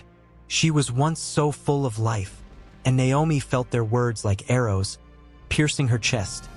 But there was also a strange sense of belonging that she hadn't expected. She was returning, not just to a place, but to a community that still remembered her. Ruth's unwavering optimism became a beacon amidst the darkness that had previously consumed Naomi. "We will find a way," Ruth insisted, and with that resolve, Naomi found herself in a rhythm she hadn't known in years, a rhythm of hope intertwined with uncertainty. They ventured to the fields, where Ruth would glean leftover grains, brave enough to face the scorn of others who might look down upon a foreign widow. Each day, Naomi watched Ruth work tirelessly, her energy infectious. It gave her the strength to rise with the sun and step into the world once more. At first, Naomi felt like a ghost, haunting the edges of her own life. But with each grain Ruth collected, the tendrils of bitterness began to loosen their grip. Something deep within her stirred, as if whispering that it was okay to let go of the past, to allow the possibility of joy back into her life. One evening, as they returned to their modest home with their day's harvest, Naomi felt a warmth spread through her chest, an awakening. "Ruth," she said softly, the tremor in her voice a testament to her vulnerability, "I want to try. I want to believe that there is hope." Ruth turned to her, her eyes shining like the stars that began to peep out of the twilight sky. "That's all we need, Naomi. Just a little faith and the courage to move forward." Naomi felt the rawness of those words sink into her soul, igniting a flicker of something she had feared she'd lost forever. As days turned into weeks, the bitterness that had so tightly bound Naomi began to unravel. She found herself laughing at Ruth's jokes, her heart swelling with a warmth she thought was lost. The simple act of sharing meals, of planting seeds for a new future, seemed to restore a piece of her spirit. The laughter of children in the streets started to feel welcoming rather than haunting. But it was during the harvest festival, when the town came alive with music, dancing, and feasting, that she truly felt transformed. The rhythm of the drums echoed in her heart, and for the first time, she allowed herself to dance, her spirit twirling alongside Ruth's, abandoning the weight of sorrow. As she spun in the circle of light, community surrounding her, the burden of her past flickered away like autumn leaves in the wind. She felt alive, unanchored from despair, and as the celebration swelled around her, Naomi's heart began to leap with a joy she thought unimaginable. And in that moment of celebration, Ruth caught her eye, their connection palpable, a bond forged through shared grief and newfound hope. Naomi smiled, a soft, genuine smile that spoke volumes about the transformation brewing within her. The shadows of bitterness faded, replaced by the bright light of possibility as she realized she wasn't just surviving. She was beginning to live again. But just as the music reached a fever pitch, a figure caught Naomi's attention at the edge of the festivities. A man stood there, watching her with an intensity that sent a fresh wave of uncertainty through her. Who was he? And what would this new chapter bring? The joy within her flickered against the backdrop of new questions and emerging possibilities. As the sun dipped behind the hills of Bethlehem, casting a warm golden glow over the dusty streets, a young widow named Ruth walked with determination. Her story, woven into the very fabric of Israel's history, is one of love, loyalty, and a profound sense of belonging. With each step she took, the whispers of her life echoed in the hearts of her community, a narrative so powerful it would transcend generations. Ruth was not born into the lineage of the Israelites. She was a Moabite, a foreigner marked by her origin, yet her heart beat with the kindness and strength that would change the course of destiny. Her love for Naomi, her mother-in-law, was a fierce flame that burned against the cold winds of despair. "Where you go, I will go. Where you stay, I will stay," she vowed, echoing a promise that would resonate throughout the ages.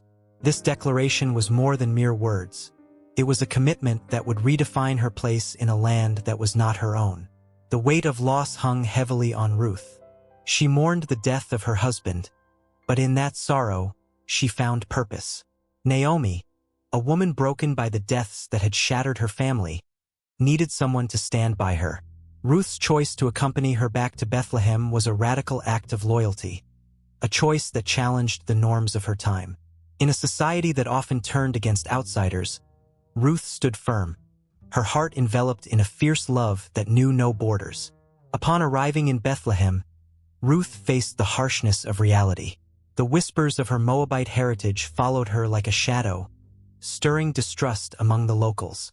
Yet, in her search for sustenance, she found herself in the fields of Boaz, a man whose kindness would soon intertwine with her own. As she gleaned the leftover grain, the sun-kissed stalks whispered promises of hope. Boaz, noticing Ruth's resilience and beauty, treated her with dignity, a rarity for someone of her background. His interest was not merely an act of charity. It was the beginning of a bond that would solidify Ruth's significance in history. With every encounter, the tension mounted. Ruth's heart raced as she realized that Boaz was more than just her savior in the fields. He was a kinsman redeemer, a man bound by law and tradition to protect the family name. In the shadow of their burgeoning relationship, the stakes grew higher. Naomi, ever the wise matriarch, encouraged Ruth to seek Boaz's protection. Under the cloak of night, Ruth approached him with a boldness that could only stem from love and desperation. "Spread the corner of your cloak over me," she whispered, a request laden with meaning, a plea for safety, for acceptance, and for a future. Their union was not only a personal triumph but a pivotal moment in Israel's history. Ruth, the Moabite, became the great-grandmother of King David. This lineage was not just a family tree. It was a connection to the divine promise of a king who would lead Israel with justice and righteousness. The risks Ruth took and the sacrifices she made transformed her from an outsider into a central figure in the regal narrative of a nation. Her life was a tapestry of woven threads, each representing courage, fidelity, and the audacious belief that love knows no barriers. As the years rolled on, Ruth's legacy continued to pulse through the veins of Israel. Her story was a testament to the power of faith and the beauty of human connection. Generations would hear the tale of the Moabite woman who defied expectations and grasped her destiny.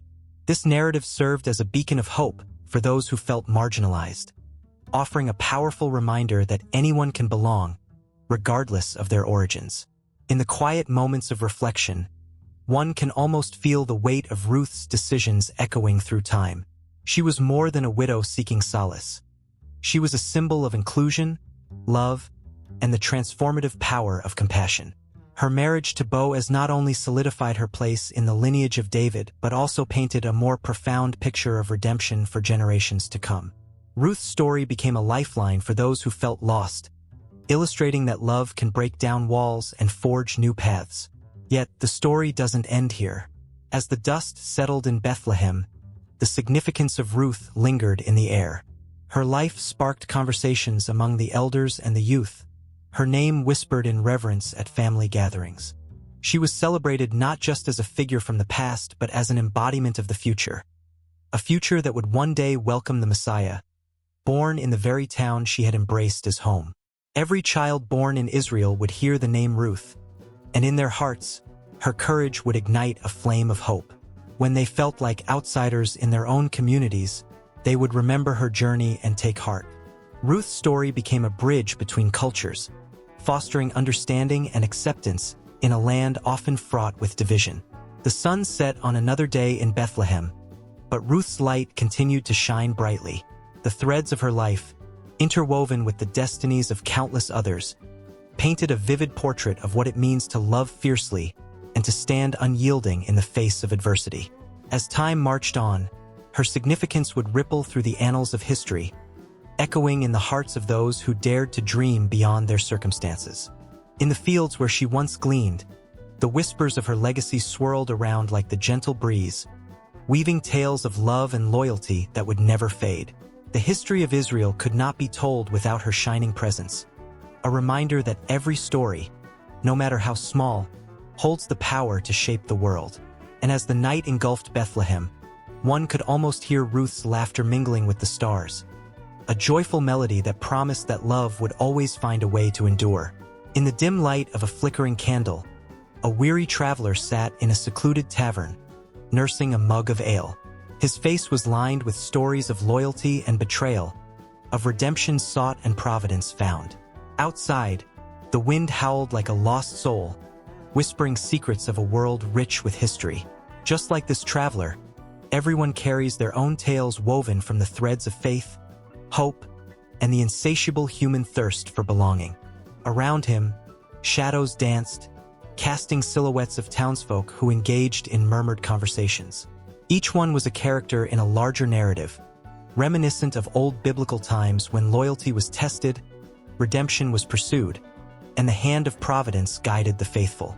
The air was thick with anticipation as the traveler leaned closer, his voice barely above a whisper, yet it echoed with the weight of centuries past. "Do you remember the story of Ruth?" he asked, his tired eyes shimmering with an unquenchable fire. A hush fell over the room as he began to weave the ancient tale. Ruth, a Moabite woman, had chosen loyalty above all. After the death of her husband, she forsook her homeland, her family, and everything familiar to follow her mother-in-law, Naomi, back to Bethlehem. "Where you go, I will go. Where you stay, I will stay," she vowed, her words ringing with sincerity. It was a promise of unwavering loyalty, a testament to the strength of familial love that transcended boundaries and cultures. Listeners were drawn in, captivated by the raw emotion of Ruth's choice, a decision that would lead her to the fields of Boaz, where providence awaited. The traveler's voice rose and fell, each word dripping with the weight of fate. Boaz, a man of standing, saw Ruth's dedication, and in turn, he offered her protection and kindness. It was a beautiful dance of loyalty repaid, where love blossomed in the unlikeliest of places. But life, as always, is not without its trials. As the traveler spoke, the room became charged with tension, the flickering candlelight casting eerie shadows. The story of redemption was darkened by moments of despair. The journey was never easy. Ruth faced the scorn of her people and the weight of societal judgment. Yet, she remained steadfast, embodying the belief that providence often rises from the ashes of hardship. The tavern seemed to hold its breath, lost in the depths of her struggle. As the tale unfolded, the traveler shifted to a different landscape, one marked by the tumultuous life of King David. Once a humble shepherd, David's loyalty to Saul, the king, was unwavering even when Saul's jealousy turned into madness. "What do you do when loyalty is met with treachery?" he posed to the audience, his voice resonating with the agony of betrayal. The listeners shifted uncomfortably, reminded of their own painful experiences of trust broken. David, chased like a wild animal, found refuge in the caves of Adullam, surrounded by the discontented and the desperate. In those dark moments, when the world seemed to conspire against him, he clung to his faith, believing in divine providence. The traveler's words danced like the flames of the candle, illuminating the struggle between despair and hope. It was a powerful reminder that even in darkness, redemption is possible. And then, like a thunderclap, the atmosphere shifted. The story of the prodigal son burst forth, vibrant and alive. A young man, filled with youthful arrogance, demanded his inheritance and set off to squander it all on wild living.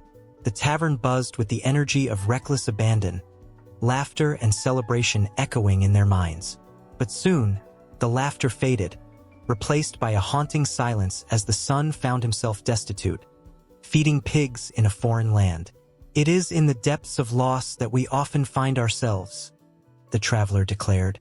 The audience leaned in, hearts racing with anticipation.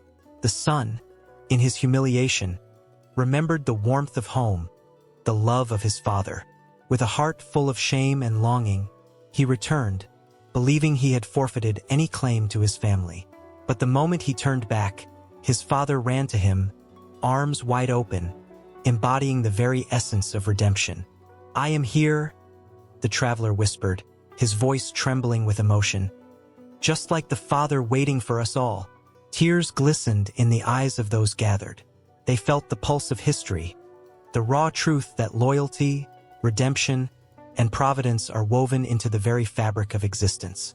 Around them, the tavern transformed into a sanctuary of stories, where every thread connected them to one another and to the timeless themes of life. As the candles flickered low, casting long shadows across the walls, the traveler continued, now speaking of Esther, a young Jewish woman who rose from obscurity to become queen, using her position to save her people from annihilation. "What courage it takes to stand for what is right," he emphasized, echoing the collective heartbeat of the audience.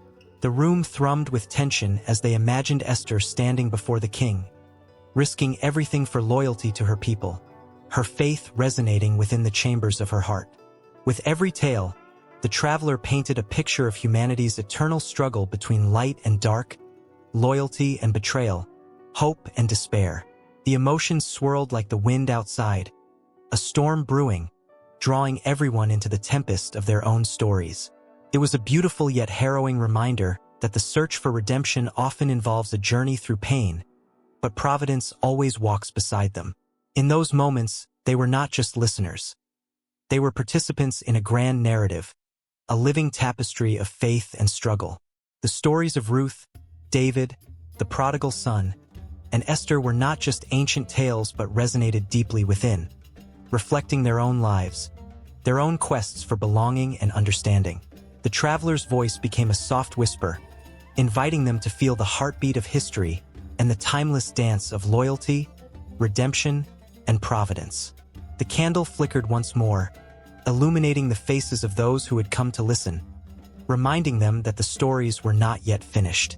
There were more chapters to unfold, more threads to weave, creating an unbreakable bond through the ages. As the traveler paused, the tavern held its breath, caught in the web of anticipation, waiting for the next moment when the stories would weave together, blurring the lines between past and present, lifting them all into the embrace of the divine narrative that binds humanity together. The sun dipped low on the horizon, casting a warm glow over the fields of Bethlehem, where the whispers of the past danced like shadows among the wheat. In the silence, a profound connection rippled through history, binding the forsaken and the cherished in a tapestry woven with the threads of love, loyalty, and destiny. It was here that Ruth stood, a Moabite woman, her heart brimming with fervor and determination, her eyes reflecting the golden hues of the setting sun. Once an outsider in a land that did not recognize her, Ruth's journey led her not just to a new home, but to the very heart of an extraordinary lineage. The air was thick with emotion, each breath she took laden with the weight of her choice. Her heart had belonged to Naomi, her mother-in-law, and the fabric of their relationship was stitched together with grief and hope. As Naomi grieved the loss of her husband and sons, Ruth clung to her side, vowing with a fierce passion, "Where you go, I will go. Where you stay, I will stay. Your people will be my people, and your God my God." These words, spoken with the strength of 1,000 ancestors, echoed through the ages. They were more than a pledge. They were a promise that would ripple through generations, forging a lineage that would touch the divine. With Naomi, Ruth stepped into the unknown, the anticipation of a new beginning mixed with the sorrow of farewell. They trudged through the fields, the scent of barley mingling with the bitterness of loss, yet hope glimmered like a star on a moonless night. The fields of Boaz were alive with the laughter of harvesters, their joy a stark contrast to Ruth's solemn resolve. She stood at the edges, an unfamiliar presence among the familiar faces, yet the grace of her spirit was undeniable. Boaz, a man of stature and kindness, noticed her. In his eyes, she was not merely a foreigner. She was a beacon of loyalty and love. "Who is that young woman?" he asked, curiosity igniting within him. The answer came back to him like a gentle breeze. Ruth, the Moabite, who had chosen to stand by Naomi's side. Their first meeting crackled with tension, a moment suspended in time. Boaz, with his wise and weathered demeanor, saw beneath Ruth's rough exterior the fierce loyalty that defined her character. In that instant, the seeds of a connection were sown, not just between two people, but between the past and a destiny yet to unfold. Ruth's heart raced as she gathered the gleanings, each handful a testament to her undying commitment. As the days turned into weeks, Ruth and Boaz navigated their feelings like ships in a storm. The way Boaz looked at her ignited a fire in her chest, and it was as if the winds of fate were propelling them toward something greater than themselves. Boaz made sure she was protected, drawing her closer into the fold of his family, ensuring that the world saw her not as an outsider but as a woman of valor. It was revolutionary in a time when lineage and bloodlines defined worth. Ruth's tenacity was breaking barriers, and what started as a simple act of loyalty was transforming into something profound, a love story that would change the course of history. Yet it was not without its trials. The whispers of the townspeople floated through the air like a haunting song. Would the union of a Moabite and an Israelite be accepted? Could love truly conquer the prejudices that ran deep in the veins of the people? In the quiet of night, doubts crept into Ruth's heart like shadows, but the flicker of hope remained strong. She clung to the promise of a future that would bear witness to her love and fidelity. When the moment came for Ruth to step into Boaz's arms, the world around them faded. It was as if the heavens themselves paused to behold the union of two souls destined to intertwine. The celebration was a joyful uproar, a chorus of laughter and song that rang through those fields, marking the day with an indelible mark of joy and hope. As the seasons turned, Ruth gave birth to Obed, a son whose very being was a bridge between worlds. In the quiet moments of motherhood, Ruth marveled at the miracle in her arms. This child, her child, was not just a descendant of Boaz but of Naomi's legacy, of all the struggles and triumphs that had come before. Obed was the living testament of love that transcended borders, of hope that flourished in the most unexpected places. And so, Ruth's place in the lineage continued to unfold, each heartbeat echoing the stories of those who had walked before her. Obed grew strong, a boy of promise who would father Jesse, the father of David, the shepherd king who would unite a nation. Their bloodline would become a thread woven into the fabric of prophecy, leading to a greater future, one filled with the promise of a Messiah, Jesus, who would come to save humanity. The connection to David was not merely a footnote in history. It was a powerful declaration of God's plan. Ruth, a woman who dared to step beyond her boundaries, found herself at the very heart of a divine narrative. Her legacy was not just her own. It was a collective journey of love, sacrifice, and resilience that would ripple through the ages, touching lives far and wide. The stars twinkled above Bethlehem, and the wind whispered Ruth's story into the annals of time, a tale of an unwavering spirit that knew no bounds. The connection to David was alive, pulsing with the energy of love that could change the world, sealing Ruth's fate as an integral part of a lineage that stood as a testament to faith, hope, and the power of love that defied all odds. In a tiny, sun-soaked town, nestled between rolling hills and whispering streams, a young girl named Ruth knelt in her grandmother's garden, her fingers intertwined with the rich soil, a world of wonder beneath her nails. As she planted each seed, she felt the weight of her ancestors around her, as if the very earth carried their stories. Some might call it ordinary, but for Ruth it was extraordinary. Each seed held the promise of tomorrow, just like the resilience that coursed through her veins, a legacy that would ripple through generations. Ruth's story was not one of luxury or ease. It was a tapestry woven with hardship, bravery, and unwavering hope. Born into a family that had known their share of struggle, she learned early on that life could be a battlefield. Her grandmother's tales echoed in her mind late at night, filled with the laughter of family gatherings that had survived the storms of war and strife. Lessons were embedded in those stories, lessons of love, of loss, of the strength found in unity. With every passing year, Ruth absorbed these lessons, her heart swelling with the weight of her family's history. As the seasons changed, so did Ruth.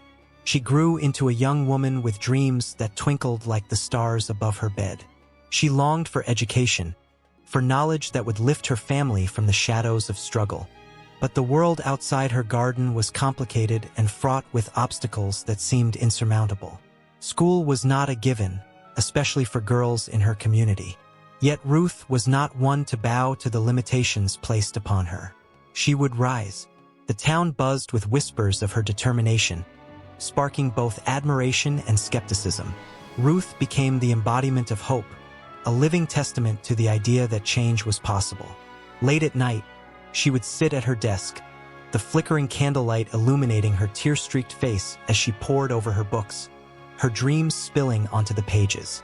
With every word she read, she could almost hear the spirits of her ancestors cheering her on, urging her to break through the chains of expectation. As she fought for her education, Ruth became a beacon for others, particularly young girls who felt trapped by the walls surrounding them. They watched as she broke down barriers, one by one, refusing to be silenced. With each triumph, she inspired them to believe in the power of their own voices. Soon, they began to gather in secret, sharing their dreams and aspirations, igniting a spark that turned into a flame of courage. Ruth's story didn't just impact her immediate circle, but rippled through the town, reaching the hearts of those who had long since given up on their dreams. The elders spoke of her with pride, painting her as a heroine in their stories, her victories becoming part of the town's folklore.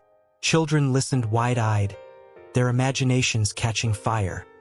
They began to picture futures that were once only fantasies. Years passed, and Ruth's determination bore fruit. She stood tall, adorned in a cap and gown, her heart pounding like a drum as she walked across that stage to receive her diploma. The sun shone down, casting a golden hue over the crowd, but all she could see were the faces of those who had believed in her. Tears streamed down her face, not just for her triumph but for all the little girls watching, their eyes shining with hope. At that moment, she became more than just a graduate. She became a symbol of possibility. As the years turned into decades, the impact of Ruth's journey echoed far beyond her small town. Her spirit lived on as her story was passed down through generations, each retelling fanning the flames of hope and courage. The seeds she had planted in that garden grew into a forest of dreams, nurturing the aspirations of young girls who dared to follow in her footsteps. They would become doctors, teachers, and leaders, each one carrying Ruth's legacy within them, a lineage of strength forged in the fires of struggle. In homes across the town, mothers would gather their daughters and recount Ruth's tale.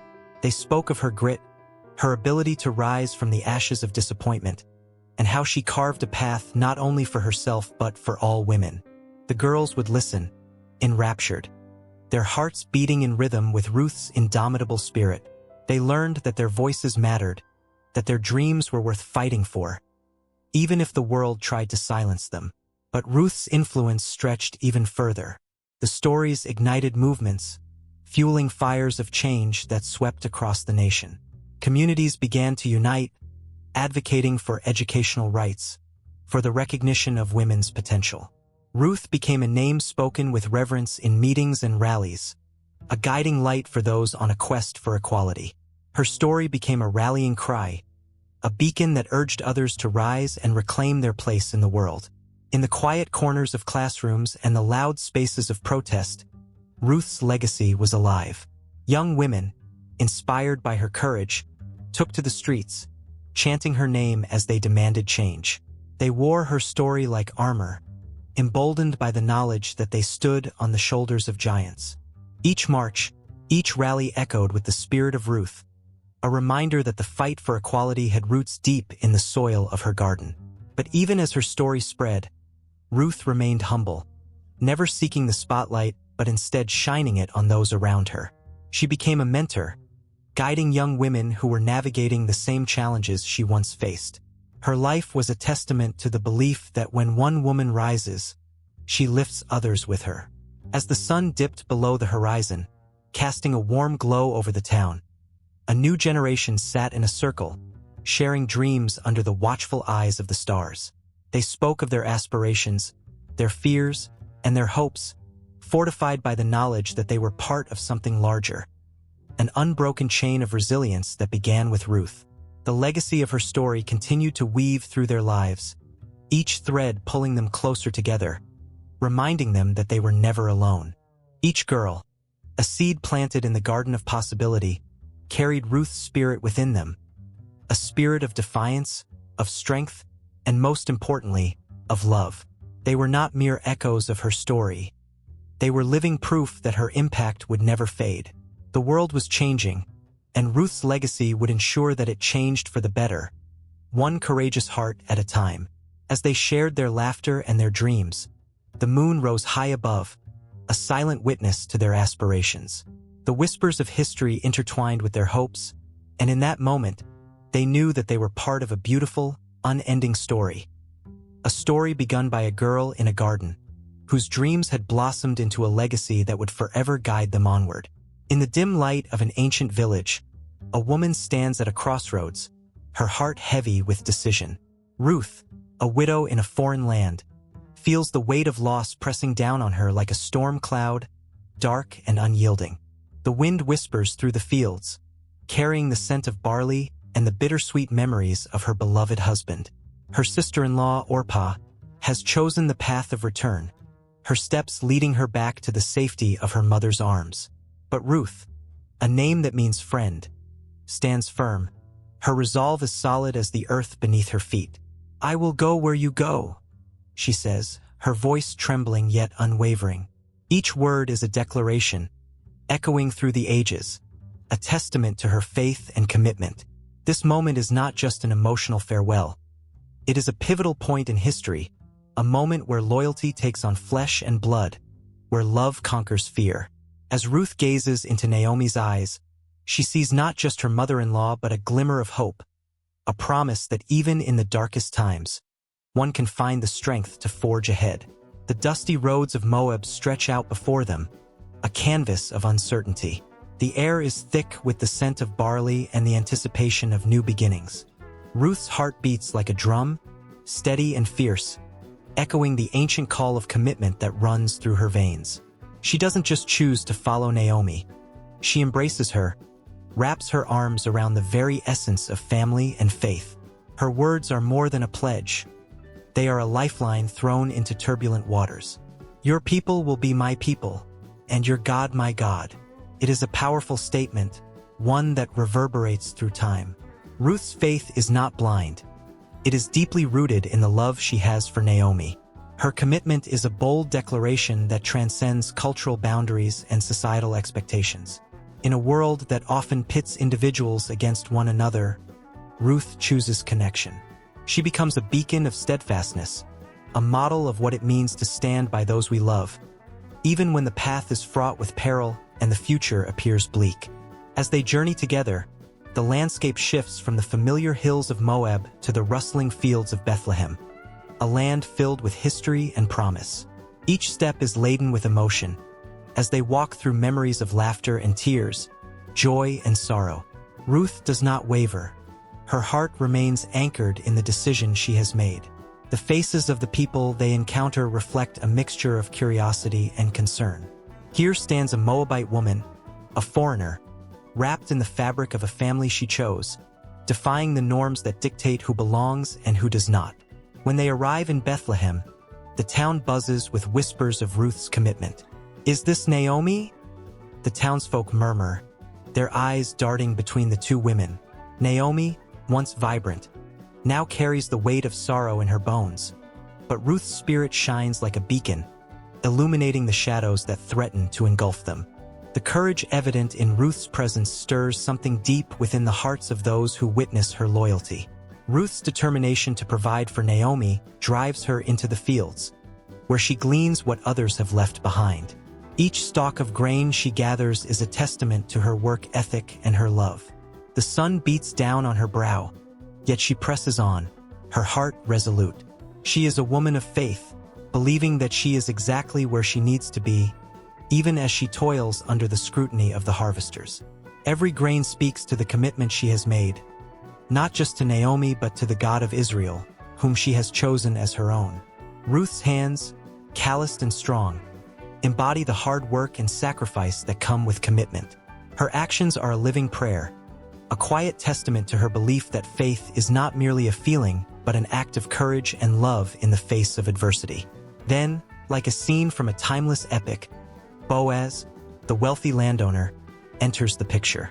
He is drawn to Ruth not just because of her beauty but because of the unwavering care she shows to Naomi. As he witnesses her dedication, something stirs within him, a recognition of the profound depth of her character. Boaz's words, filled with admiration, echo in the stillness of the fields. "May the Lord repay you for what you have done." Their exchange crackles with tension, the air thick with unspoken possibilities. Will Ruth's commitment lead her to a new destiny? The laughter of the harvesters mingles with the quiet hope that blooms between Ruth and Boaz.